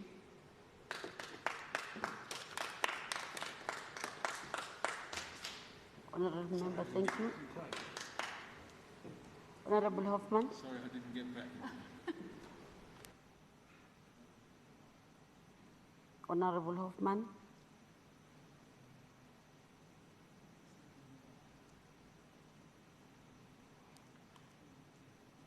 Honourable Hoffman.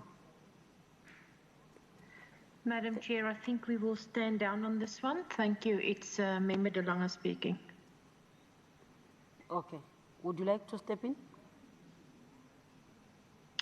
No, ma'am. Not at this stage. Thank you. Okay. Honourable Kana.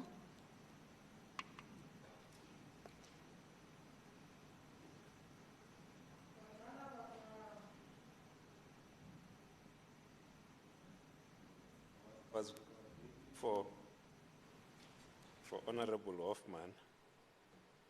Thanks very much, Deputy Speaker.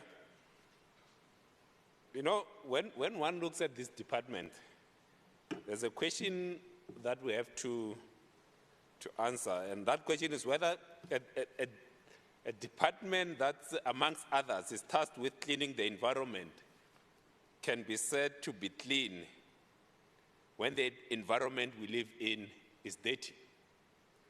So we have a situation when one of the programs, Isaac, listen, which is environment, it is said to be performing so well. But then when we look at the Gauteng as a whole, it's dirty. I mean, actually to say that it's dirty, Honorable MEC, will be an understatement. When you drive in many of our townships, in our CBDs, on any given day, it's actually filthy.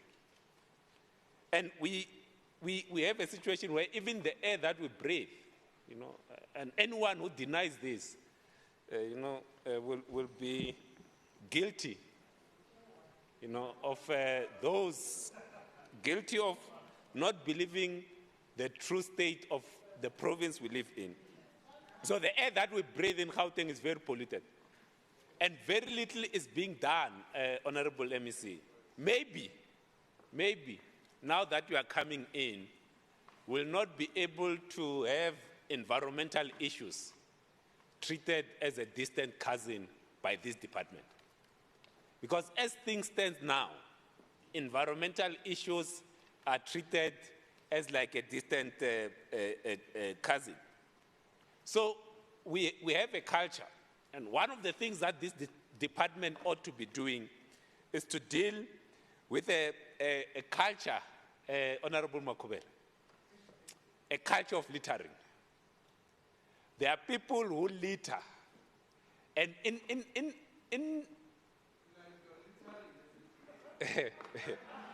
there's a culture of littering, and people say, as they litter, Isaac, that there's job creation. And one of the tasks of this department, it's actually to say, you know what, when you litter, you are not creating jobs. Thank you, Honorable Member. You are not creating jobs. And it's one of those things that Thank you. We need to deal with. So we have been, as a committee. Thank you very much, Honorable Member. No, I still have a minute, Deputy Speaker. Which time are you using? My time is not saying that. Does he have a minute? No. Does he have a minute? We'll talk tomorrow. It's finished now. Now it's finished. No, man. No, manje wanroba manje. Aye. Tomorrow, Honorable Ghana. Thank you.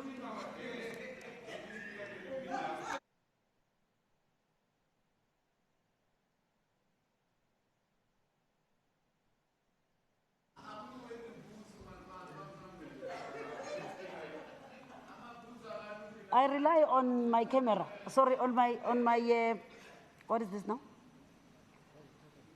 My time is fine, colleagues. You might not agree with my time is fine. So I rely on this.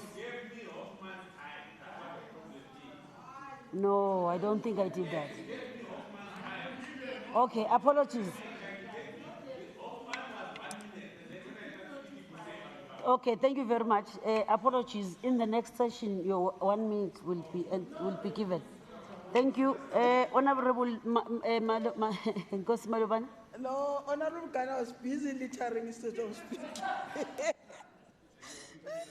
No, yes, I am.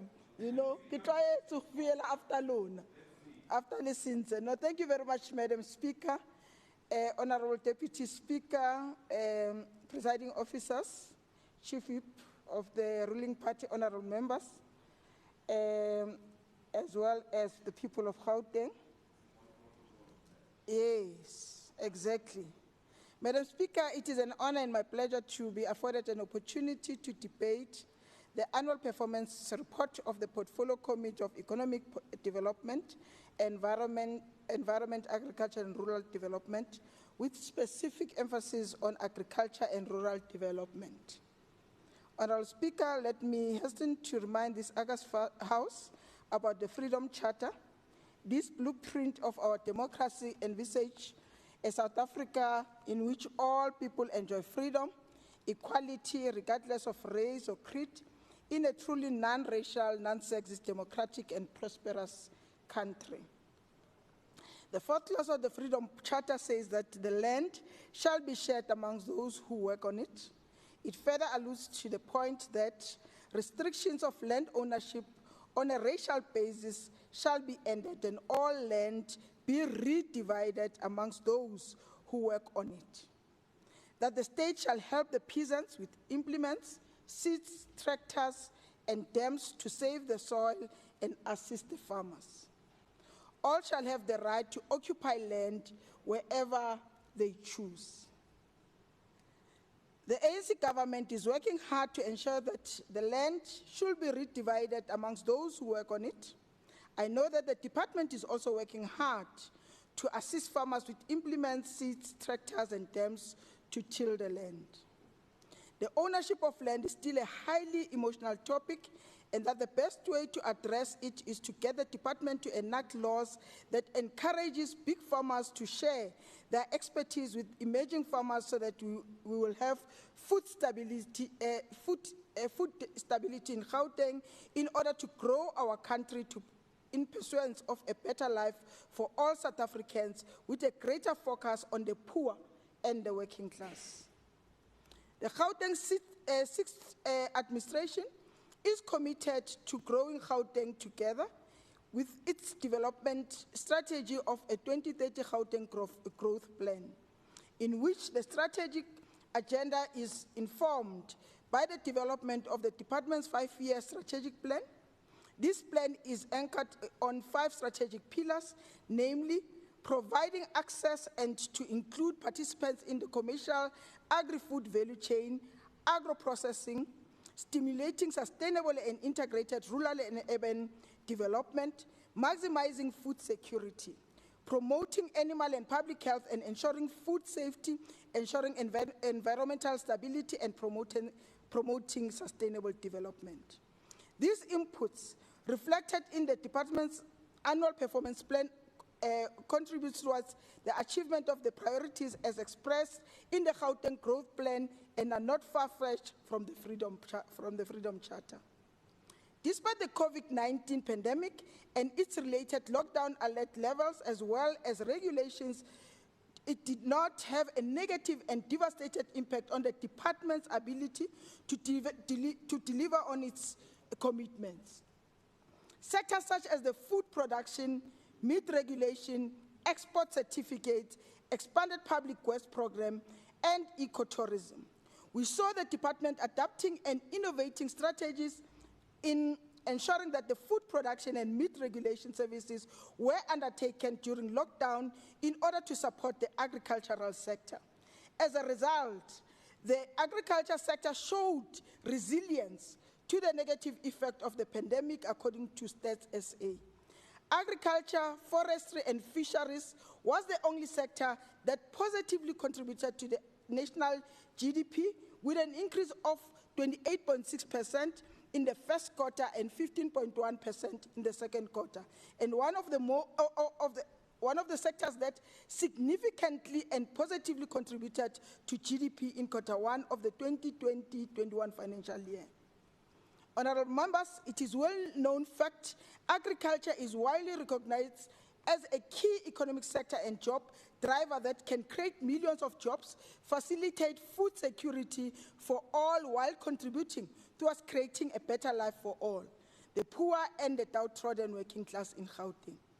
To this end, we encourage the department to continue ensuring that through the implementation of the comprehensive agricultural support program and Ilima Litsima program, where small and emerging farmers are given a kickstart in their farming enterprises and are not dependable on untrustworthy financial institutions.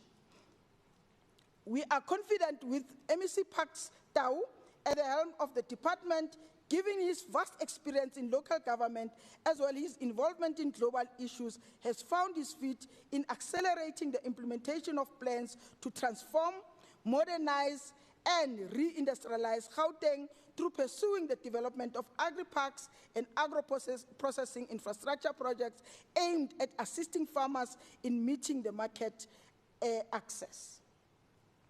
Madam Speaker, the department should continue putting all hands on deck in coordinating the implementation of the comprehensive rural development program in the targeted rural outlying areas in the West Rand, Sidibeng, and Tshwane, as well as the rural nodes of Devon, Hekport, Bantu Bonke, and Sokhulumi.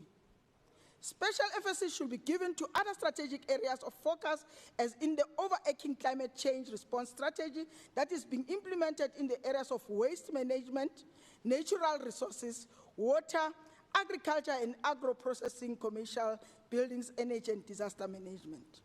Madam Speaker, the NBT 2030 states that young people and women are denied the opportunities to lead the lives that they desire due to historical inequalities. The departments need to pay special attention on youth and people with disabilities. Although we acknowledge that the department has done good empowering business in empowering businesses owned by women, our primary concern is the youth and people with disabilities. They should be assisted through procurement of goods and services from their companies and be integrated in the department's program. The department should put measures in place to pursue a more targeted approach towards business owned by young people and people with disabilities.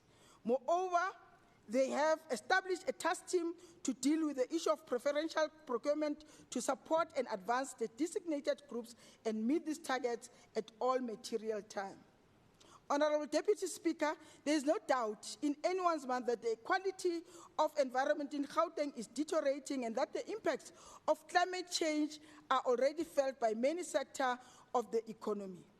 Our response is pinned down by the Gauteng Environmental Sustainable Framework, in that it has been approved for implementation, and it articulates that the environmental legislation, cooperative governance mechanism, regulatory tools that are used in the province, the extent of work undertaken, including the strategic outlook of the intervention program that will achieve environmental sustainability in the province.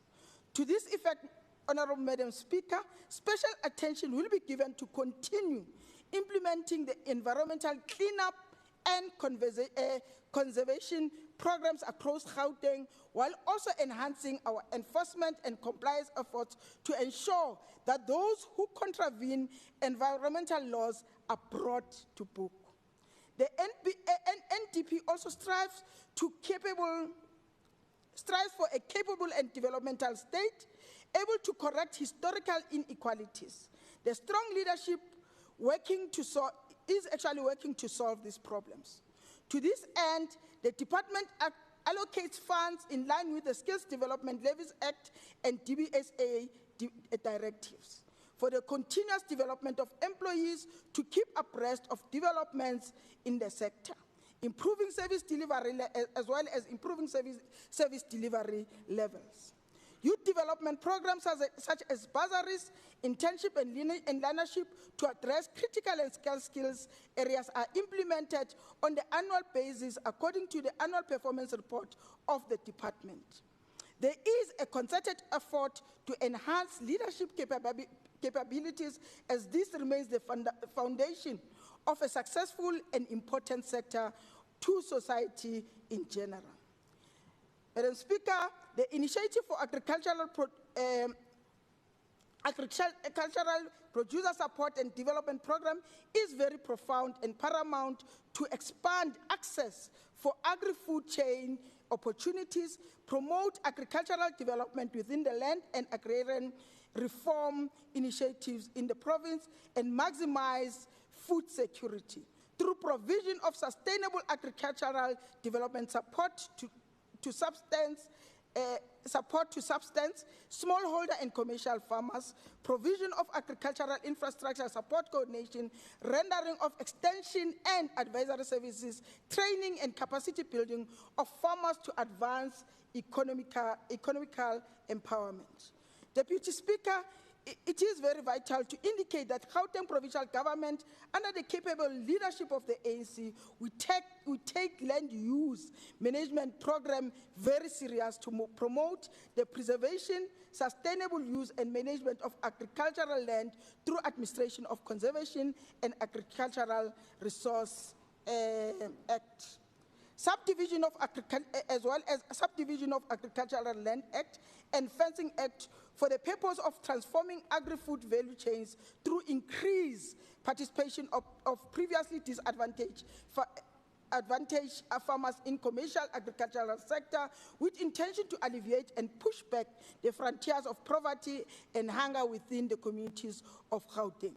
The ANC-led government, through the Department of Agriculture and Rural Development, reaffirms its commitment to work with all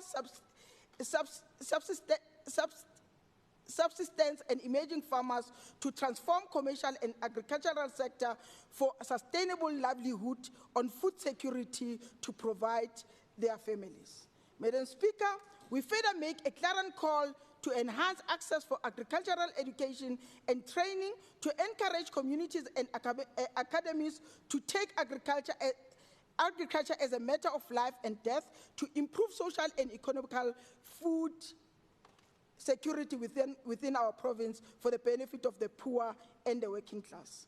Let me conclude by saying it is imperative that the department must utilize its budget for the benefit of the province, and especially because agriculture is a workforce-intensive career, it will help to ease the high unemployment rate, in the country that we are actually faced with. We continue to encourage the department to ensure that the service delivery mandate is achieved.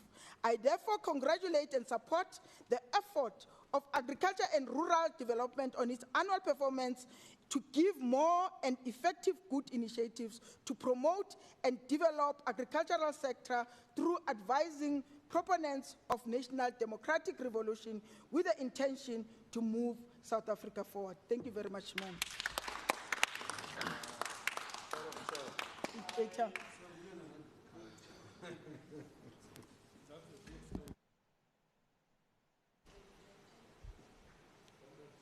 Thank you very much, Deputy Speaker. Allow me to rise on the acknowledgements that I made before, but also to take this opportunity to acknowledge members of the Portfolio Committee who, in the process of my orientation, have also added a lot of context to the work that's being done by the department, the challenges and indeed the successes and opportunities. Deputy Speaker, yesterday I had a meeting with environmental impact assessment practitioners, and their feedback was that the Department of Environment, or the unit or the branch on environment in the Department of Agriculture and Rural Development in this sector is amongst the best in the country in their professionalism and in their efficiency. I wouldn't suggest that in fact constitutes a disadvantaged distant cousin, as was asserted earlier. Deputy Speaker, in the midst of the COVID-19 pandemic, as a society, we were tasked to work together in ensuring that lives are saved and the economy does not collapse. Fortunately, during this period, agriculture remained a resilient sector of the economy. This resilience stems from the department's constitutional mandate that everyone has a right to an environment that is not harmful to their health and well-being, and to have the environment protected for the benefit of present and future generations through reasonable legislative and other measures. Secondly, it requires from all of us to ensure that we economically transform the agri-food value chains, ensuring sustainable development for healthy, food-secure, integrated, smart and developed urban and rural communities in the province of Gauteng. Today we are debating the department's annual performance report for 2019-2020, highlighting the challenges that remain and taking note of the progress made. The identifiable progress has been made as follows. The performance rating scale used ranges from targets achieved and those that are not achieved. A total of 92 targets were planned and reported by year-end of 1920. Of this total, 64 were achieved and 28 were not achieved. Of those not achieved, Our targets in relation to, of the 30% not achieved, relates to 6% of those, or 6 in the program administration, and secondly in agriculture and rural development 18, and in environment 4. The department received an overall unqualified audit opinion. Deputy Speaker and honorable members, all of the above may sound technical, but let us speak about targets that have changed people's lives and contribute towards change. The department has adopted a provincial strategic posture of activism, accountability, transparency, responsiveness, and clean governance, which promotes integrity and ethics, and this was endorsed and entrenched to align with GDAT's organizational culture and values. The department also ensures that everyone has a right to an environment that is not harmful to their health and well-being, and to have an environment protected for the benefit of present and future generations through regional legislative and other interventions. The department has implemented the comprehensive agricultural support program aimed at giving small and emerging farmers a kickstart in their farming enterprises to be able to leverage more funding from other financial institutions, which is the bloodline to sustain themselves. It was therefore of fundamental importance that the set of programs are translated into actions to promote farmers and support agricultural business development. The department introduced an agro-logistics cold chain program aimed to assist farmers with market access requirements for fresh produce such as vegetables and meat. In this regard, the department procured refrigerated trucks and allocated them to 3 aggregator farmers. 2 of these farmers supply vegetables and herbs to contract markets, whereas the one aggregates from other small pork producers to supply formal retailers through their abattoir. And I think it's important to create context to why this is important. For indeed, I also had the opportunity to engage with farmers, including this week on Tuesday. And one of the most critical issues raised by farmers, particularly small black farmers, emerging farmers, is the problem of access to market. When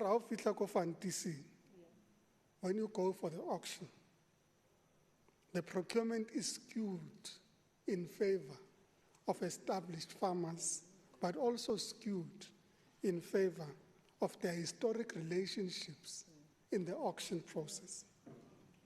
So the farmers are saying, look, the most critical thing we need to access the market is the ability of government to aggregate, to enable small farmers to pool together so that they are able to sell their produce to markets, and in certain instances are not limited to, as they say, matata afantisi.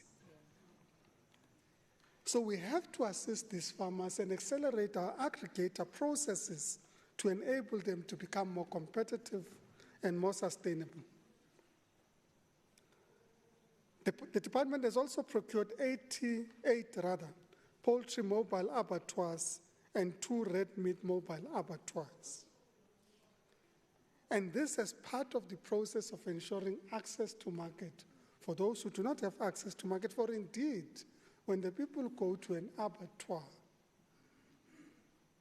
the costs and limitations of them accessing the abattoir becomes prohibitive to small farmers. So this intervention enables these farmers to be able to access market and are not limited by institutionalized mechanisms of exclusion in the agricultural sector. Of course, the department does not work in isolation. Rather, we are guided by our strategic GGT 2030 strategy that has been widely accepted by society. This strategic agenda reminds us why we are here, and that is to transform for the better and inclusively the economy of Gauteng. Without doubt, If we collectively transform Gauteng, the face of South Africa and Africa will change, for indeed there is a general acknowledgement that the economy of this country pivots around the economy of this province. Deputy Speaker, we are aware of our challenges and the challenges facing the sector, and we remain committed to fix them. We are aware that we have not developed any new agri-parks and agro-processing infrastructure, and that is why these are now firmly on the agenda.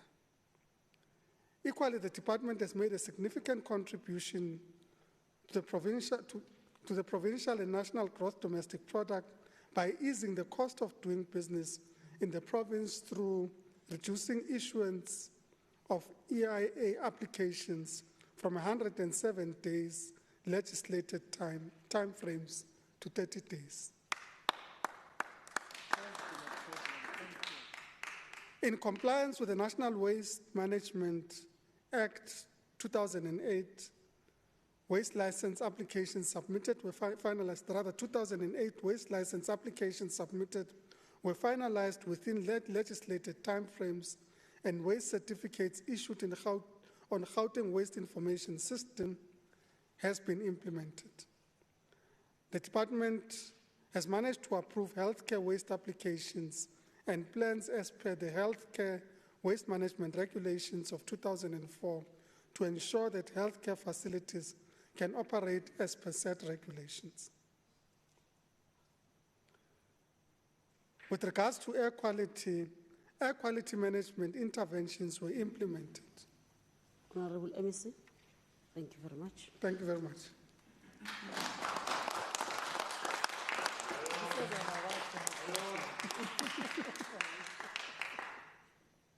The next order, please. Thank you, Honorable Deputy Speaker. The next order of the day is consideration of Economic Development, Environment, Agriculture and Rural Development Portfolio Committee report on the annual report of the Department of Agriculture and Rural Development for the year 2019-2020 financial year. Thank you. Honorable Hassan, thank you. Thank you, Honorable Deputy Speaker. I'm going to cover the executive summary, take the document as read, and then just cover committee concerns and recommendations. The Portfolio Committee on Economic Development, Environment, Agriculture and Rural Development now presents its annual oversight report on the performance of the Gauteng Department of Agriculture and Rural Development for the 1920 financial year. The department received a budget allocation of 992 million rand, marking a 0.51% decline from the previous year's budget. The department utilized 96.14% of the 1920 budget, which approximately was 954 million of a total of 992 million, and spent 81% of its conditional grant, amounting to 106 million of a total of 131 million. In the financial year under review, the administration program was allocated 255.6 million and spent 99.55% of the allocated budget during the year under review. The Agriculture and Rural Development was allocated an adjusted budget of 406.7 million and spent 91.5% of the allocated budget. And Program 3, the Environmental Affairs Unit, spent 327.8 million out of its 330.3 million adjusted budget allocated, which is equivalent to 99.3% of the allocation. The committee noted with concern that the Agriculture and Rural Development Programme underspent by 34.7 million. This was ascribed to slow spending in goods and services, which related delays in tender processes, tenders being unresponsive, as well as delays in the appointment of probity auditors to review tenders. Additionally, long lead times in the review and reporting of tenders reviewed by the probity auditors. The grasp on the implementation of the IDMS system and its associated SCM processes has still not been fully embraced and has impacted negatively on service delivery, thus affecting the extent to which farmers and the environment are able to benefit from the various services that the department should be providing. Drastic measures need to be taken to overcome this hurdle without subjecting the farmers to any further delay or prejudice in accessing of services. The flouting of Treasury regulations is continuing unabated, and measures must be put in place to bring this to a close. The Auditor General awarded the department an unqualified audit status, but raised concerns about the findings that relate to non-compliance. The committee strongly encourages the department to intensively focus on implementing the recommendations by the Auditor General through a more regular tracking of progress. The department is urged, therefore, to report quarterly on its progress to the committee regarding issues raised by the Auditor General. Honourable Deputy Speaker, I'm going to move straight to committee concerns and recommendations. All right, specifically under Programme 1, the inability by the department to implement recommendations by the Auditor General on irregular expenditure, the delay in the appointment of service providers, which has resulted in the inability of the department to achieve set targets, the inability to create requisite work opportunities in relation to the TEPA 1 million programme. The committee is concerned about the following in relation to the Agriculture Programme and Environmental Affairs Programme: a lack of support for smallholder farmers regarding extension and advisory services, access to markets and skills development, the inability to eradicate this backlog faced with the establishment of infrastructure projects brought about by the IDMS policy, the inability to properly monitor air quality management in the province generally and with specific reference to CO2. Committee recommendations: the report should be submitted to the committee by 30th of June 2021. The committee recommends that the department should, number 1, provide the committee with a quarterly report on the corrective measures in place to avoid audit findings. The department is further requested to report its progress to the committee quarterly on issues raised by the Auditor General. Number 2, provide the committee with a report on how the targets will be achieved and when the process of appointing service providers will be completed. Number 3, provide the committee with a detailed and remedial plan on how the various infrastructure projects will be supported in the current financial year through the IDMS policy. Number 4, provide the committee with a comprehensive report on how creation of work opportunities will be implemented in the current financial year in respect of the TEPA 1 million programme. The report should also include timeframes to achieve the planned target, budget implications, as well as which regions will be targeted and the scope of work. Number 5, provide the committee with a comprehensive report with timelines on how to target and support smallholder farmers with extension and advisory services, skills development, and access to markets will be achieved in the current financial year. Provide the committee, number 6, with a detailed report on how air quality management, specifically for CO2, will be monitored in the province. In terms of acknowledgement, I'd like to acknowledge the MEC and his team, as well as honourable members in the committee and the support staff. In terms of adoption, after due consideration, the Economic Development, Agriculture and Rural Development Portfolio Committee adopted the oversight report of the Agriculture and Rural Development Annual Report for the 1920 financial year. In terms of Rule 1172C, read together with Rule 164, the Economic Development, the Portfolio Committee effectively presents the oversight report of the Department of Agriculture and Rural Development Annual Report for the 1920 financial year for adoption. Thank you. Thank you, Honorable Hassan. Is there a seconder?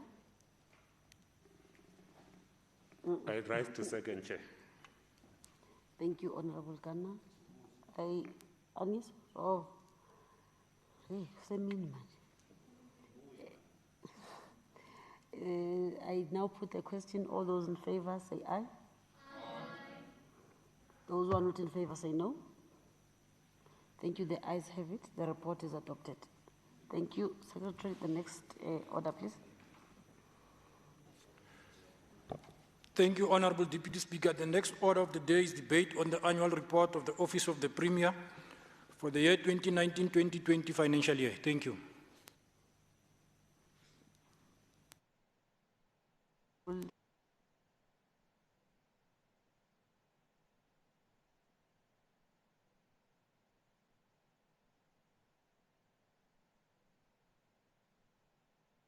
Economic opportunities that they wish to create in the province. Gauteng, after all, is the economic hub of the country, but the COVID-19 pandemic has put a profound damper on the economy of this country, and indeed that of the world. During her budget speech, the MEC of Finance, Nomantu Nkomo Ralhoko, announced that Gauteng's gross domestic product by region shrunk by about 80.9 billion rand, from 1.1 billion in 2019 to about 1 billion in 2020. While COVID-19 has not just had an impact on just South Africa's economy, but the entire world as well. It raises questions about the job creation targets set out in particular by the Office of the Premier. From the 2019-2020 financial year, the Office of the Premier had set out to place 200,000 youth in the pathway to earning a living through the SEPO 1 million program, which forms part of the policy and the governance program. This program, which is run by Premier Makura's office, seeks to lead, facilitate, coordinate, and support the active advancement of gender equality, women's empowerment, youth development, and the rights of people with disabilities, older persons, and military veterans. The target for placing the 200,000 people, young people, into jobs or into training has not been met. And in fact, 127,426 youth were placed.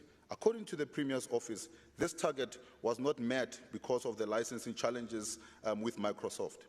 What the Premier's office failed to admit is that the licensing challenges are an internal management issue which could have been dealt with if the Premier was serious about employment creation and leading by example, as all the departments are failing to meet targets due to internal related issues. Madam Deputy Speaker, the SEPO 1 million program was developed with the intention of providing youth with the necessary skills needed to find employment or start their own businesses. The fact that this target was not met for the 2019-2020 financial year is concerning, given the skills offered through this program should help the youth embrace the fourth industrial revolution and allow them to establish businesses that may rely on technology, considering that the world is moving from face-to-face to digital communication as we are experiencing here today. In theory, the SEPO 1 million program is optimal. It hits all the correct notes and ticks all the boxes needed to show that the ANC government in Gauteng is committed to creating the correct environment for investors to participate in the economy of the province. These programs also play a vital role in ensuring that the formal economy is boosted and also ensuring that ideally we would like to have a situation where the informal economy is integrated with the formal economy. Every area in Gauteng has some form of an informal economy, be it someone selling clothes or fruits or vegetables along the side of the road like what we have here outside, Madam Deputy Speaker. These traders have the potential to become more than just informal traders if they are given the correct training through the program like the SEPO 1 million. Imagine if we had access to the know-how on how to build an app to promote their business. Indeed, Gauteng will be much, much better than where we find ourselves right now. But as I said, in theory, this is a good program. But we are still being failed time and time again when it comes to the implementation. Madam Speaker, these informal traders will not only enter into the formal economy, but instead of having a short-term job opportunities, they will also be able to create sustainable job opportunities for unemployed youth in the community. Ideally, the Department of Economic Development, together with the Department of Agriculture and Rural Development and the Gauteng Enterprise Propeller, as well as the Office of the Premier, should work together to find a way to use technology innovation to assist the informal traders to embrace the digital space. But this is something that is still not happening as we find the departments working in silos, and this is why we haven't been able to meet the targets as we said to meet. The process of the product or services offered would also be similar to online shopping experiences that already exist. But instead of this concept, will be focused on the township economy, but does not have to be limited to the informal economy alone. The potential of the creation of jobs in this sector alone would be great. It could give our youth and women an opportunity to create their own job opportunities with little assistance from government. But in order for this to work, government needs to commit the time and resources required to help revitalize the township economy over the next few years. The tools are available, but it is the political will that is absent in the implementing these life-changing solutions. The temptation is there to continue digging on, Madam Deputy Speaker, but I want to continue on a different approach and hopefully start a situation where we don't just politic, but find a solution to the major problems facing our people. As the Premier has initially said, we now need to work together in order to find solution to the problem. And he's actually challenged us to then say, let's find solution to the problem that are facing our people. Today, I want to say to the Premier, you spoke about working together to finding solutions to problems facing our province. And we've heard that call and have pledged to support you on that. The problem as correctly diagnosed by John Stuart Mill in his book on liberty. And he says, and I quote, the tyranny of the majority, or they call it the tyranny of the majority. He further states that the weakness of the majority rule, in which the majority pursues exclusively its own objectives at the expense of that might be of the minority. There is a clear abandonment of rationality where decisions are made, and decisions are made based on claim rule of numbers, not upon rightness or excellence. Close quote. He also then says that in order for you to be able to progress, you need to be able to listen to all voices and also implement that which is excellent and that which is right. So we want to then say to you, Premier, we are still pledging to working with you, but you also need to understand the tyranny of the majority is not going to get us there all the time. I want to say to you, we can continue to politic and not find solution to the people of Gauteng. Or we can then start talking about what are the real issues so that we are able to then find the solution to the people of Gauteng. Allow me to quote a number of things that we have identified as problems, Madam Speaker, so that we are able to then start talking directly to those things instead of the politics that we have been doing all along. If you read the Public Service Commission report, MEC, it states very, very clearly a number of issues that are there that are a problem. Now, I can sit here and talk about the departments and how the departments are failing, but I think the core of where the problem lies is what we now need to be addressing. One of the things, the 2019-2020 Public Service Report in Gauteng, you can Google that, it's already been put out. It talks about senior management and designated employees that still have not declared their interest and that still have not signed the performance agreement. Now, you're sitting with over 13% of senior managers who are taking decisions and who are implementing decisions on a daily basis, but they don't even have contracts with a performance contract that have been signed. That, for me, is a problem, because how do you then able to measure performance if you don't even know what it is that you are going to be measuring? It's not me, it's there. They are also talking about 1,748 that are being paid on a monthly basis without any kind of contract. That, for me, is very shocking. In management, where you're having 13,000, you're having more than 1,700 of these people that are employed without having contracts that are signed in terms of their performance. That, for me, is what is dragging us back, because you don't have anything that you're holding people to account to. You don't have anything that you're able to then measure in terms of the performance. I am not politicking. I'm stating the facts, and I'm saying this is what we now need to be talking to going forward. There are those that are also doing business with the state.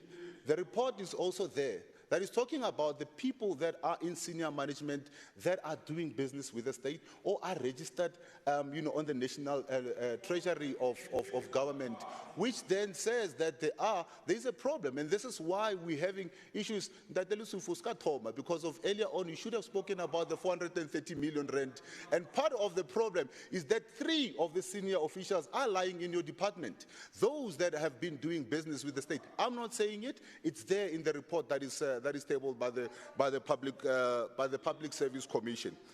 Going further, you have 202,314,000 that is still owned, or that is classified as owed to government, or that is owed to the state by maladministrators and those that have failed to do their work accordingly. Now, financial misconduct is something that is very, very much senior, Premier, something that is serious, Premier, and we failed to address this, and we continue to fail to address this.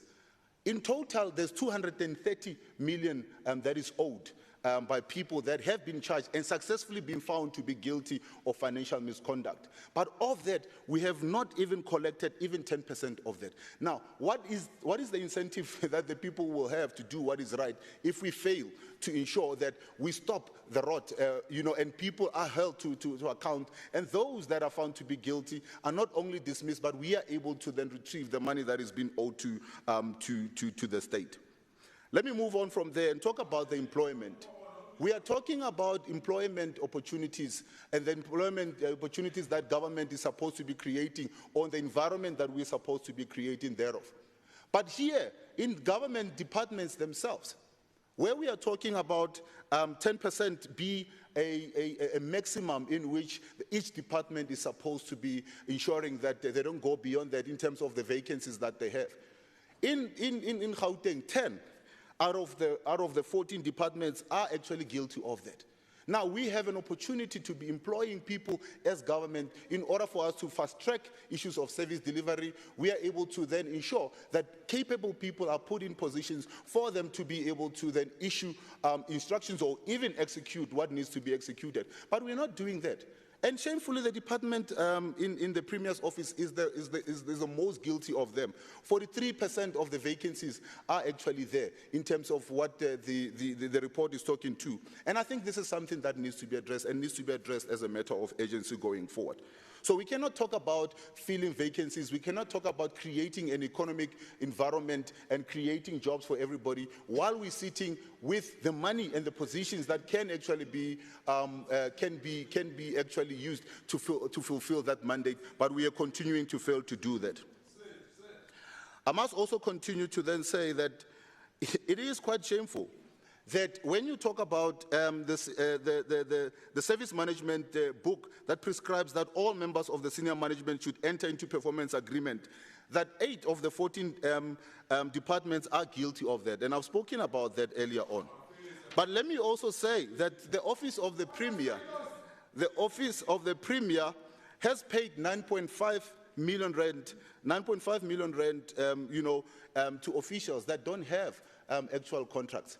Now, that is for me a problem. And of that, there's 21,793,000 rand that has actually been paid in total in Gauteng.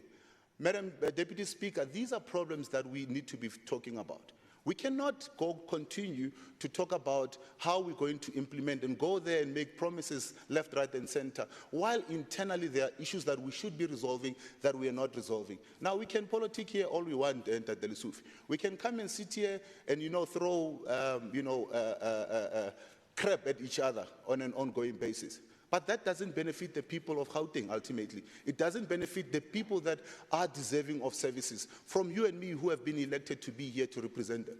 So I want to say to you, instead of coming here and debating nonsensical things on a daily basis and calling each other names, let's elevate at some point the arguments that we're bringing. Let's get to a point where we are able to then say, here is the problem. Politics aside, here is the problem. Let us address the problem that we are sitting with. I'm hoping that that day will come very, very soon, where we are saying this is the problem and this is how we're resolving the problem. The Premier, I've put something to you right now. I want to then say, let us find a solution to the problems that are there. Let us go back and not only claim that the Office of the Premier has gotten a clean audit or has got a good audit outcome, but let's look at what is the problem in the departments and how do we assist these departments to achieve that which the Office of the Premier is able to then achieve. If we can do that, the people of Gauteng will be better served in terms of service delivery in the municipalities, in terms of what they're getting at the education level, in terms of what they're getting at the health department, instead of what we are sitting with.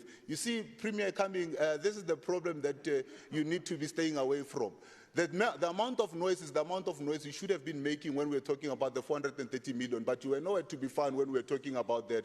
Today you are coming to be raising, telling us to be quiet. And this is the tyranny of the majority that I spoke about, where you don't want to listen to reason, where you don't want to listen to the facts, but you want to just make noise and use your numbers to continue to push through a program that is clearly failing time and time again. It is time that we move away from that and implement what is right for the people of Gauteng. And I'm inviting you to join us as we are putting these programs, as we are putting these proposals to you, and say, let us work together in ensuring that we are able to serve the people of Gauteng together. Thank you.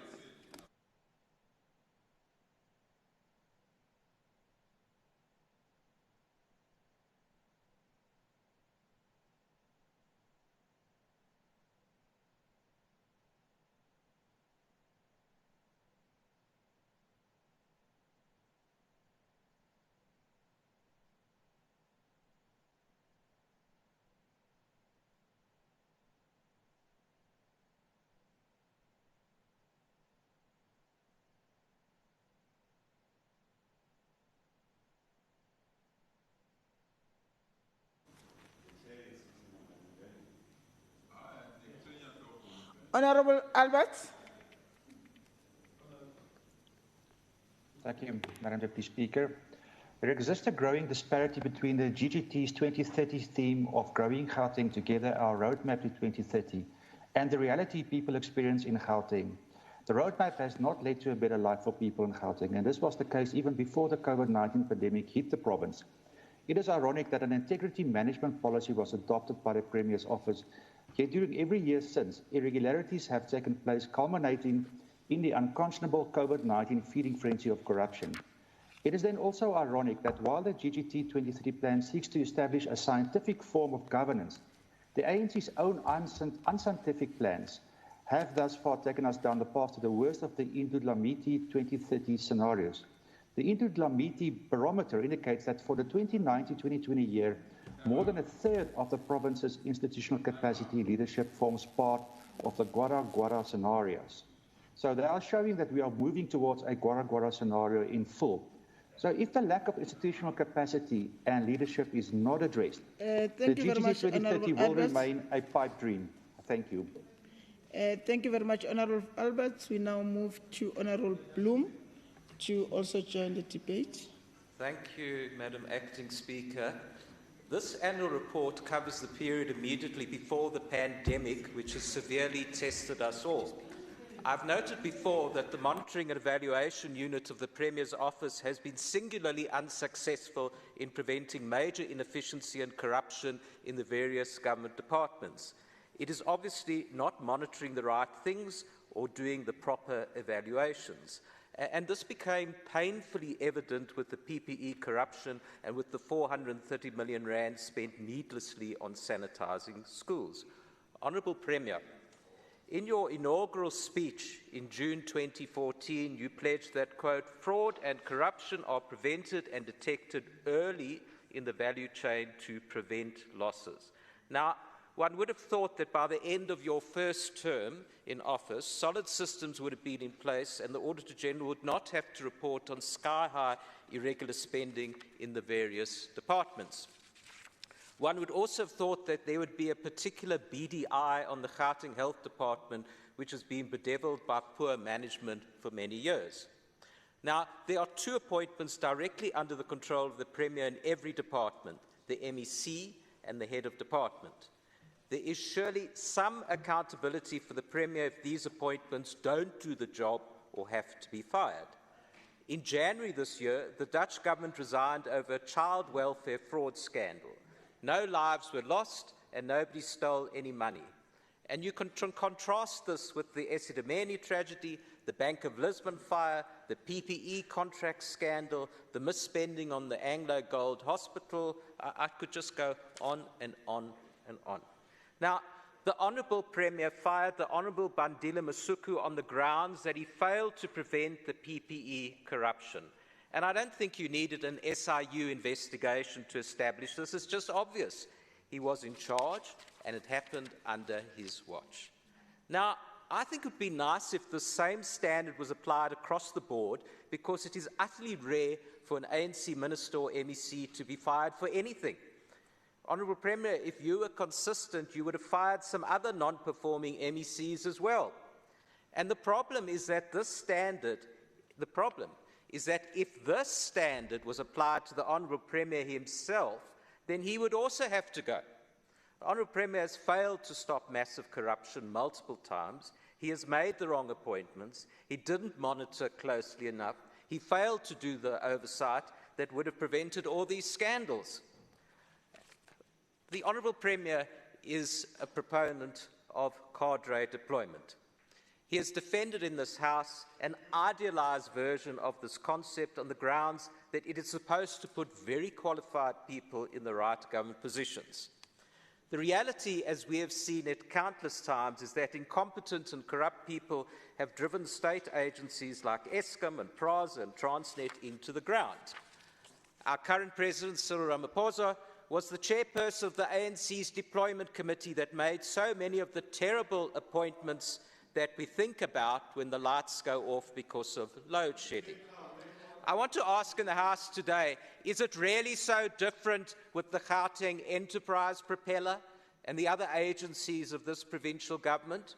Why are they not appointing the best people for the job? And why is this not happening in so many departments as well? You know, I actually worry that we are getting the wrong annual report. What we need is a report on the ANC's deployment committee in this province. You laugh because you know it's true. You know it's true. You know, I understand and support the top-level political appointments that are provided for in the ministerial handbook, but that's it, nothing else. The ruling party is not the state. You are not the state. You shouldn't be arguing, you shouldn't be making any state appointments. You're not the state. It contravenes the Constitution and the principles of good governance. So you laugh because you know it's true. You know where the real centre of power is. You see, I think we need to ask. It's the question I'm asking today. Is the Premier's office the real centre of power in this province? Or are key decisions made elsewhere? You know, I remember the first Premier of this province, Toke Sekwale, and he complained, Toke Sekwale complained that the ANC's PEC had chosen his cabinet, not himself. And he wasn't happy at all because he had all sorts of incompetence. He couldn't choose the right people for his own cabinet. I want to know, does this still happen? I think you're answering the question yourself. What other decisions that should be made by the Honourable Premier are being made elsewhere?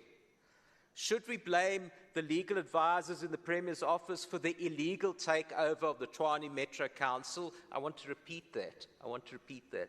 The illegal takeover as determined by our courts. Other governments who resigned over this issue, but nothing here. You know, it wouldn't be so bad if decisions were made elsewhere than the Premier's office if we actually had good governance instead of corruption and horrendous Auditor General reports. But instead we get lots of talk as the scandals pile up on and on, one more after the other. You know, ultimately poor judgment can't be blamed on officials. And I have to say that something is very wrong. Something is very wrong when the entire Provincial Executive Council decides to spend 500 million rand on the AngloGold Ashanti Hospital instead of extra hospital beds in more populated areas. You know, it's just obvious. This hospital is a real white elephant. It's chewing up money that is desperately needed to fix the ailing provincial health system. And guess what? Is anybody here surprised? The SIU is investigating corruption in the refurbishment of this hospital. Another scandal. In any other democracy, the government would resign in shame and would go for new elections, or just simply doesn't happen in this country. But to conclude, I'm concluding. The truth is that the real success measure of the Premier's office is not to be found in the annual report, but in the actual success of this provincial government in spending all money efficiently and effectively. On this measure, the Premier's office is a big failure. Thank you.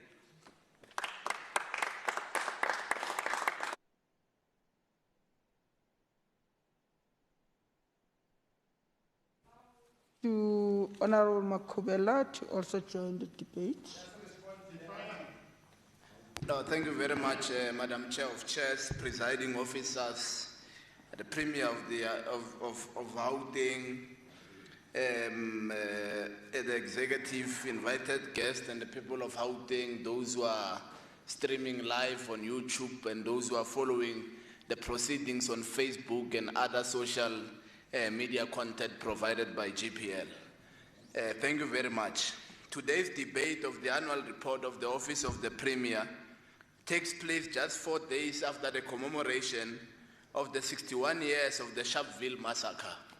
There is no doubt why, in the many speeches that you have given, you have not even taken a minute or a moment to commemorate those people. One of the shameful atrocities of the apartheid government, where 69 lives perished, including 8 women and 10 children, and 180 people were injured. We shall never forget, because these are the events that shaped our present. Lest we forget, I, as a black young man and as a member of this provincial legislature, stand in this august house today because of the sacrifices of those people who stood against an evil that was committed against our people. We owe all that we are today and all that we shall be to the gallant fighters who laid their lives so that we can live a better one. Madam Speaker, we also debate this annual report at a time when the people of Tanzania are mourning the death of their president, President Dr. John Pombe Magufuli, who passed away last week.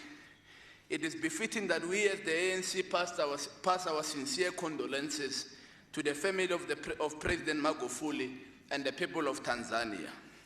We believe that the work he started in reconstructing the economy of Tanzania for the benefit of the people of that country will be carried forward. We also stand here to say condolences to the acting chairperson of the EFF, Honorable Mukwebo, who lost his father, who's mourning the passing of his father. I did not want to divert from my prepared speech, but I got tempted too. Because if we don't respond to some of the things that are said, we are going to have a serious problem.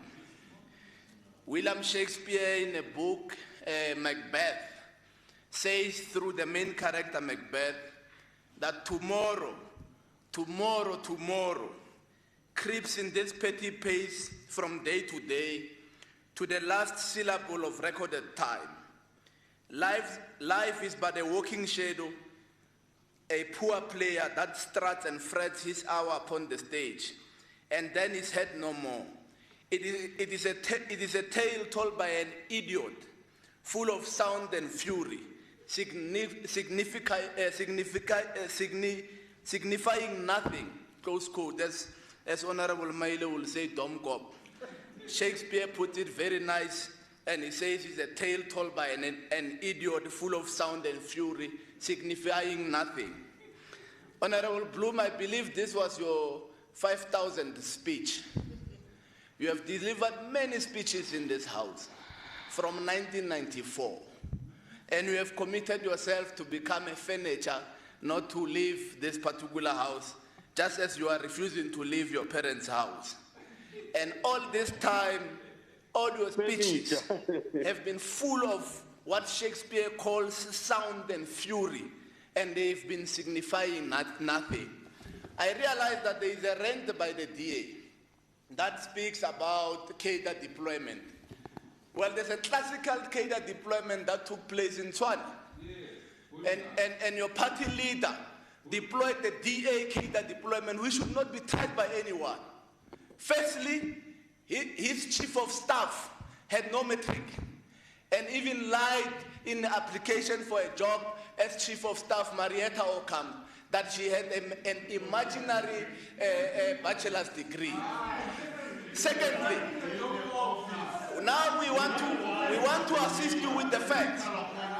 All the appointments of your party leader, all of them were reversed. Firstly, from Marietta Ockham, who was actually the real mayor of Tshwane. Secondly, to the city manager, who we went to the public protector to say Dr. Musula does not qualify to be the city manager. And thirdly, the appointment of the bouncer. Thirdly, to the appointment of the bouncer. Fourthly, to the spokesperson. Of the mayor, who that appointment was overturned. Fourthly, you speak about a building that burned. Let me assist you about a burning decision. Your mayor appointed the chief of emergency services without matric. That is witchcraft. It happened, and you call it cadre deployment. We want to assist you about the DA cadre deployment. Now, let's leave the individuals.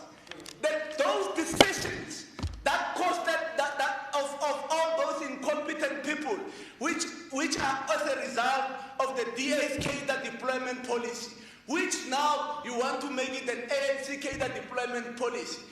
Those decisions costed us 12 billion of Black Africa corruption scandal. 12 billion. And I think, and these are some of the things. That's why, honorable members,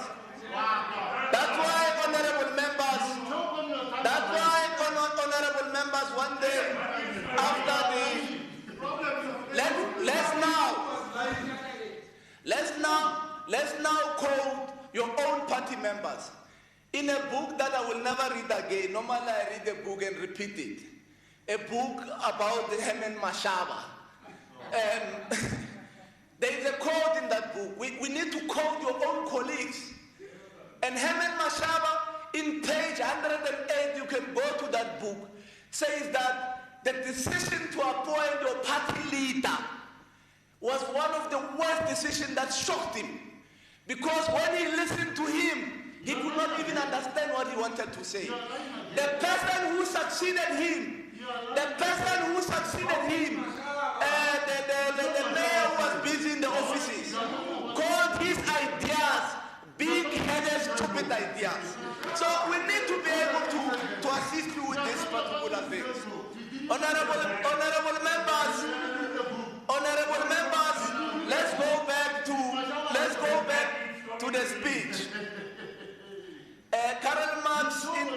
Karl Marx in the 18th Brumaire of Louis Bonaparte says, and I quote, that men make their own history, but they do not make it as they please. They do not make it under self-selected circumstances, but under circumstances already given and transmitted from the past. Honorable members were interacting at a time when our country and the entire global village are hard at work pushing back the frontiers of COVID-19 virus. It is befitting to bow our heads in paying our deepest respects to all those who have succumbed to the virus. The sterling work that is being done by our frontline workers, the frontline troopers, the healthcare workers in the fight against the spread of the virus must motivate all of us to soldier on. This budget vote, honorable members, was not made under self-selected circumstances, but under perilous global economic recession.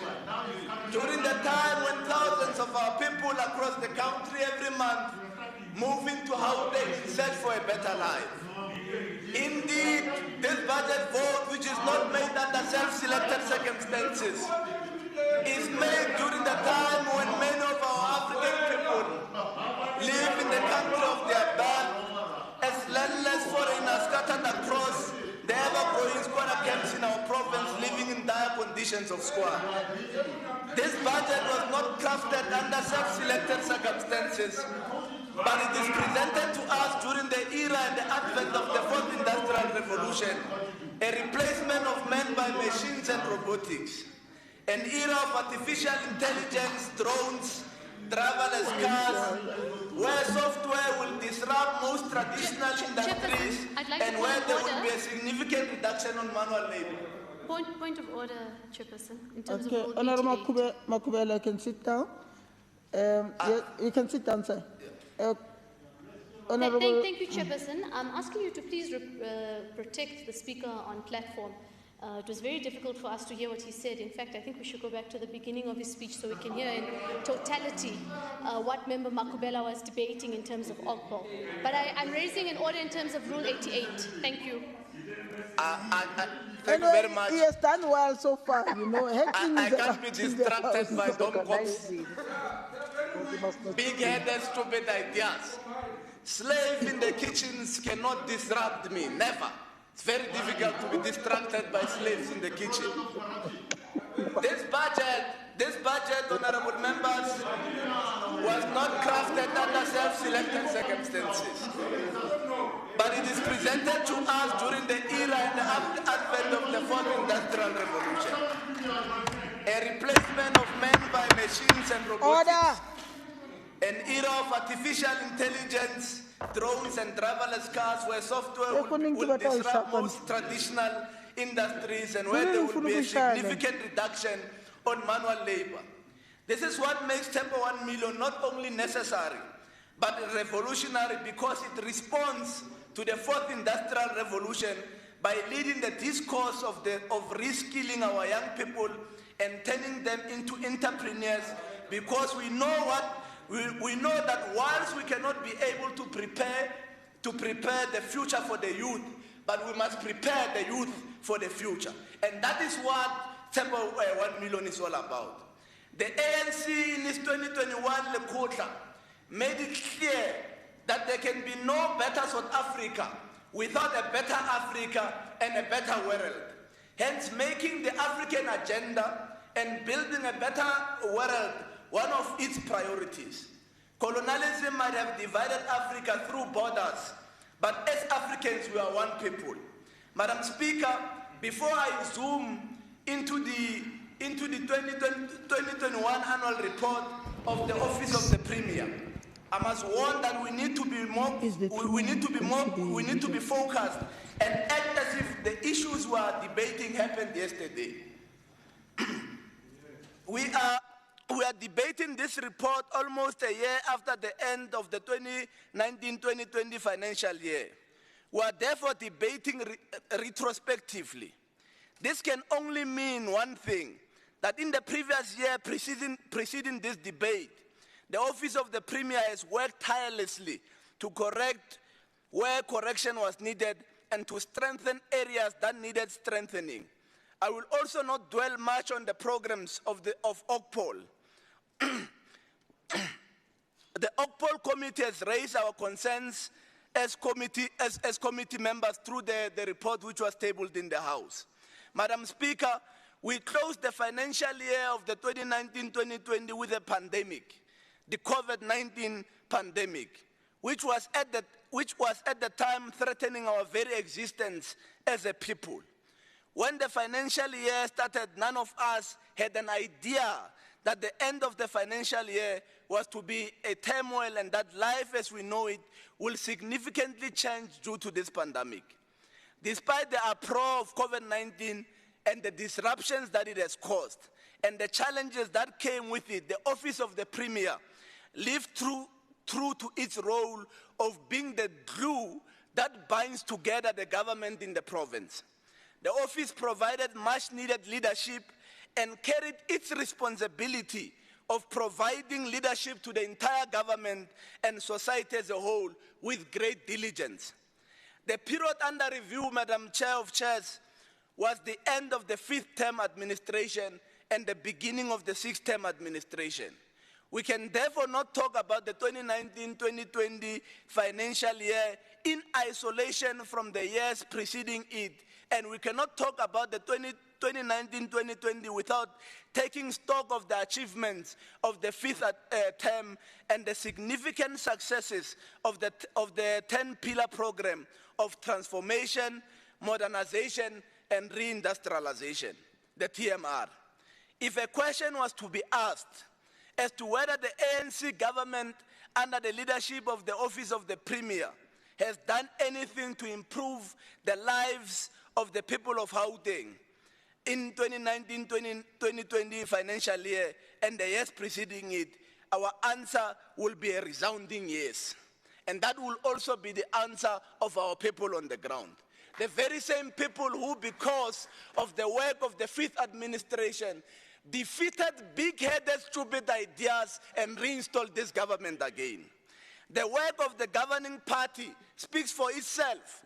And earlier on, while debating education, I gave real stats of how much apartheid spent on the black child in comparison to the white child. The 2017-2018 Gauteng City Region Observatory Quality of Life Survey indicates that access to basic services is much higher and more inclusive than it was in 1994. Thank you very much. Thank you very much. Thank you very much. Kinako ya Solu Emelela. Oh, I thought you were speaking. Oh, okay. No, thank you very much, Honorable Makubela. We now have the Premier who will then close the debate. Honorable Premier Makura, this is your time, sir. Thank you very much. Thank you very much, Chair, thank you very much. I would like to pass my respect to the Speaker, Deputy Speaker, and the Chief Whip, to all members of our Executive Council, to the chairperson of OCPOL in our legislature, to the team in the Office of the Premier led by the DG, honorable members, thank you for taking part in this debate. Firstly, I would like to thank the chairperson of OCPOL for always giving us an opportunity to give feedback to the committee. Members of OCPOL who attend meetings of the OCPOL committee. There are members, chair of chairs, who who do not attend OCPOL, but they speak a lot in the House about the affairs of OCPOL. Some come from time to time. There are members who attend OCPOL, and in OCPOL meetings, they speak a very different language than what they say when they think that the media is listening to them. That is something that we'll take care of in a little while. I would like to start by stating the obvious, that last month, on the 23rd of February, we delivered to the House and the people of our province a comprehensive State of the Province address, giving a detailed account of the work we have done in 2020 and outlining the 4 priorities of the 6th administration in this financial year. We know that today's discussion is about the annual report of 2019-2020, the last financial year of the 5th administration, to which Honorable Makubela spoke to some of these issues, and some of the issues I also listened to the debate of the other annual reports, including on the economy and on sports, arts, culture and recreation, and on agriculture and rural development. Some of the issues were picked by colleagues in that debate and honorable members there.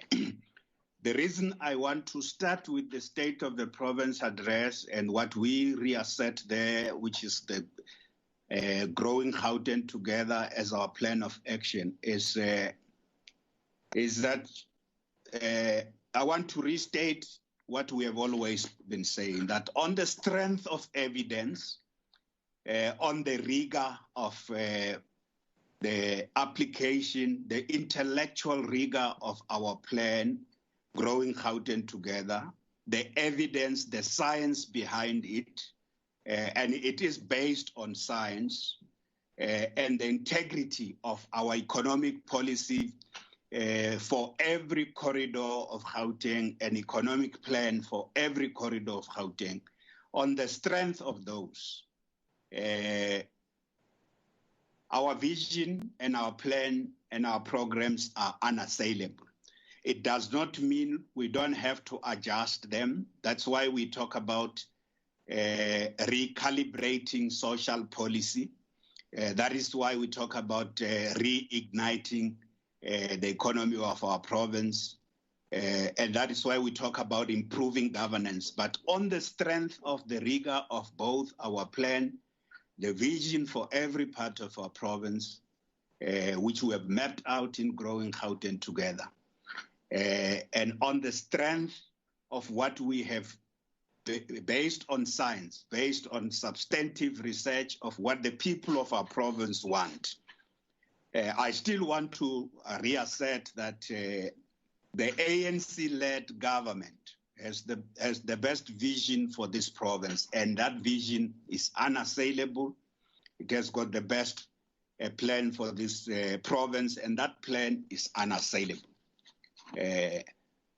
During the State of the Province debates, and then this is not just this last one, But even in this debate, there's no opposition party that has put any viable alternative economic policy. When I listen very carefully and think, now I'm going to hear economic policy, and in the debate on the economy, all I hear is a quote from the Bible. And the Bible is such an abused book. So I've been saying to Honorable Ghana, where is the DA's economic plan for Gauteng? So today he talked, all he puts, the best plan, the best attempt he has made to try and answer this question is to try and quote the Bible on a house built on sand. And he thinks that is the plan. He thinks that is an alternative. I think you still have to do more, Honorable Ghana, to go and read the Bible in passing, because you are not even interpreting what that section of the Bible says. You are reading it in passing, in rushing to the house to answer the question, what is the DA's plan about this province?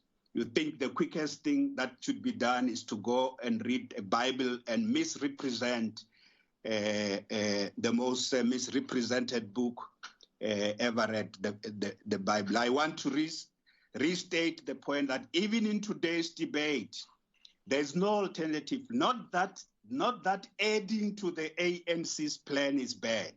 I listened to Honorable Alberts, Honorable Alberts now makes a confession. He says that he now says it directly that GGT is based on science, is based on evidence, is rigorous, and then he goes for the ANC because the easiest thing to attack is the ANC. And then he says the ANC, this is an ANC-led government plan, growing Gauteng together, developed at the initiative of the ANC. You can't separate GGT 2030 from the ANC's economic vision for this province and the ANC's social policy for this province and the ANC's approach to governance, how we want to govern Gauteng.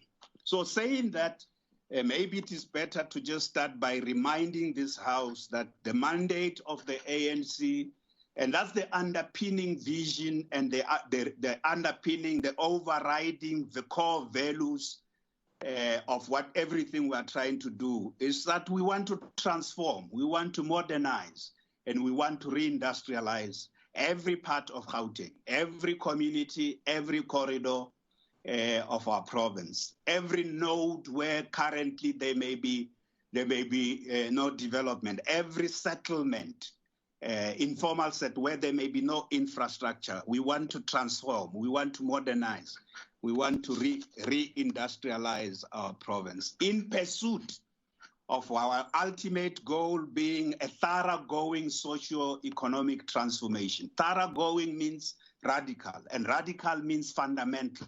That's in pursuit of fundamental change. Unlike our opponents, firstly, unlike the DA, we are not elected to we are not elected into government to retain the status, the colonial and apartheid status quo. That's not our mandate, and that's not what we see our task as of. We are not here to pursue, to preserve the existing privileges inherited from our colonial and apartheid past. So we are not pursuing neoliberal policies. We are, unlike the Freedom Front Plus, we are not pursuing right-wing neoconservative policies. Well, that's not what we are elected to do. If you want to oppose us for being elected to pursue transformation, modernization, and reindustrialization of Gauteng, I think you will do a great job for opposing us because we will not relent from this task. It's a historic task bequeathed to us by generations that fought for freedom. We must make this a reality of our time. So I also want to say that the ANC's policies are not about pandering to the thoughtless populism and rank opportunism of the EFF, because you are all in the opposition. So having said something about the DA and having said something about the Freedom Front Plus, who represent basically existing forces of privilege, colonial and apartheid privilege. The ANC's policies are not about pandering to what we call the thoughtless populism and rank opportunism of the EFF. Because when we talk about radical and when we talk about fundamental change, when we talk about radical socioeconomic transformation, we are not talking about something that's about fashion and that's about trending in the in social media. We mean it. When we use these phrases, we mean fundamental, egalitarian, emancipatory politics. Not something we say today and tomorrow we change it depending on with whom we have caucused somewhere else. The ANC's politics are about consistency and principle, and those are about fundamentally altering the social and economic relations in South Africa in favor of the majority. Talking about the majority now, Honorable Msimang quotes about the tyranny of the majority. Honorable Msimang, the fundamental problem of the DA is a failure to understand that the problem of South Africa is the dictatorship of the minority. If you think the problem of South Africa is the tyranny of the majority, the problem of the DA is that it does not understand that South Africa's problem is dictatorship of the minority. The minority in this country wants to control ideas and all the instruments of ideas. The minority in this country wants to dominate all the professions, all positions of management, all economic positions. And the minority does not see it fundamentally wrong that more than 2.5 decades after a democracy, the minority continues to dominate and control, not just want to control ideas, but also the economy and significant social influence. So if you were in another country, and I'm sure that quotation, because you are very thoughtless, you don't think about the implication of a quotation. This quotation that talks about the dictatorship, the tyranny of the majority may apply somewhere else, not in South Africa.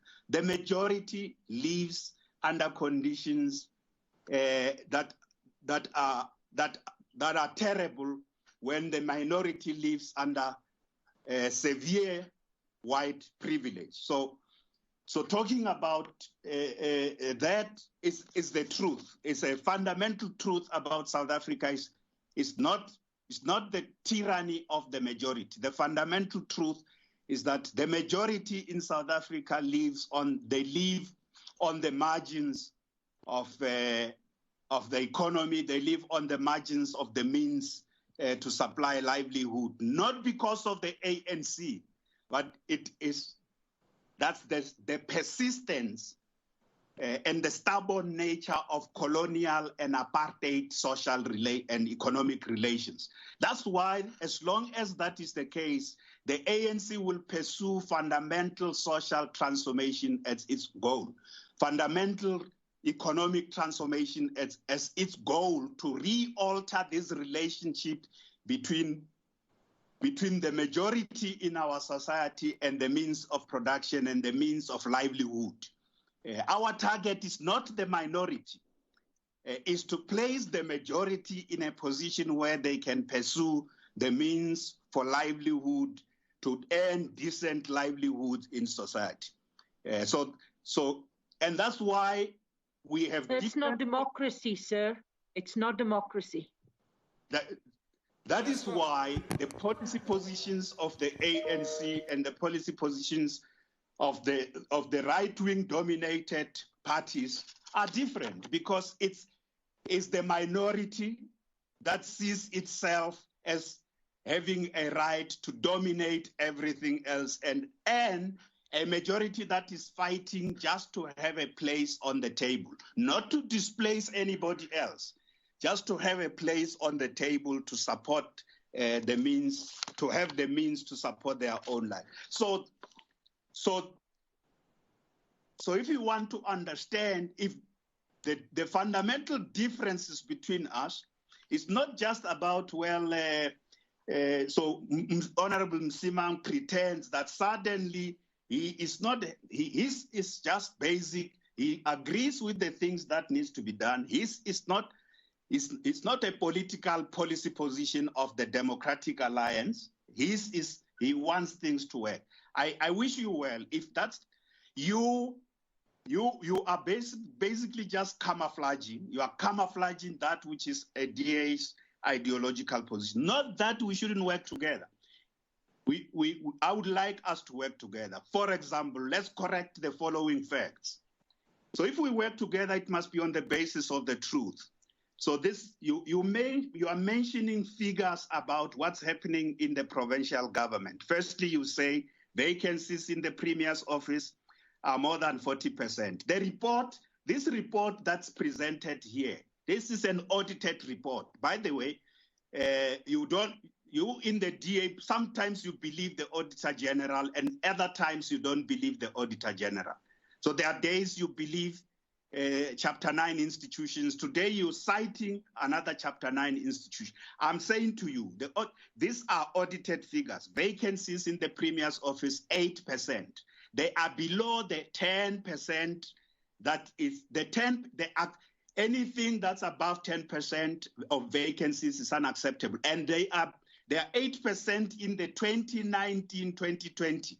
We have already filled 30 of those positions. So it is not true that vacancies in the office of the Premier are more than 44%. And secondly, it is disclosure of interest in the office of the Premier are at 100%.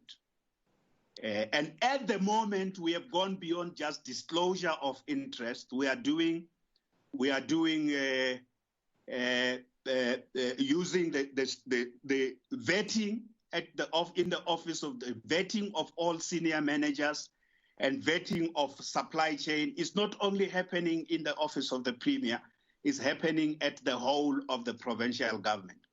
And I want to say to I hear both the DA basically rhetoric. In the last week, we have been meeting with every department in Gauteng. All provincial government departments. We are left with 2 departments that will come in the coming week to basically do basic things. How many officials in your department are doing business with government? All these numbers, Honorable Msimang, you are giving, and you are citing a Chapter 9 institution. I'm saying to you, because you are going to be disappointed. You are not interested in us making progress. You will be so disappointed that departments of the government in Gauteng province on the vetting of all senior SMS officials, on disclosure of interest in the provincial government, and on issues of managers doing business with the provincial government. You are going to be so disappointed that when you see the report we will produce in April, to see that the provincial government has done so much, has made so much progress in dealing with issues, including in insisting and enforcing consequence management to recover money owed to the provincial government, conclude all disciplinary cases, and ensure that those who have let us losing money are also charged in the courts of our country. You are going to be very disappointed. You're beyond the pretensions that you want to see this as progress today. Wait when we release our report at the end of April to see that this provincial administration led by the ANC is very serious about integrity management, is very serious about clean governance, and is very serious about ensuring that it's not just the issue of compliance, but we do the things we strongly believe in. And what is it we believe in? Clean governance, integrity, and ethics are not just things we do for the AG. They are not just things we do because they are part of the cornerstones of the. And I know that Bloom will never change his views about the fact that he believes that the problem in the ANC is cadre policy, and he believes that the problem in the ANC is incompetence and corruption. You won't change this view, Honorable Bloom. It's the same. This view is like wanting to convince you to believe that the state has a fundamental role to play in development. You believe, it's the same belief you have, that everything must be left to the market. We must hand over. The market is our God. Everything in society must be run. The state must only come when the market has failed. It's the same philosophical underpinning. And Honorable Lesego Makubela has dealt with this question about the fact that even though you pretend that you are critical of so-called cadre deployment, your own party, everywhere, evidence is there. MEC Maile cited it. Your own party is interfering with appointment processes. And your party did that in this province, in the city of Tshwane, by bringing people who were completely unqualified. What qualified them was just the color of their skin, completely unqualified. What qualified them was just that they were just a minority. In that basis, which is not different from what the underpinning philosophical position of your party is. So I would like to say that, honorable members, our report talks for itself. We have been able to improve significantly in the financial year under review. We have been able to give opportunities to 142,000 young people. Is in the report. Honorable Msimang is citing some reports because he doesn't always come to Okpol. I don't blame him. 142,000 young people were given opportunities in 2019, 2020.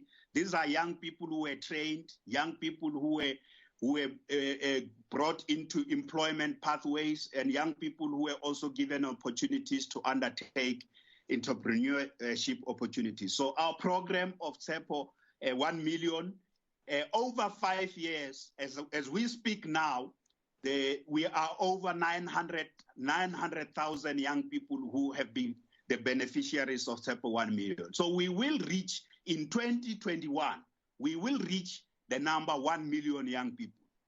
And we are doing so. There are years where we have less number of young people we reach, and we want to upscale. And let me also say that in the year of Charlotte Maxeke, this year we particularly want to focus on mainstreaming the empowerment of women. We have, as the Office of the Premier, exceeded our target by 10% with regard to the empowerment of women-owned businesses, but 10% is nothing. Women in this economy need 40% of our procurement spend in the Gauteng provincial government needs to be targeted to empower businesses owned by women. So we have exceeded our target, but that target is too small. Even with young people, businesses owned by young people, we have exceeded our target by 3%.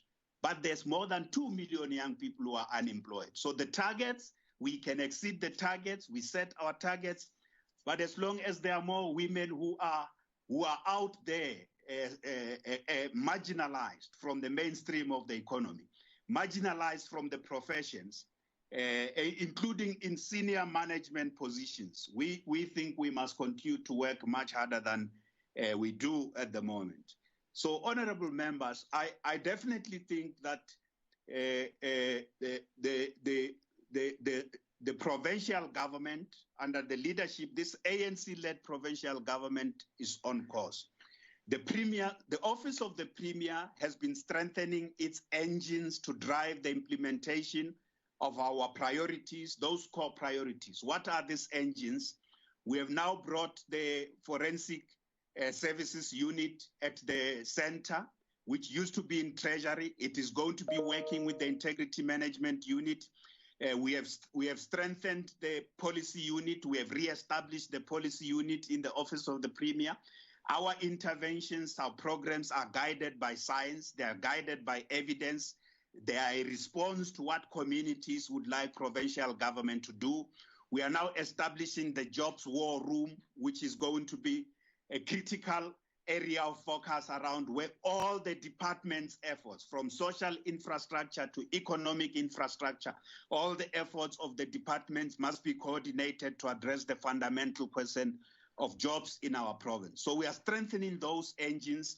The Office of the Premier is also supported by the advisory panels and advisory councils that are working with various departments. We have 3 advisory panels, the Ethics and Anti-Corruption Advisory Panel, which, by the way, 2 weeks ago said something to us that's very profound, that we as the Gauteng government, we may be upset that the COVID-19 has exposed the depth of corruption on PPE and in some of our areas of spending, but the Anti-Corruption and Ethics Advisory Council said something to us, that the work that we are doing in institutionalizing anti-corruption and integrity measures as the Gauteng government, this comes from a civil society group. They said to us, there's no other government there's no provincial government that is doing so much work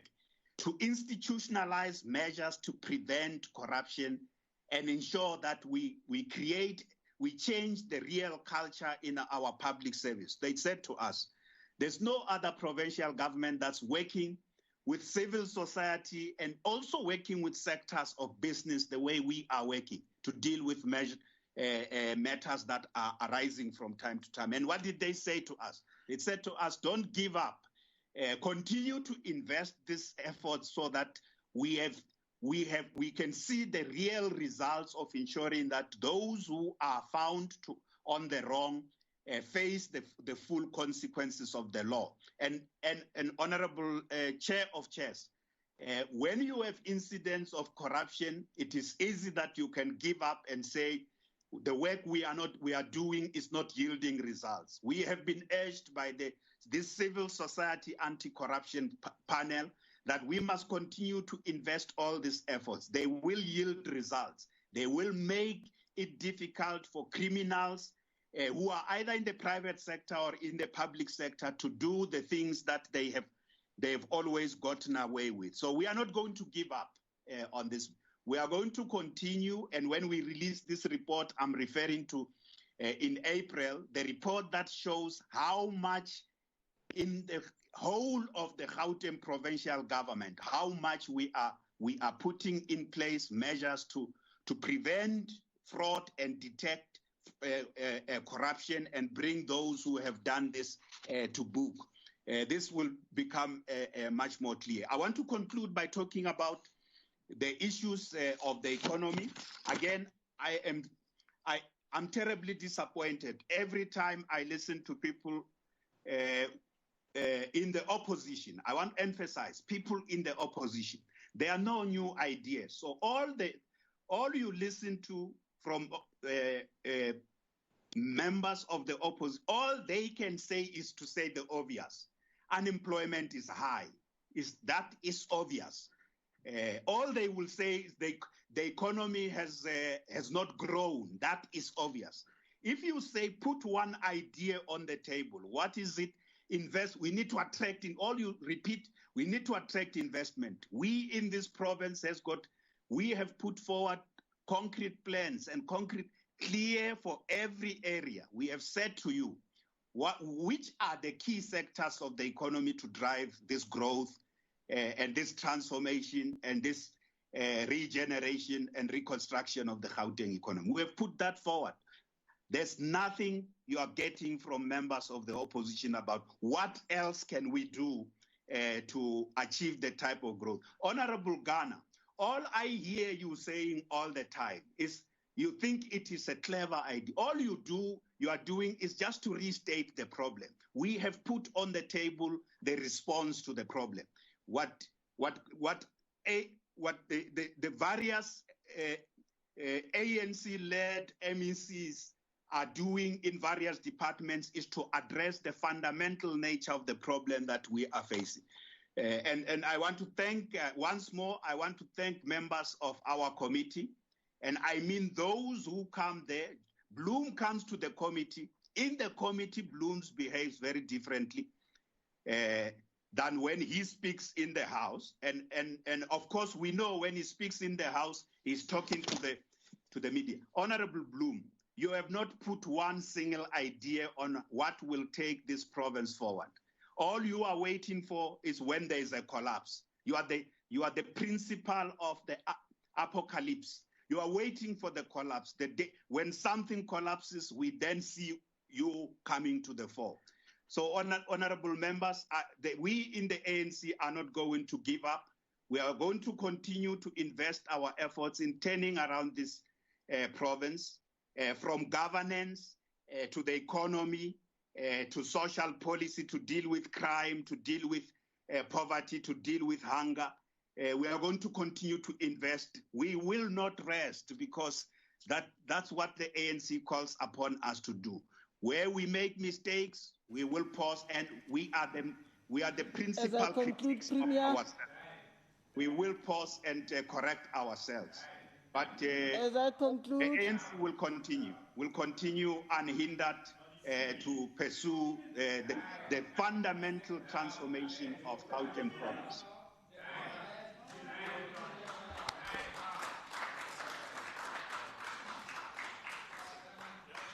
I thought I'm the chair, Ghana, man. Am I not the chair? Please, guys. Can I then move to, thank you very much, Honorable Premier.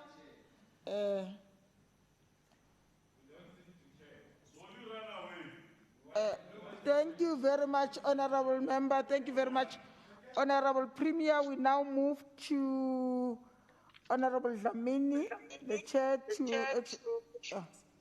Or should I ask the Secretary to call the next order? Thank you, Honorable Chair of Chairs. The next order of the day is consideration of the Oversight Committee on the Office of the Premier and the Legislature's report on the annual report of the Office of the Premier for the year 2019-2020 financial year. Thank you. Thank you very much. Honorable Dlamini, please present the report. Thank you, Honorable Chair of Chairs, Honorable Premier, members of the Executive, and honorable members in the House. I would like to ask that the other part of the report be taken as read, the one that I will not read. It's been a long day. During the 2019-2020 financial year, which was the last year of the fifth administration term of office, the Office of the Premier demonstrated satisfactory performance by recording 87%, of which 66 of the 77 planned targets. Non-financial deliverables with 93%, of which is 7.7 million expenditure out of the overall budget of 841 million financial year. The committee commends the Office of the Premier performance in achieving a clean audit with no material finding in the year under review. However, there is a need for the office to assist other GPG departments that are not moving to a higher level of capacity to ensure clean audit achievements. The committee is of the view that the root cause of irregular expenditure in the Gauteng departments is as a result of the absence of consequence management. The committee notes the Office of the Auditor General's clarification that the awarding of tenders to state officials in the Office of the Premier took place before the control measures were put in place. The office reported that 54 investigations are underway. No action was taken on one case of a newly appointed intern, and 104 officials have been disciplined. It is noted with concern that the challenge encountered was in relation to the submission of false declarations. The Office of the Premier should provide the committee with mechanism put in place to mitigate this challenge from recurring. The committee is concerned that half of the young people in Gauteng are unemployed, while SEPO 1 million failed to place the targeted 200,000 economically excluded youth on pathway to earnings, as only 426 was achieved. The Office of the Premier reported that the total number of real jobs and part-time jobs created by SEPO 1 million will be included in the third quarter performance for the 2020-21. The Office of Premier highlighted that the new ideas to improve the performance of SEPO 1 million program are welcomed. The committee urges the Office of the Premier to conduct virtual international outreach programs to bring government closer to the people, even during this unprecedented time of COVID-19 lockdown. It is noted that for this process to run smoothly, access to broadband needs to be improved.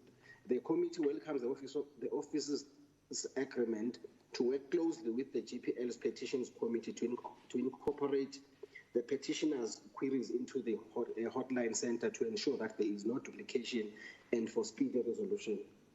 The committee is of the view that Coyote performance reporting should be enforced across all departments to improve service delivery to this designated group. Furthermore, military veterans and LGBTIQ should be included on Coyote targeted plans. Attention should also be placed on women representation in SMSE levels, as well as threatening employment of staff with disability. The Office of the Premier highlighted that the outcome of the economic policy in the province should be agreed upon across all spectrum of society, which includes, among others, achieving employment maximization, inclusion and employment, promotion and participation of small businesses, as well as attracting direct foreign investment. The committee is of the view that the economic revitalization to boost GDP should put job creation in the forefront. Moving to findings and recommendations, the committee is concerned that the financial management inconsistencies that include one irregular expenditure of 358,000 in the year under review, which increased to 6.3 million from the 5.9 million incurred in the 2018-2019 financial year. Awarding of services to suppliers without up-to-date tax certificates, utilization of service provider after the contract has expired, supply chain management not obtaining 3 quotations from service providers, officials doing business with the state. The report lack of informal structures of department to oversee and ensure 100% compliance on hearings held by the GPG departments. The committee is concerned that half of the youth in Gauteng are unemployed, and SEPO 1 million has failed to place a targeted 200,000. Instead, it's 127 that were put there. The recommendations is that the committee should provide, the Office of the Premier, by the 30th of April, should provide answers to all the above mentioned concerns. The committee would like to take this opportunity to acknowledge the cooperation of the Premier and the role played by the Premier, Honorable Makura, and the Director General, Ms. Baleni, and the senior officials. I'd also like to thank members of the committee, Member Kumalu, Ngube Hassan, Makubela, Msimango, Bloom, Mabala, Mkwebo, Adams, and Alberts, and thank the support staff. In accordance with Rule 164 of the Standing Rules of the GPG, the committee hereby present the report for the House for adoption. I thank you, Chair of Chairs. Thank you very much, Honorable Dlamini.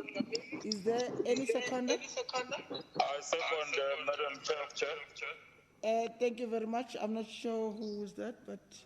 Member Malema. Oh, thank you very much, Honorable Malema. I now put the question. All those in favor say yes. All those not in favor say no. Yes. Okay. Thank you very much. Yes. Secretary, please call the next order. Thank you, Honorable Chair of Chairs. The next order of the day is consideration of the Oversight Committee of the Office of the Premier and the Legislature's report on the annual report of the Gauteng Provincial Legislature for the year 2019-2020 financial year. Thank you.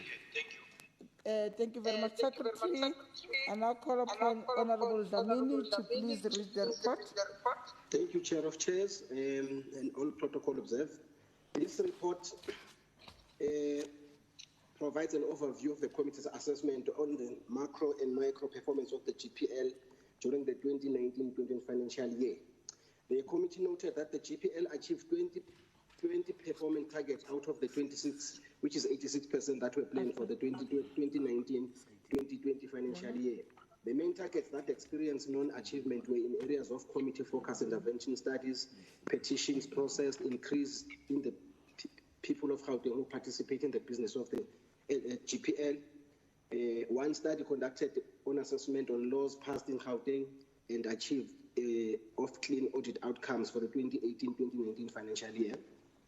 The GPL reported that mitigation actions have been put in place to remedy the performance deviations such as processing of petitions to assist in the eliminating backlog and ensuring quicker resolution of petitions.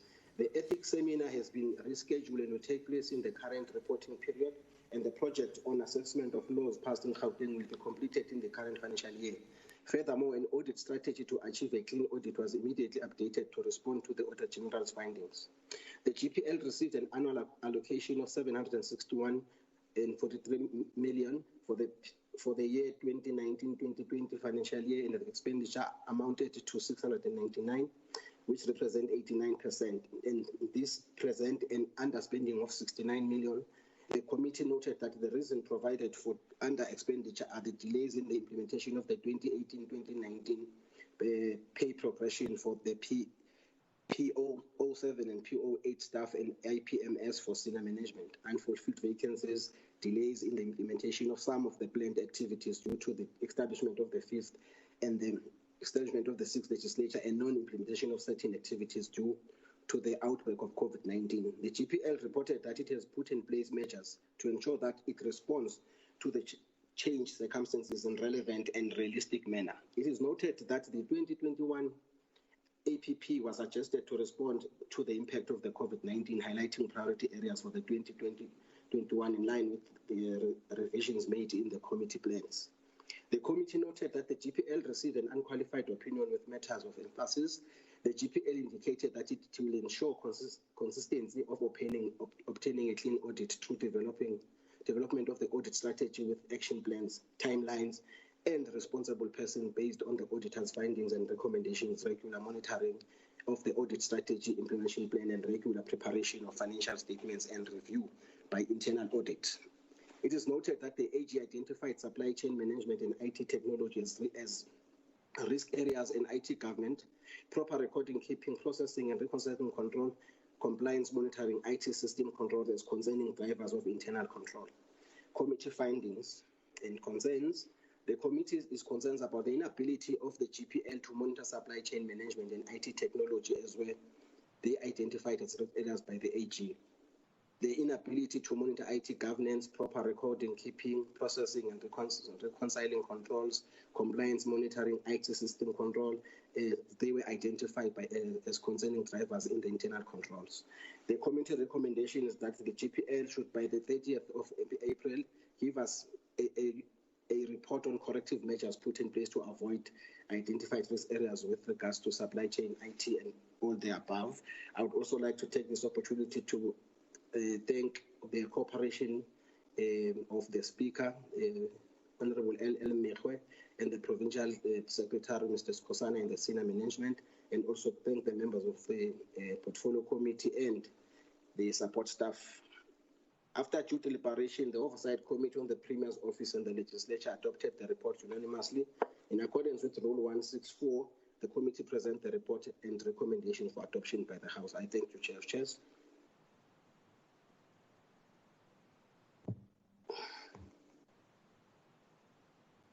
Now call the Speaker to please present his speech. I second.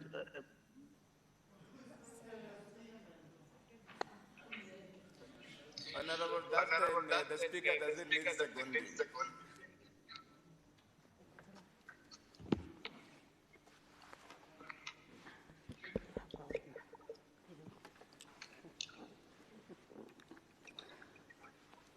Thank you very much, Chair of Committees. Good afternoon, colleagues. Deputy Speaker, Honorable Nomvuyo Mhlagaza Manamela. The Chair of Committees, Honorable Sizakele Nkosi Malibane. The Deputy Chair of Committees, Honorable Mpapa Kanyane. The Premier of Gauteng, Honorable David Makura. Members of the Executive Council, the Chief Whip, leaders of political parties represented in the legislature, members of the legislature, distinguished guests, people of Gauteng. It is an honor and privilege to stand before you today in the year of Charlotte Maxeke in this August House as I present the 2019-20 Gauteng Provincial Legislature annual report to the people of Gauteng. This report provides an account of the GPL achievements for the period under review. Allow me to offer our collective condolences to the family, friends, royal household, and all South Africans at large on the passing of King Goodwill Zwelithini Kabhekuzulu, who was a reservoir of knowledge and a pleasant human being, and his passing is not only a loss for South Africa, but it is a loss that resonates far beyond our borders. Being at a throne for over half a century, his experience and insight on the state of our nation was priceless and invaluable. He never lost an opportunity to offer advice and always spoke his mind, speaking only what he meant. Despite being a king, he was down to earth and pleasant, especially to children whom he called the future leaders of our nation. He was a highly intelligent and insightful leader, as well as an ardent musician. His Majesty left a legacy of care, love, worked tirelessly, fighting against the scourge of HIV. While he cared strongly about the values and traditions of the Zulu nation, he also had a strong commitment to social cohesion efforts and pronouncements in his region. The king was actively involved in resolving conflicts in many cases. His interventions prevented serious consequences and possible upheavals. He was a strong defender of the Indian community in South Africa, calling them part and parcel of our struggle and our soil. I also wish to reflect on the senseless killing of Mthokozi Sintumba during the recent protests against university fees and student exclusion.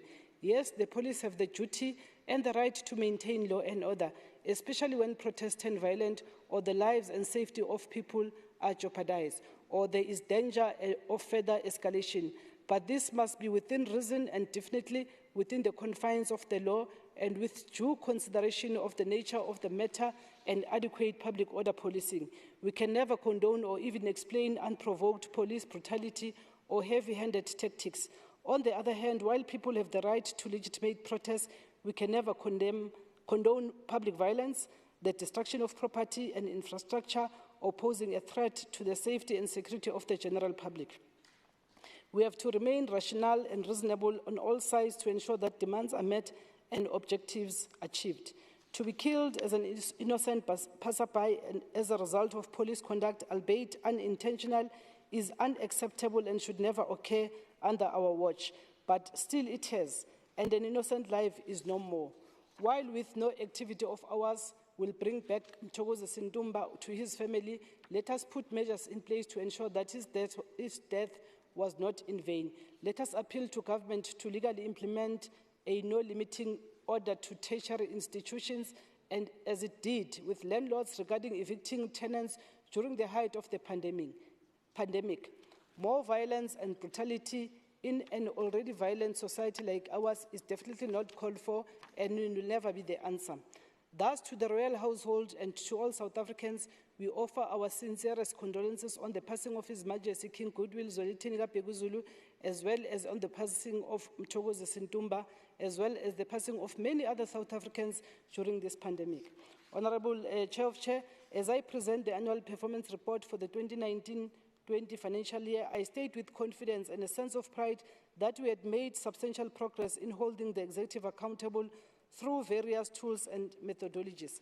Since the dawn of our democracy, we have seen the legislative sector blossom into a robust, integrated arm of state with significantly enhanced capacity for oversight, lawmaking, and public involvement in its business.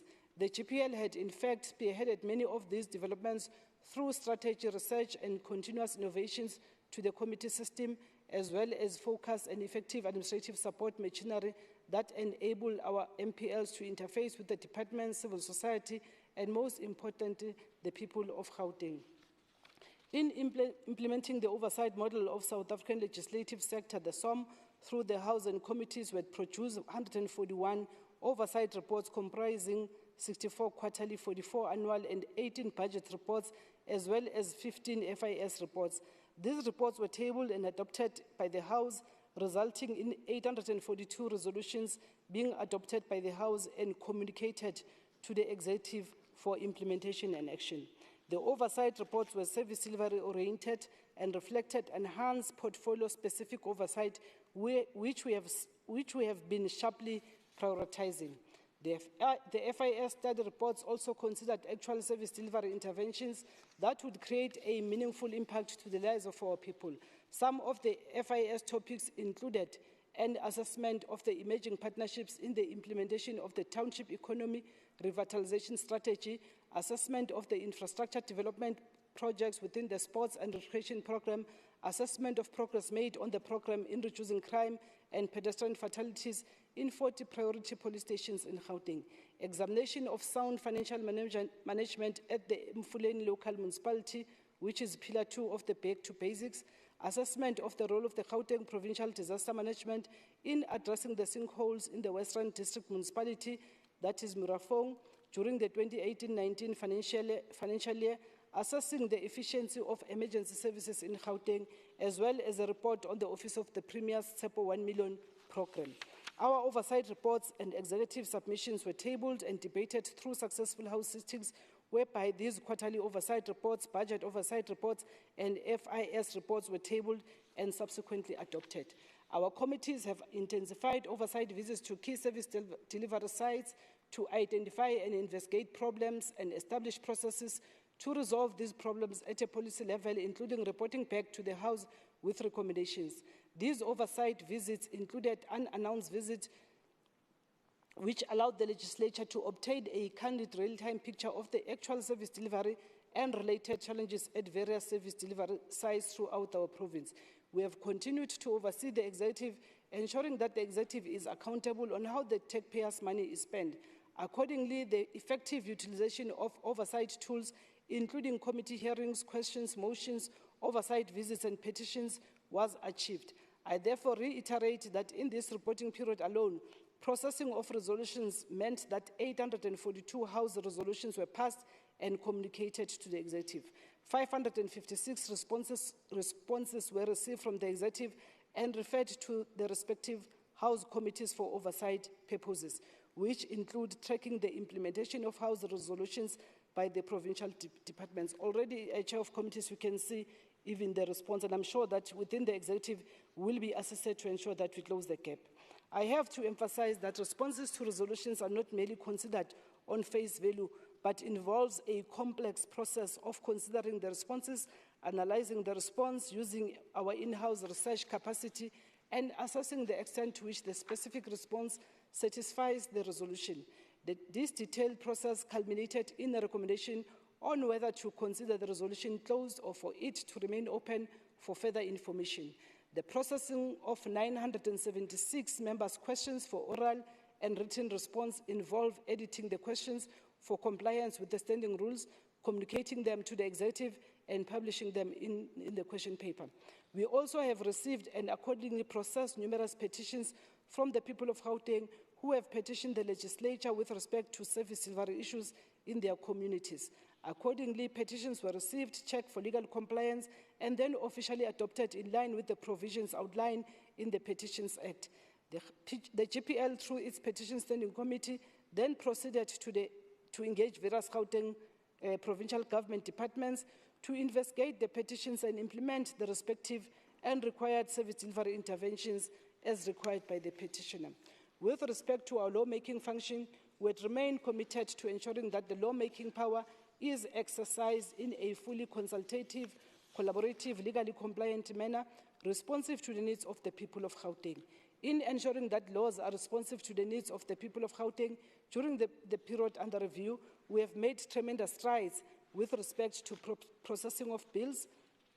And in this reporting period, the legislature processed 4 provincial appropriation and adjustment appropriation bills, 1 Section 77, 1 and 3 Section 76 bills. The 3 Section 76 bills that were processed by the legislature included the Traditional Courts Bill, the Local Government Municipal Structures Amendment Bill, the Customary Initiation Bill.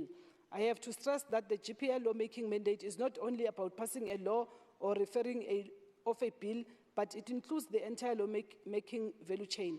As such, our oversight on the work of committees as well as on the performance of department includes dedicated focus areas on the implementation of provincial laws passed, bills that are considered or referred to the NCOP ensures that our province gets a voice and its sentiment considered at a national level, thereby ensuring that consultation and collaboration functions at all levels of government and society. Meaningful public involvement is at the heart of what we do as GPL, and thus it is not always easy to distill the public participation mandate separately from the other constitutional mandates of oversight, lawmaking and cooperative governance. During the period under review, committees had engaged the people of Gauteng in their communities as part of their oversight visits and service delivery engagements. To enhance more participation of our people, social media was employed. That has enabled more than 900,000 people to be involved in the work of the legislature. Committee meetings and even house sittings routinely included members of the public and identified stakeholders, not only to witness the proceeding, but also to have a say in the discussions through public submissions. Through sector dialogues, we have managed to obtain the opinions and suggestions of identified sectors in society, thereby ensuring that the voice of all sectors of our society are heard and that our vision is indeed informed by the voices of the people of Gauteng as an inclusive and collective. Even our lawmaking processes are strongly punctuated with public involvement, consultation, and collaboration to ensure that laws that are ultimately enacted are truly responsive to the needs of the people. Impressive improvements have accordingly been made during the period under review in creating various platforms for public participation to encourage citizens to directly voice their concerns and views and partake in the legislature programs in the form of sector engagements, committee outreach programs, as well as stakeholder engagements. Our achievements in relation to the mandate on public participation during the period under review gives life and meaning to our slogan, your view, our vision. The GPL, as is the case with any other organ of state, does not operate or even exist as an island unto itself. As a legislature, we exist and operate in a network of local, national, and global structures to enhance parliamentary processes and hold the executive accountable.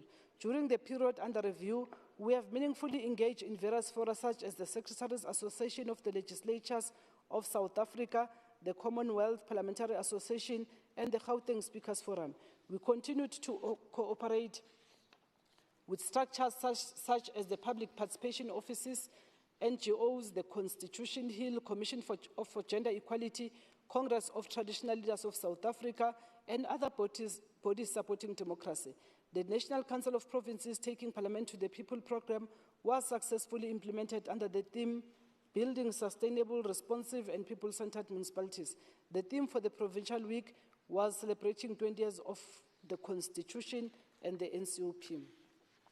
With respect to sound administration, good governance, and fiduciary compliance, it is unfortunate that we had to receive an unqualified opinion with matters of emphasis for 2018-2019 financial year, which was a regression from the clean audit opinion achieved in the previous reporting periods.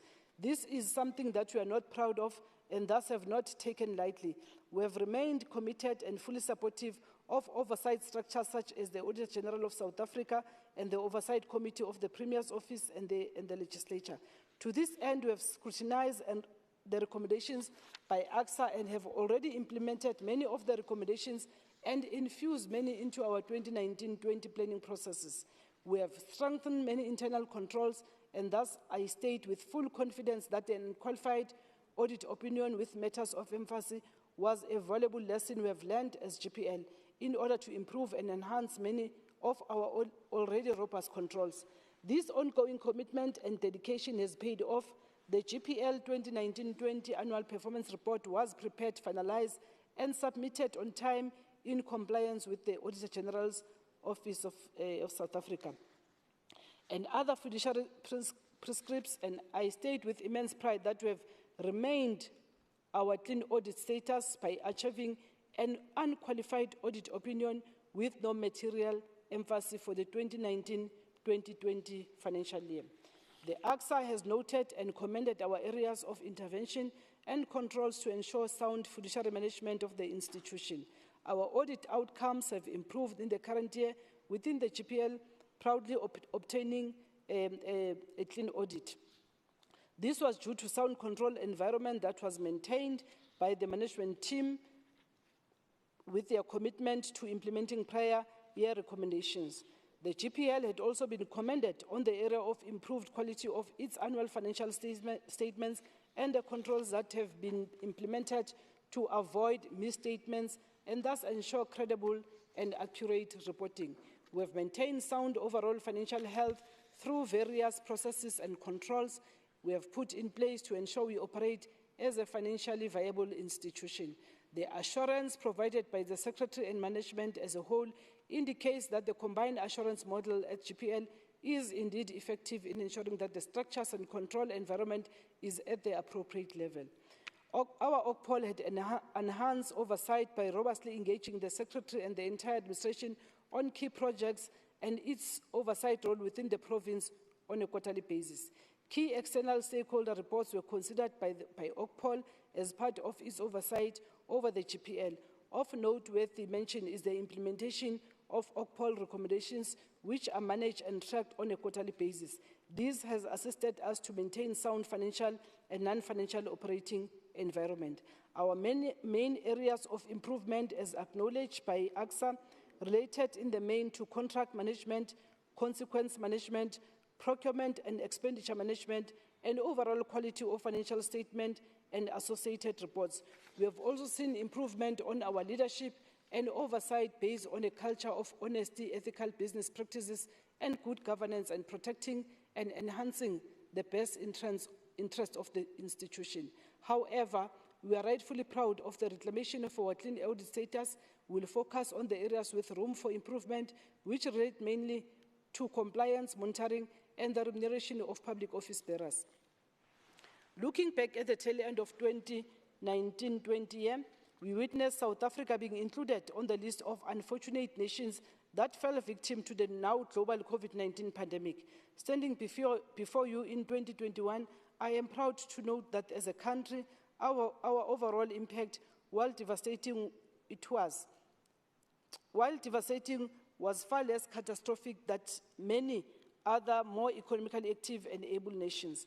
However, despite our resource challenges, we have recorded numerous milestones and even challenges in dealing with the virus. The first was when the President declared the state of disaster and then shortly thereafter declared the lockdown.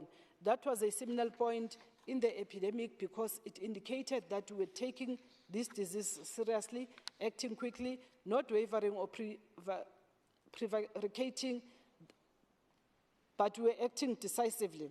We acted bravely because to take that kind of action before the first person even dies, it takes real committed leadership brave enough to stand up and defend their nations. Another huge achievement is the communications plan that have been rolled out by government when the President took the nation into confidence and explained what this epidemic was all about. That was an indication of how science was playing an important role in guiding the epidemic response. There was a very important plan, and the 8-stage response was explained in great detail. It also signified, more importantly, that the public could always expect a truthful, transparent, and proactive approach to communicating with them because this kind of open communication builds trust and confidence. This approach was critical, and it also gave the media an opportunity to fulfill its obligations to educate the public. A critical milestone was the point at which the first results of the vaccine became available. Until we had that information that a vaccine was available, there were serious doubts on having a viable vaccine against coronavirus. This was never done before, but it indicated how we as a country moved mountains during the epidemic, and we are so busy self-criticizing that we forget what we achieved. Further, despite South Africa not having an epidemic response unit, our President immensely took charge, delegated to the Minister of Health, and there was an interministerial committee chaired by the Deputy Minister, and the governance structure was clarified. On vaccinations, we have vaccinated just under 250,000 people, mostly healthcare workers, and while this is far behind our initial estimates of approximately 300,000 people a day, it is still promising, 30,000 people a day. It is still promising that we have kicked off our vaccination program, and hopefully the outcomes will be positive. Going forward, it is important that we do not let our guard down and always remain careful of reinfection or spreading the virus. Yes, our healthcare system, which was already ailing before the pandemic, was brought to its knees, but it never failed and collapsed. This is especially important, and it allows us to focus on the weaknesses and implement enhancement in a number of areas to improve the care treatment and access to health of our people. All in all, despite our many shortcomings, we have fared well on our COVID-19 response thus far, and hopefully this will continue and improve as we get into the forthcoming waves of this relentless and stubborn disease. Honourable Chair of Committees, we therefore take strong lessons from government's management of the COVID-19 response in South Africa and in our province, and as I present this annual report, I say that despite the challenges we have experienced this year, we will not rest, as our common challenge for the current term is to achieve clean governance and to ensure that Gauteng is a better place to stay, work and play. We have made substantial achievements on the delivery of our mandates during the period under review. In giving hope to our people, this report shows that GPL has continued to discharge its constitutional mandate of oversight and scrutiny, lawmaking, public participation and cooperative governance. We have used the respective tools of oversight, and where those may not have been possible due to lockdown regulations, we have become agile and use available technology to innovate additional ways and means of discharging our mandates. As we progress to the 6th legislature, we will make stronger efforts through our political and administrative achievements and processes to instill confidence in the people of Gauteng towards realizing our goals of being a legislature that fosters public confidence. We have taken strong lessons in planning for the 6th legislature 2020 to 2025 and had accordingly taken a business unusual approach by ensuring that there is a strong alignment with relevant provincial, national, regional and global priorities. The strategic planning process has considered the common emerging themes which had been developed into cluster priorities for the committees and ultimately set the scene for committee focus areas. By doing so, the GPL will ensure that all priorities in the GPL planning value chain are legitimate, lead to relevant oversight and towards service delivery in line with government commitments. We've made notable achievements on enhancing oversight and creating strong partnerships with the executive and the constitutional organs and institutions supporting democracy through an ambitious project we have named SOA GP, meaning Standardized Oversight, Accountability and Reporting in Gauteng. This project, which has already been piloted, will see stronger partnerships between the legislature and the executive towards creating a better understanding on legislative oversight and executive performance. Preliminary sentiment from the legislative sector, the GPL and the executive shows a warm uptake of the initiative, which has the potential to propel legislative oversight to the next level. We have made great strides towards strategic focus. We have done so firstly by streamlining the institutional strategic plan and annual performance plan to reduce duplications, address gaps and create efficiencies through a single institutional annual performance plan from which all operating plans emanate. After revising our strategy and strategic trajectory, it was imperative that we did the same with the institutional structure, and thus another notable development is the GPL intervention to review and revise our organizational structure through the GPL OD project, which is at an advanced stage. The main purpose of this project is to create and realize operational efficiencies towards achieving of strategic outcomes and to link structure to strategy to ensure the two are complementary to the achievement of institutional strategy. With revising our strategy, our annual performance plans and organizational structure, it only follows that we also revise our business processes and standard operating procedures. This is yet another major project we are rolling out to ensure that our operations and the associated processes are tightly aligned with structure and strategy. Let us not be mistaken to think that these are administrative interventions.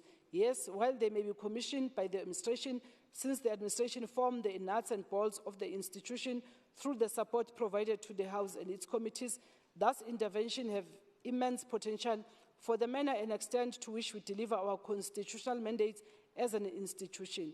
Cases in point are the resolutions management and the petitions management processes, both of which are dependent on clear strategy, resource allocation, and detailed business process flows, but both of which resonate far outside the administrative boundaries of the GPL, all the way to the core of our goal of being a legislature that fosters public confidence through the work of House and its committees. This will ultimately result in the GPL operating even more efficiently with process, structure, strategy all aligned towards creating the impact we aim to make in the lives of the people of Gauteng, which is an improved quality of life for all. We are also in the process of creating formal structures between the GPL and the executive to address the challenges relating to the consideration of responses to House resolutions, as well as mitigating the petitions backlog to give even more effect to these powerful tools and enablers of public confidence. As we talk about our achievements and challenges, we cannot but ignore the scourge of gender-based violence that has gripped our communities, even especially during lockdown. Gender-based violence and femicide will never be condoned or accepted under our watch. To ensure that GPL takes a firm stance against this shameful scourge, we had and will continue to implement interventions both internally as well as through our engagements with the executive into communities. In this regard, as the GPL, we had organized numerous dialogues, community engagements, and sector forums. One such example is the GPL Men's Forum, through which we have promoted responsible parenting and mentoring of men through father and son campaigns, prison visits, and numerous community outreach engagements where we have taken an active and strong stance against this scourge. Women are to be celebrated and not hurt and abused. To this end, we continue to celebrate our women through our annual Vita Basadi Awards, where we honor excellence in voluntary acts of community service by Gauteng women who help those around them and make a positive impact in their communities without reward. These awards honor resilient women from different walks of life who constantly put others ahead of themselves and give selfless to their communities. We celebrate and honor outstanding women of Gauteng on various categories as follows: Outstanding Youth Philanthropist Award, Community Heroine Award, Community Builder of the Year Award, Women of Honor Award, Unsung Legend Award, the Guardian Award, Young Dignitary Award, Women Freedom Fighters Through Arts and Culture, Outstanding Creative Award. It is important that I have outlined these categories because the fight against gender-based violence does not only focus on men, and it is only confined to prison and police stations. An important weapon in this fight is also to celebrate women and create an awareness and pride on being a woman and the value of women as contributors to our society. Going forward, we will continue to build on our successes and learn from our challenges. We remain fully considerate of the impact that the COVID-19 responses may have on our plans and operations. But I am confident that our ongoing performance remains aligned to our approach that service delivery to the people of Gauteng never was and never will be on lockdown. Throughout the next 5 years and beyond, we will continue to be a legislature that fosters public confidence. Thank you very much, Chair of Committees.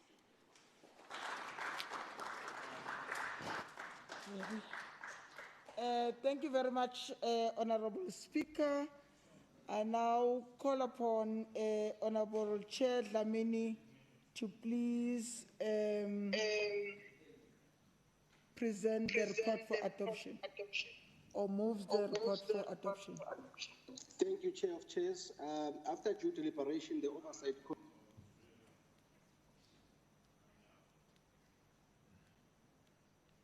Is there any seconder? Member Adams, Chair of Chairs, thank you. Thank you very much, Member Adams. I now put the question. All those in favor, please say yes. Yes. Those not in favor, say no. The yes have it. Secretary, please call the next order. Speaker, are you coming back? Will the Secretary please read the 19th order? Thank you, Honorable Chair of Chairs. The next order of the day is Public Accounts Standing Committee report on the annual report, including the Auditor General's report of the financial statement and performance information of the following: Department of Education for the year ended 31st of March 2020, Department of Sports, Arts, Culture and Recreation for the year ended 31st of March 2020, Gauteng Film Commission for the year ended 31st of March 2020, Department of Economic Development for the year ended 31st of March 2020, Department of Agriculture and Rural Development for the year ended 31st of March 2020, Gauteng Tourism Authority for the year ended 31st of March 2020, Gauteng Enterprise Propeller for the year ended 31st of March 2020, Dinokeng Trading Entity for the year ended 31st of March 2020, Gauteng Gambling Board for the year ended 31st of March 2020, Gauteng Liquor Board for the year ended 31st of March 2020, Gauteng Growth and Development Agency for the year ended 31st of March 2020, Cradle of Humankind's Trading Entity for the year ended 31st of March 2020, Office of the Premier for the year ended 31st of March 2020, Gauteng Provincial Legislature for the year ended 31st of March 2020. Thank you, Honorable Chair of Chairs. Thank you very much, Secretary. I now call upon Honorable Kanyile to present the committee's report.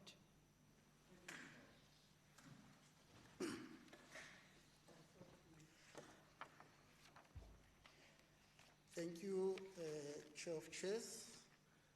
I, Sochaile Kanyile, Chairperson of the Standing Committee on Public Accounts, table the committee's oversight report on the report of the Auditor General of South Africa on the annual financial statements of the following departments and entities for the year ended 31st March 2020. Office of the Premier, Gauteng Provincial Legislature, Gauteng Department of Education, Gauteng Department of Sport, Culture, Arts and Recreation, Gauteng Film Commission, Gauteng Department of Economic Development, Gauteng Gambling Board, Gauteng Growth and Development Agency, Gauteng Liquor Board, Dinokeng, Gauteng Tourism Authority, Cradle of Humankind, Gauteng Department of Agriculture and Rural Development. I need to indicate, Honorable Chair of Chairs, that we are not tabling Gauteng Enterprise Propeller because it was never referred to us by the Office of the Speaker. I think there was a delay, so that matter is being attended to. I table these reports collectively and thus request that their contents be taken as read. There's just some few things I need to indicate, Chair, is that the GPL, as you would know, is audited, or we're discussing it because it's audited under the Financial Management of Parliament and Provincial Legislatures Act, FAMPLA.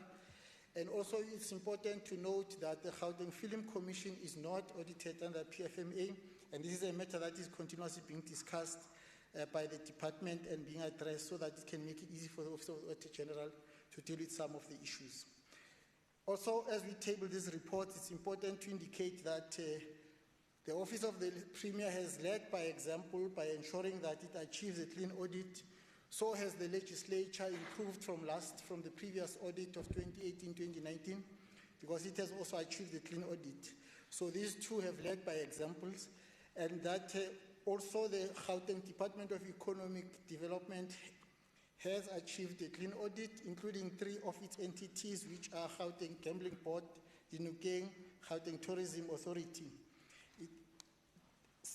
The following entities of Gauteng Economic Development received an unqualified audit with findings: Gauteng Liquor Board, Cradle of Humankind. Also, it's important to note that the Gauteng Growth and Development Agency received an unqualified with audit finding, but is a regression from the previous financial year. Gauteng Department of Agriculture and Rural Development has also received an unqualified audit with findings. So has the Gauteng Department of Education, Gauteng Department of Sports, Culture, Arts and Recreation. The entity of Gauteng Sports, Arts, Culture and Recreation, which is the Film Commission, has received a clean audit. I, however, would like to highlight the following with regard to these reports, in addition to those we raised in our consolidated report, which we tabled on Tuesday. It's important to note that some of the following entities which have received clean audits, they didn't have any matters of emphasis, which is Gauteng Gambling Board, Dinokeng, Gauteng Tourism Authority, Gauteng Film Commission. We're raising this, Chair, because these entities can have a lot to become examples to a number of other departments and entities.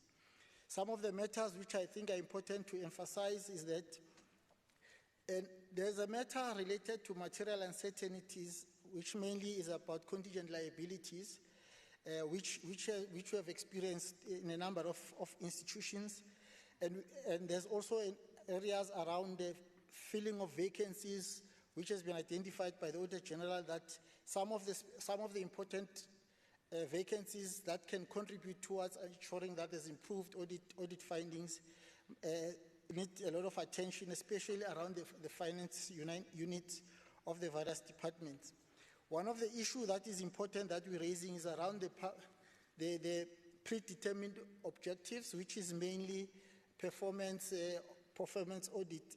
And we think that there is important role that SCOPA must play together with other portfolio committees, including OCPOL, to ensure that there's improvement in that regard.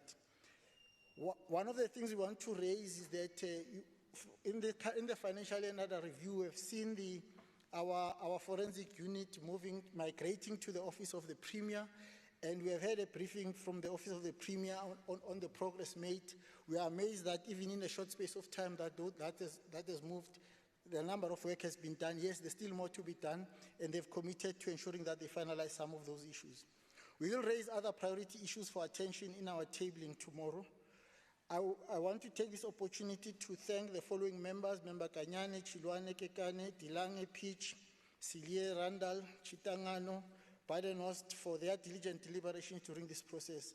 I would also like to express my appreciation to Honorable Premier Makura, Honorable Speaker Mekwe, Honorable MEC Lisufi, MEC Hlope, MEC Tau, and also the DG, Ms. Baleni, Secretary of the Legislature, Mrs. Kosana, senior officials of the respective departments and legislature, Honorable Chairpersons Chilwane, Macheke, Dlamini, and Lasindwa, who we continue to wish speedy recovery, and their committee support staff for being part of the process and assisting the committee in ensuring that it engages these reports. We also would like to thank Gauteng Business Executive from Auditor General, Mr. Dumsang Cebekulu and his team, MEC Nkomo Ralehuko for continuously availing the staff from the Gauteng Provincial Treasury to assist the committee.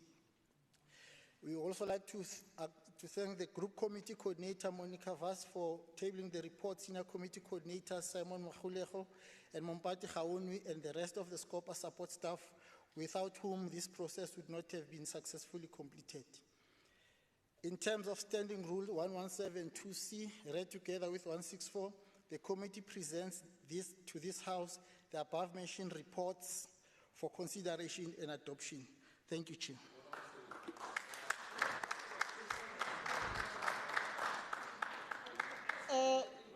Thank you very much, Honorable Kanyile. Is there any seconder? Member Malema rises to second, Honorable Chair of Chairs. Thank you very much, Honorable Malema. I now put a question. All those in favor say yes. All those not in favor say no. The yes have it. Secretary, please read the 20th order. Thank you, Honorable Chair of Chairs. Finance Portfolio Committee Oversight Report on the principle of the Gauteng Provincial Second Adjustment Appropriation Bill G005 of 2020 for the year 2020-2021 financial year. Thank you. Honorable Mpisi, please read the report. Thank you very much, Chair of Chairs. I hereby present the adopted oversight report on the principles of the Second Provincial Adjustment Appropriation Bill for 2020-21 financial year. Madam Speaker, I will take areas that are not read as read. On the principles of the bill, the Second Provincial Adjustment Appropriation Bill provides for the appropriation of the adjustment amount of money from the Provincial Revenue Fund for the requirement of the province in respect of the financial year ending 31st March 2021, and to provide for matters incidental to. The bill is endorsed by Section 31.1 of the PFMA of 1999, which enjoins the MEC for Finance to table an adjustment budget in the provincial legislature. On the process followed, Chair of Chairs, the Speaker of the Gauteng Provincial Legislature formally referred the Second Provincial Appropriation Bill for 2021-2022 2020-21 financial year to the Finance Portfolio Committee for consideration and reporting. The Portfolio Committee conducted an analysis to ascertain whether the proposed adjustments were aligned with Section 31 of the PFMA and the priorities outlined in the Growing Gauteng Together 2030.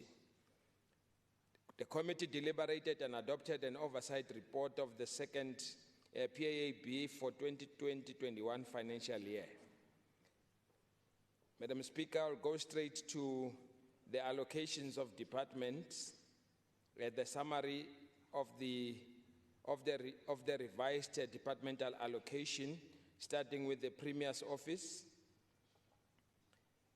The budget of the Premier's Office is adjusted upward by 44.1 million. On the Gauteng Provincial Legislature, there's no changes in the adjustment appropriation.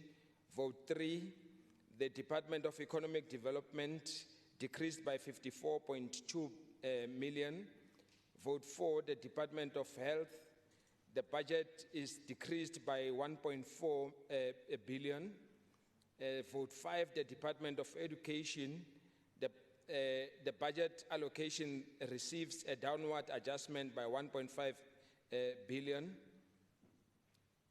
Vote 6, Social Development, the budget is increased by 64 million.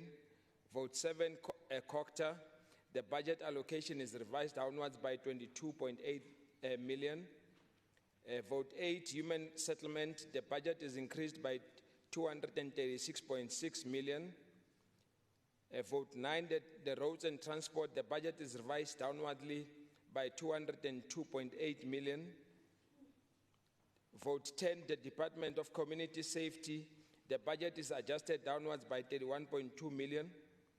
Vote 11, the Department of Agriculture and Rural Development, the department received an upward budget adjustment by 30.2 million. Vote 12, the Department of Sports, Arts, Culture and Recreation, the allocation is revised downward by 25 million. Vote 13, the e-government, the main appropriation is revised downward by 29.7 million. Vote 14, Gauteng Treasury, the budget is reduced by 61.7 million. Vote 15, the Department of Infrastructure Development, the main budget is reduced by 65 million. On the financial implication, Chair of Chairs, the adjustment to the 2020-21 appropriation decreased the provincial expenditure by 2.7 billion from 146.4 billion to 143.6 billion. The budget allocation for most departments changed, with the exception of the legislature. On the recommendations, the GPT should ensure continuous fiscal consolidation in line with the national policy priorities to ensure reduction in the budget deficit and achieve better macroeconomic outcome. On acknowledgement, Chair of Chairs, the Portfolio Committee would like to thank the Honorable MEC Nomantunko Morale Hoko, the Acting HOD, Mr. Vilagazi, and the officials of the Gauteng Provincial Treasury. Thanks and appreciation to all members of the Finance Portfolio Committee, Honorable Malema, Honorable Dr. Paladi Dikhamela, Honorable Macheke, Honorable Dr. Masuku, Honorable Moriarty, Honorable Randall, Honorable Mazui, and Honorable Mukwebo. The committee's gratitude is extended to the following support staff: Group Committee Coordinator, Mr. T. Budibe, Senior Committee Coordinators, Mr. John Tsane and Ms. Maina Mujapilu, Researchers, Mr. Tsetla and Ms. Chilwane, Legal Advisor, Ms. Ngubani, Senior Information Officer, Mr. Nzibande, Media Officer, Mr. Dikola, Committee Administrators, Ms.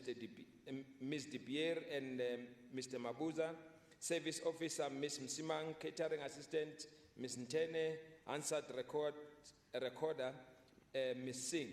On adoption, Chair of Chairs, after due consideration, the Finance Portfolio Committee unanimously adopted the report on the second Provincial Adjustment Appropriation Bill G005-2020. In terms of Rule 117.2.c, read with Rule 164, the Finance Portfolio Committee presents to this House and recommends the adoption of the committee's report on the second Provincial Adjustment Appropriation Bill G005 2020 for 2020-2021 financial year.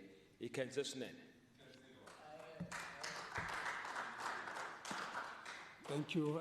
Let me get any seconder to the report. Member Malema rises to second the report. Honorable Deputy Chair of Committees. Thank you. The report is seconded. I'm now calling a question. All those in favor say yes. And all who are not in favor say no. The yes have it. Then the report is really adopted by this House. Secretary, can you read the next order? Thank you, Honorable Deputy Chair of Chairs. The next order of the day is consideration of the committee report on the separate votes of the Gauteng Provincial Second Adjustment Budget Appropriation Bill, G005 of 2020. Thank you. I now call upon Honorable Mpisi to table the principle and in your order. Chair, I've done that collectively and I think it has been adopted. Thank you very much. Then I read one by one. This one. From here. So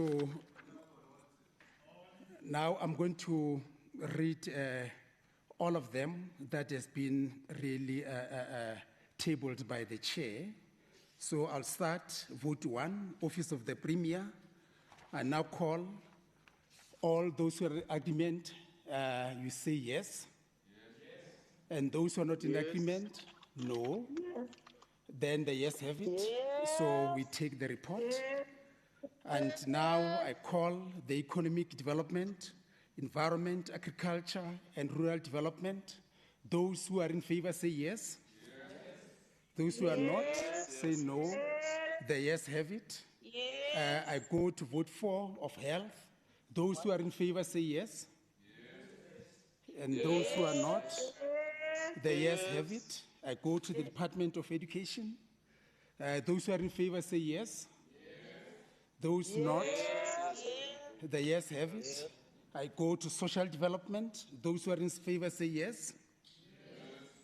Those who are not in favor, the yes have it. I go to Cooperative Governance, Traditional Affairs and Human Settlement.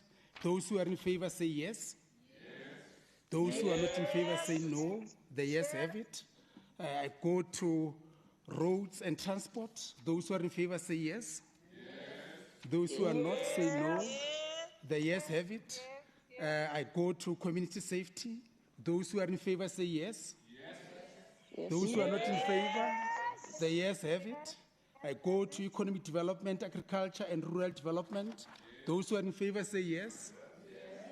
Those who are not, the yes have it. I go to Sports, Recreation, Arts and Culture.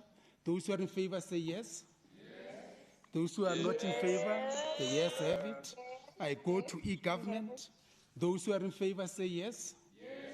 Those who are not say no. The yes have it. I go to Gauteng Treasury. Those who are in favor say yes. And then those who are not in favor, the yes have it. I go to infrastructure development. Those who are in favor say yes. There is a declaration on vote 14. Yes. Member Randall. I don't have any declaration with me. Otherwise, it has to be presented and we discuss it in our meeting. So I don't have it. So that's why I had to move.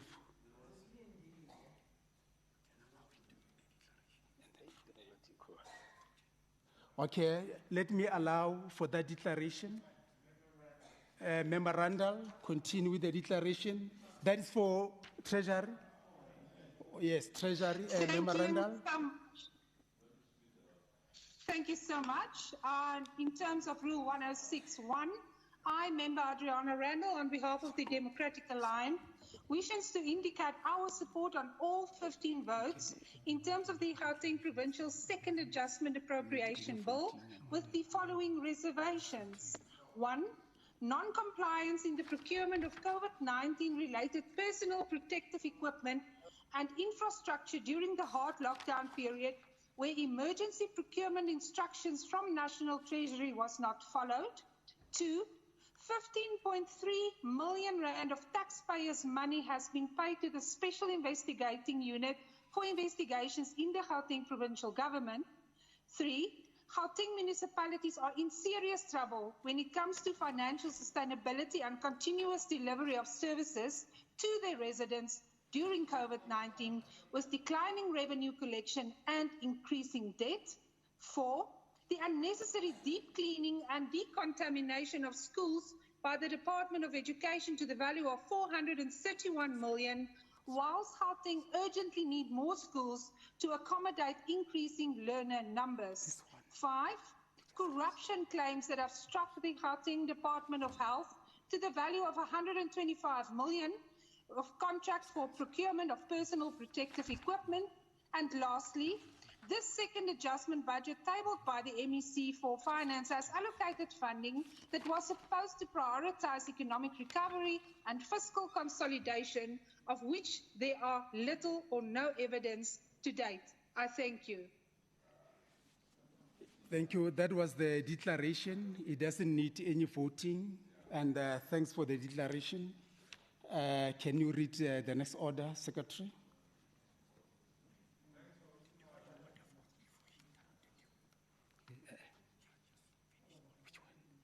Oh, no, it was the infrastructure, it was the last one. Yeah.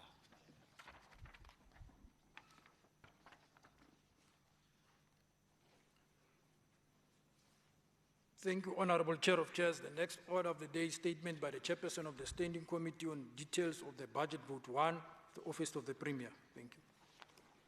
I now call upon Honorable Tlamin to read the statement of Vote 1.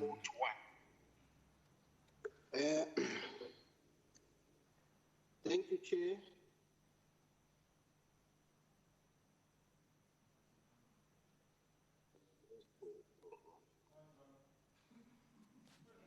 Honorable Tlamin. Thank you, Deputy Chair of Chairs and members of the Executive.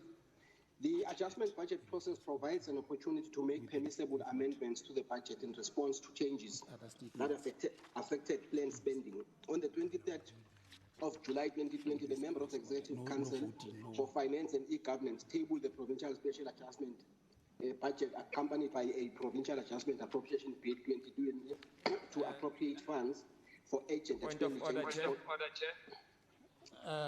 Let me allow the point of order. No, thanks very much, Chair. I thought we have dealt with the statement which covers what were supposed to be presented by the chairpersons. So I'm not sure about the rule, but I think we have dealt with that. It will be a repetition, really, of what we have just presented. So I want to request that perhaps the table should help us to move to the next order than to deal with the chairperson's input on this one. Thank you very much. Yeah, we are on the issue of the statements from various portfolio committees, and as the reports, and it was really indicated that the issue of the budget was not really highlighted in the reports that were tabled. So for now, we wanted just the statement from all the except the economic cluster to just go through the statements, and so that we are able to really vote for the budget.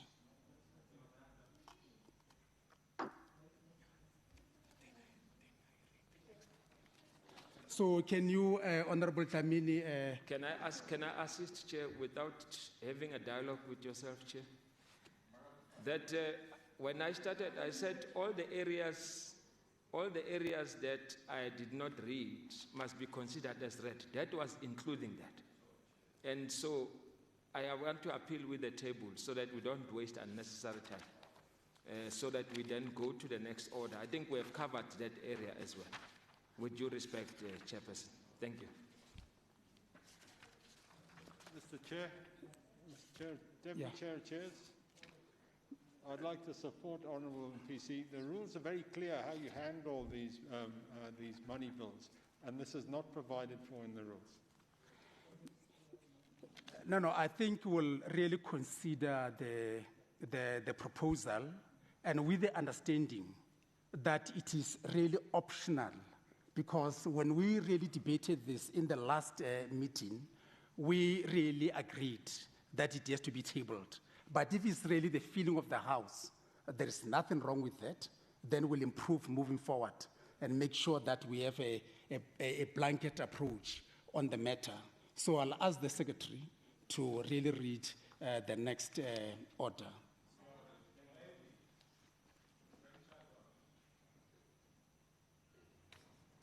Thank you, Honorable Deputy Chair of Chairs. Decision on the separate votes on the schedule of the Gauteng Provincial Second Adjustment Appropriation Bill, G005 of 2020. Thank you.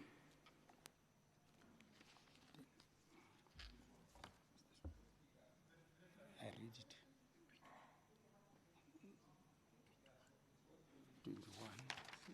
We said we cancelled the 21, you remember?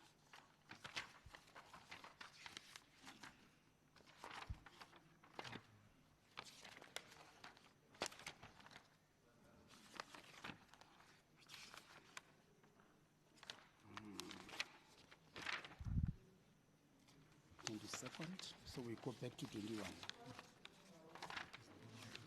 Yeah?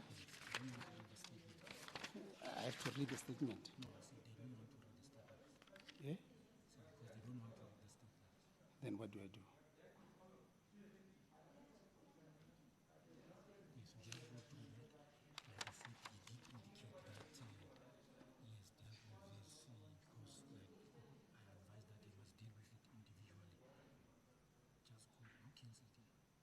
Remember, I've gone through them, all of them. Remember, I've gone through all of them. Yeah. Yeah. And then what do I do? It's treasury. Made a declaration on treasury. Yes, and then that was the last one. So I just said, because there was this declaration.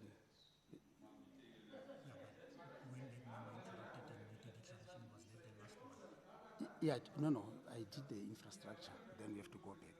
So we're done with it. Okay. Yeah. The next one is which one? 22nd. But the 22nd game? Decision. Care voting. Yeah, because we already put the votes. Yeah. Yes, then we go to 22nd. So we can no man too. Yes. I'll be calling the treasurer.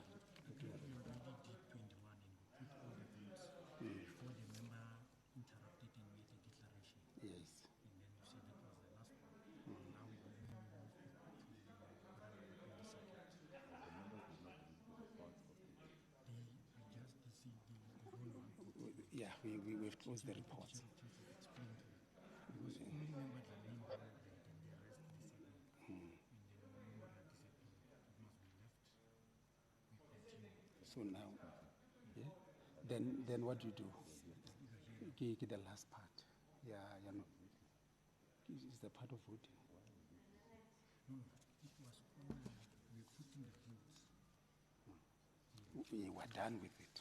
Yeah, because we didn't want to. So what do I do with the schedule? How do I do that? I call what?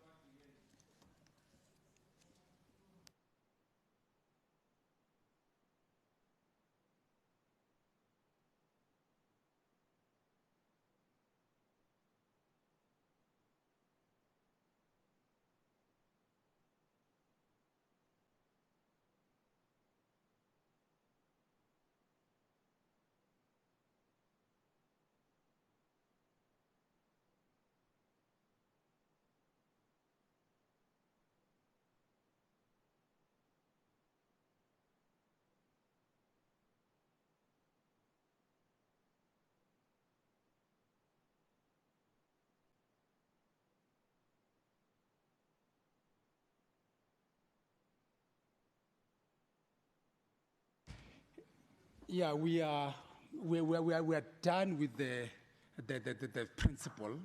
We are done with all the reports that are there. And then for now, it's just a decision on the schedule of the Gauteng Provincial Adjustment Appropriate Bill.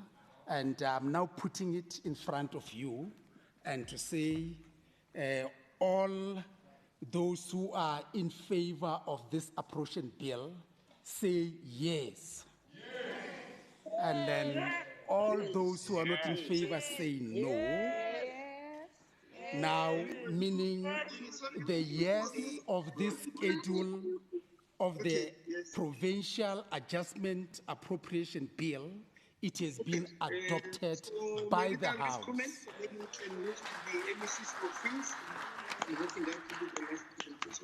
Now we'll be moving to the next order that the Secretary should read it. Thank you, Honorable Deputy Chair of Chairs. The next order is motion in terms of Rule 117, Sub-Rule 2A, read with Rule 223 and Rule 224 on the adoption of the Gauteng Provincial Second Adjustment Appropriation Bill, G005 of 2020. Thank you. I now call upon the MEC, Honorable Nkomora Luoko, to move for the, to present the motion in terms of Rule 1172A, which is read with Rule 223 and 224. Thank you. Thank you, Deputy Chair of Committees. I, the member of the Executive Council for Finance, Honorable Norma Ntunko Moralihuku, table the following motion in terms of Rule 1172, subsection 2A, read with Rule 223 and Rule 224 on the adoption of the Gauteng Provincial Second Adjustment Appropriation Bill, G005/2020 and 2021 financial year. That this House adopts the Gauteng Provincial Second Adjustment Appropriation Bill for the year 2020-2021 financial year. Thank you. Thank you. I now call the seconder to this presentation. I rise to second, Chair. Now it has been seconded, and I will now, in terms of Rule 223(7), and also raise also for the adoption, and then also pause for the bell that will have to ring, and it will ring for about 3 minutes. And an appeal that all those who are outside, they must come inside, because we'll be voting, we'll be doing the roll call. And those who are on the visual platform, make sure that you are ready, your gadgets are ready, because we'll be starting with the voting, and I'm going to allow the bell to ring.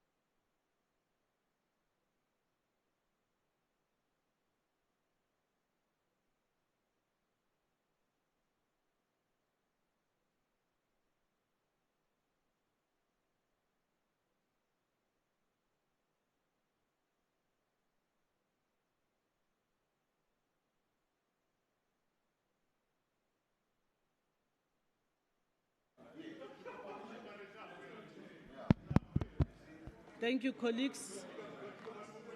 Thank you. Can we sit down?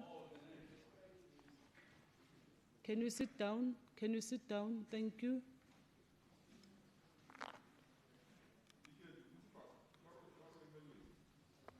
Colleagues, can we ensure that when your name is called, if you are supporting the motion, you say yes. If you are not, you say no. There is no yes and no, because yes and no is neutral. So we're going to start. Can the secretary read the names? Thank you, Honorable Speaker. I'll start with row 1. MD Makura. Yes. Aili Sufi. Yes. M.E. Kumalo. Yes. Dr. N.E. Mukheti. Yes. N. Nkomoralo Hoko. Yes. L.I. Maile. Yes, yes. P.J. Mamabolo. Yes. S.T. Simanga. S.T. Simanga. Yes. M.S. Moriarty. J.B. Blue. Yes. I.E. Mukwebo. I.E. Mukwebo.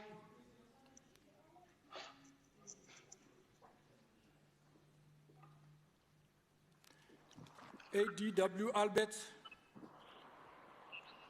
No. Bishop D.K. Adams. Yes. B.W. Dlamini. Yes. N.M. Tlakaza Manamela. A.W.M.K. Musupia. Yes. M.D. Thope. Yes. Dr. B.E.W. Masuku.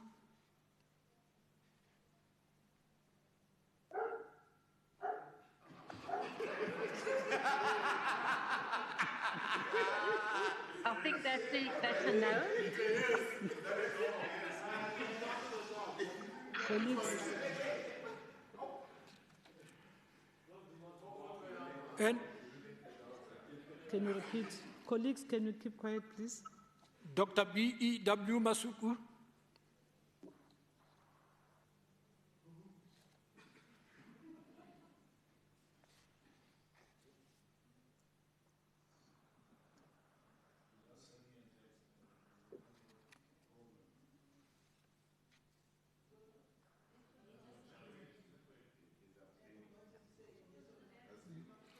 N.F. Mazibuku. Yes. T. Mutara. Yes. E.S. Malubani. M.J. Kanyani. Yes. T.E. Magagula. Yes. B.P. Ngube. B.A. Engelbrecht.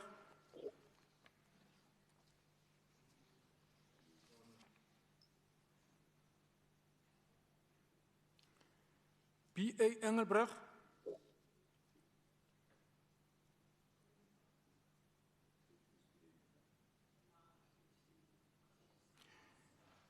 A.J. Fuchs. Yes. R. Zeke.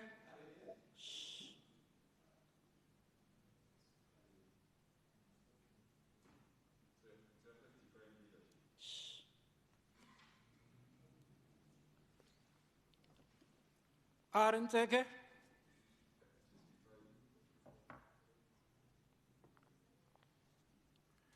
L. Mori. Yes. N. Ramulifo, Yes. BF Badenhorst,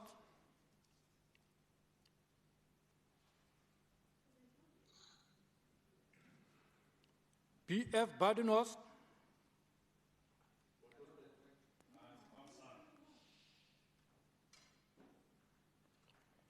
K. Tong,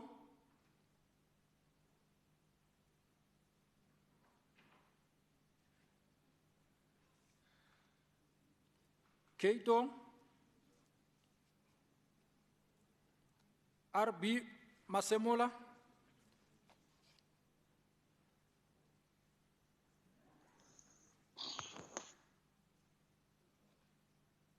RB Masemola, MF Lidwaba,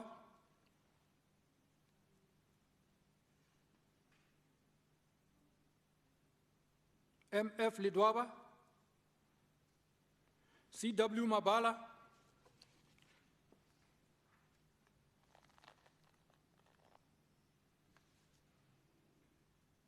CW Mabala, MG Mudise, Yes. GD Skirman, Yes. WM Matseke, Yellow. JMPC, Yes. MPF Tau, Yes. MK Chulani, Yes. RJ Kikana, Yes. PB Mabunda,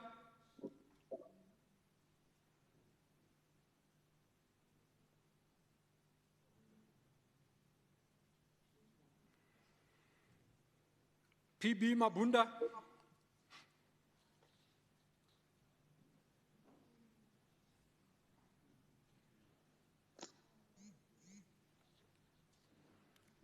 KP Diale, Yes. DP Malema, Yes. DC Lidwaba,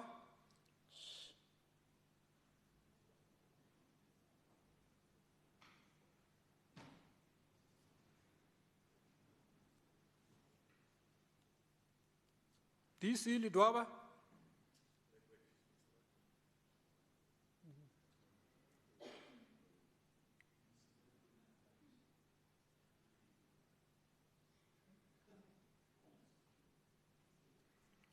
F. Hassan, Yes.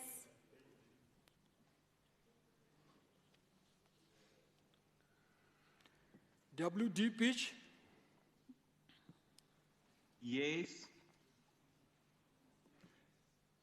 AM Randall, Yes. SM Ghana, Yes. E. Duplessis, Yes. AW Silas, Yes. FP Nell, Yes. JJ Hoffman,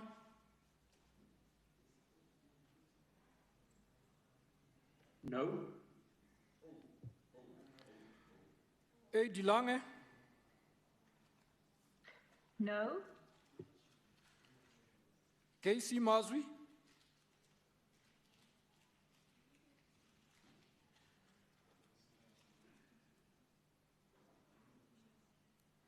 KC Mazwi, MR Mufama,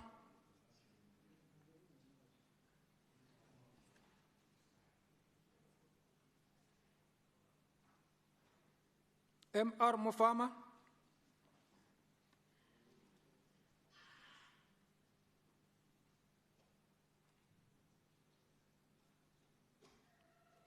AG Chitankano,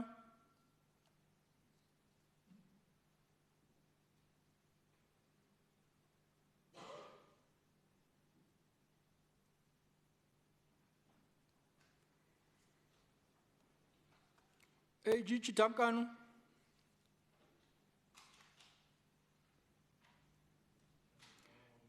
ND Adebe.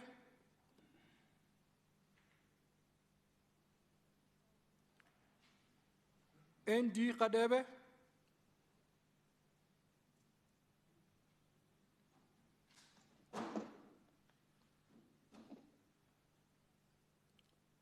MS Koma.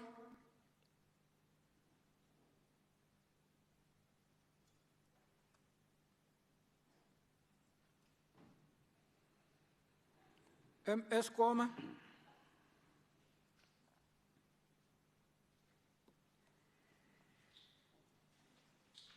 Dr. M.R. Paladi Dikhamela. Yes. Tin Dlovu. Yes. B. Ilutwalo.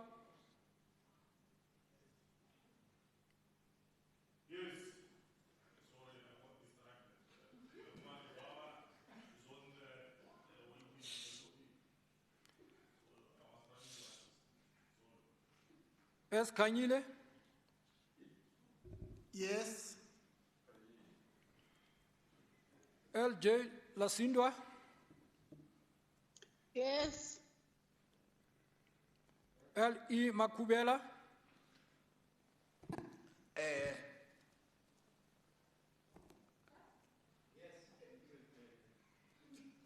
A.N. Govana. Yes. M.H. Sirota.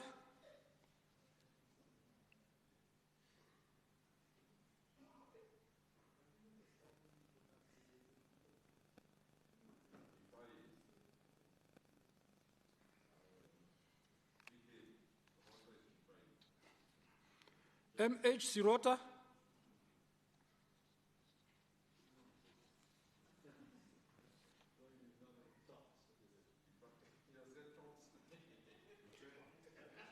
M.S. Chavalala. M.S. Shackleton.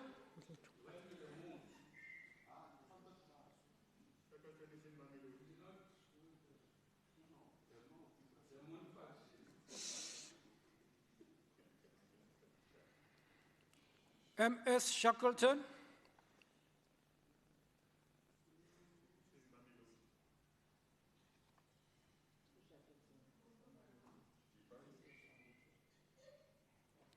C. Bosch. Yes. S. J. P. Dos Santos. Yes. N. M. Dijagar. Yes.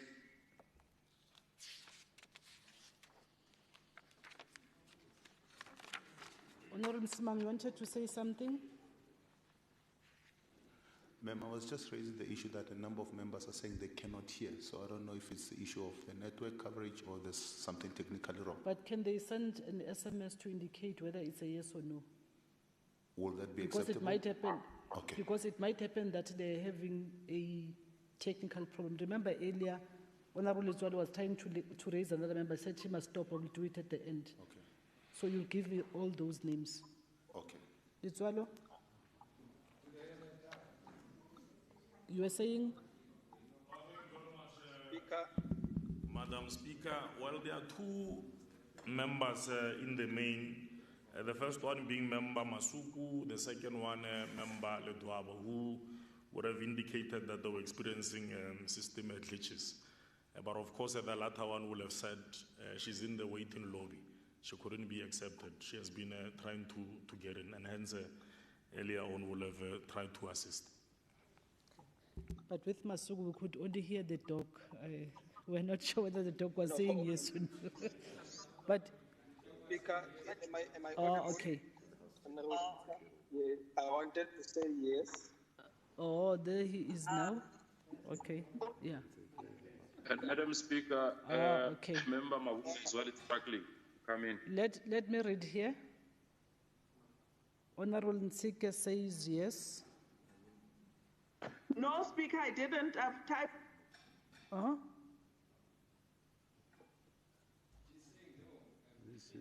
Oh, Bandile says, Masugu says yes.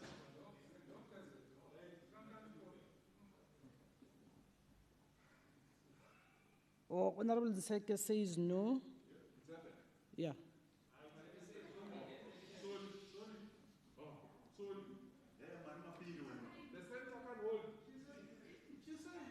No, but I have. Check the chat. So I can't change because it's here and it's official, on the official. And remember when I said yes. Honorable Speaker, Honorable Nseke. Speaker, it's Member Nsache here. I made no by mistake, but I was saying yes. Thank you. Can I be kept according? No, really?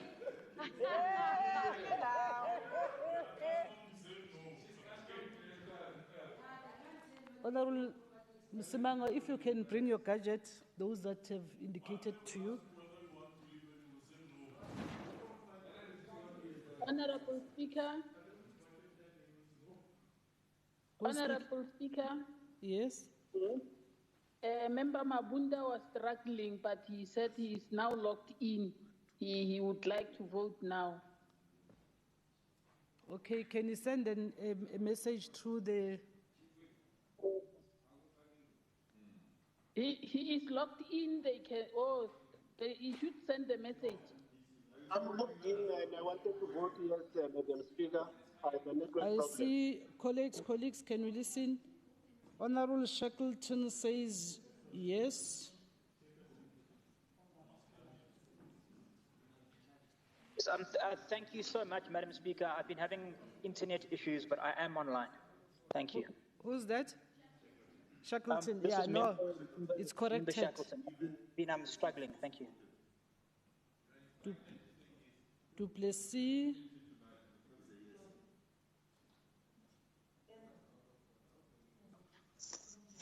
Yes, Madam Speaker. yeah. Sirota, we don't get the response. Yeah.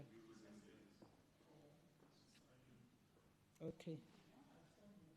Colleagues, that's it.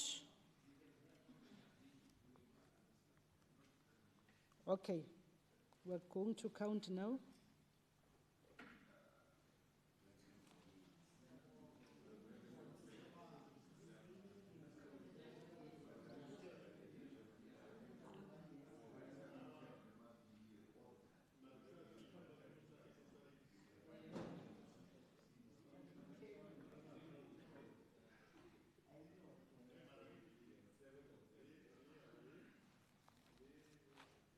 Simon, Engelbrecht.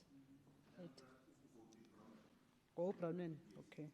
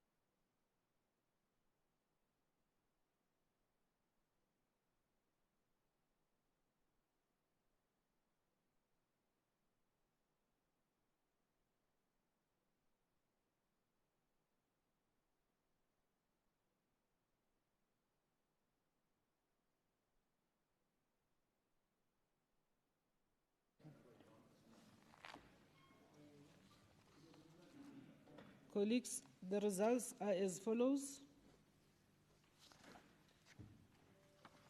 The no response is 1. We say no response because this member was here earlier on, but he could not communicate either through SMS or through any other member. So it's 1. Absent, although there were no response, but they submitted an apology that they are not going to join at all. It's 11. No vote, but present 1. No 3. Yes 57.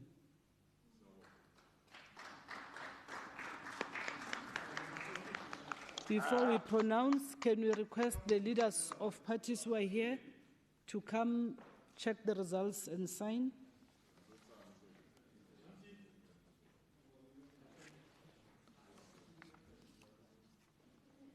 Chief Whip, the leader of DA, can you sign? Or Deputy Chief Whip will sign? Yeah, come sign.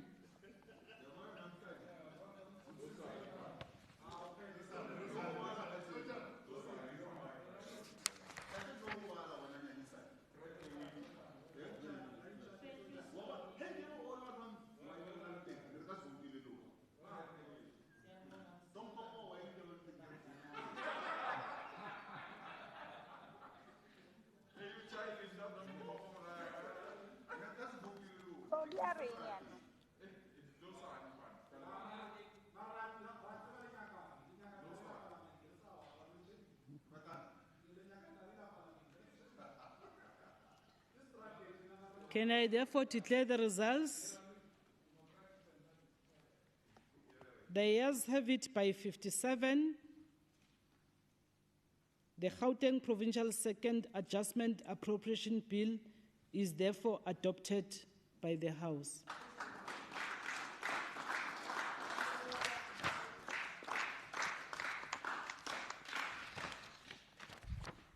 That concludes the business for today. And when we adjourn the meeting,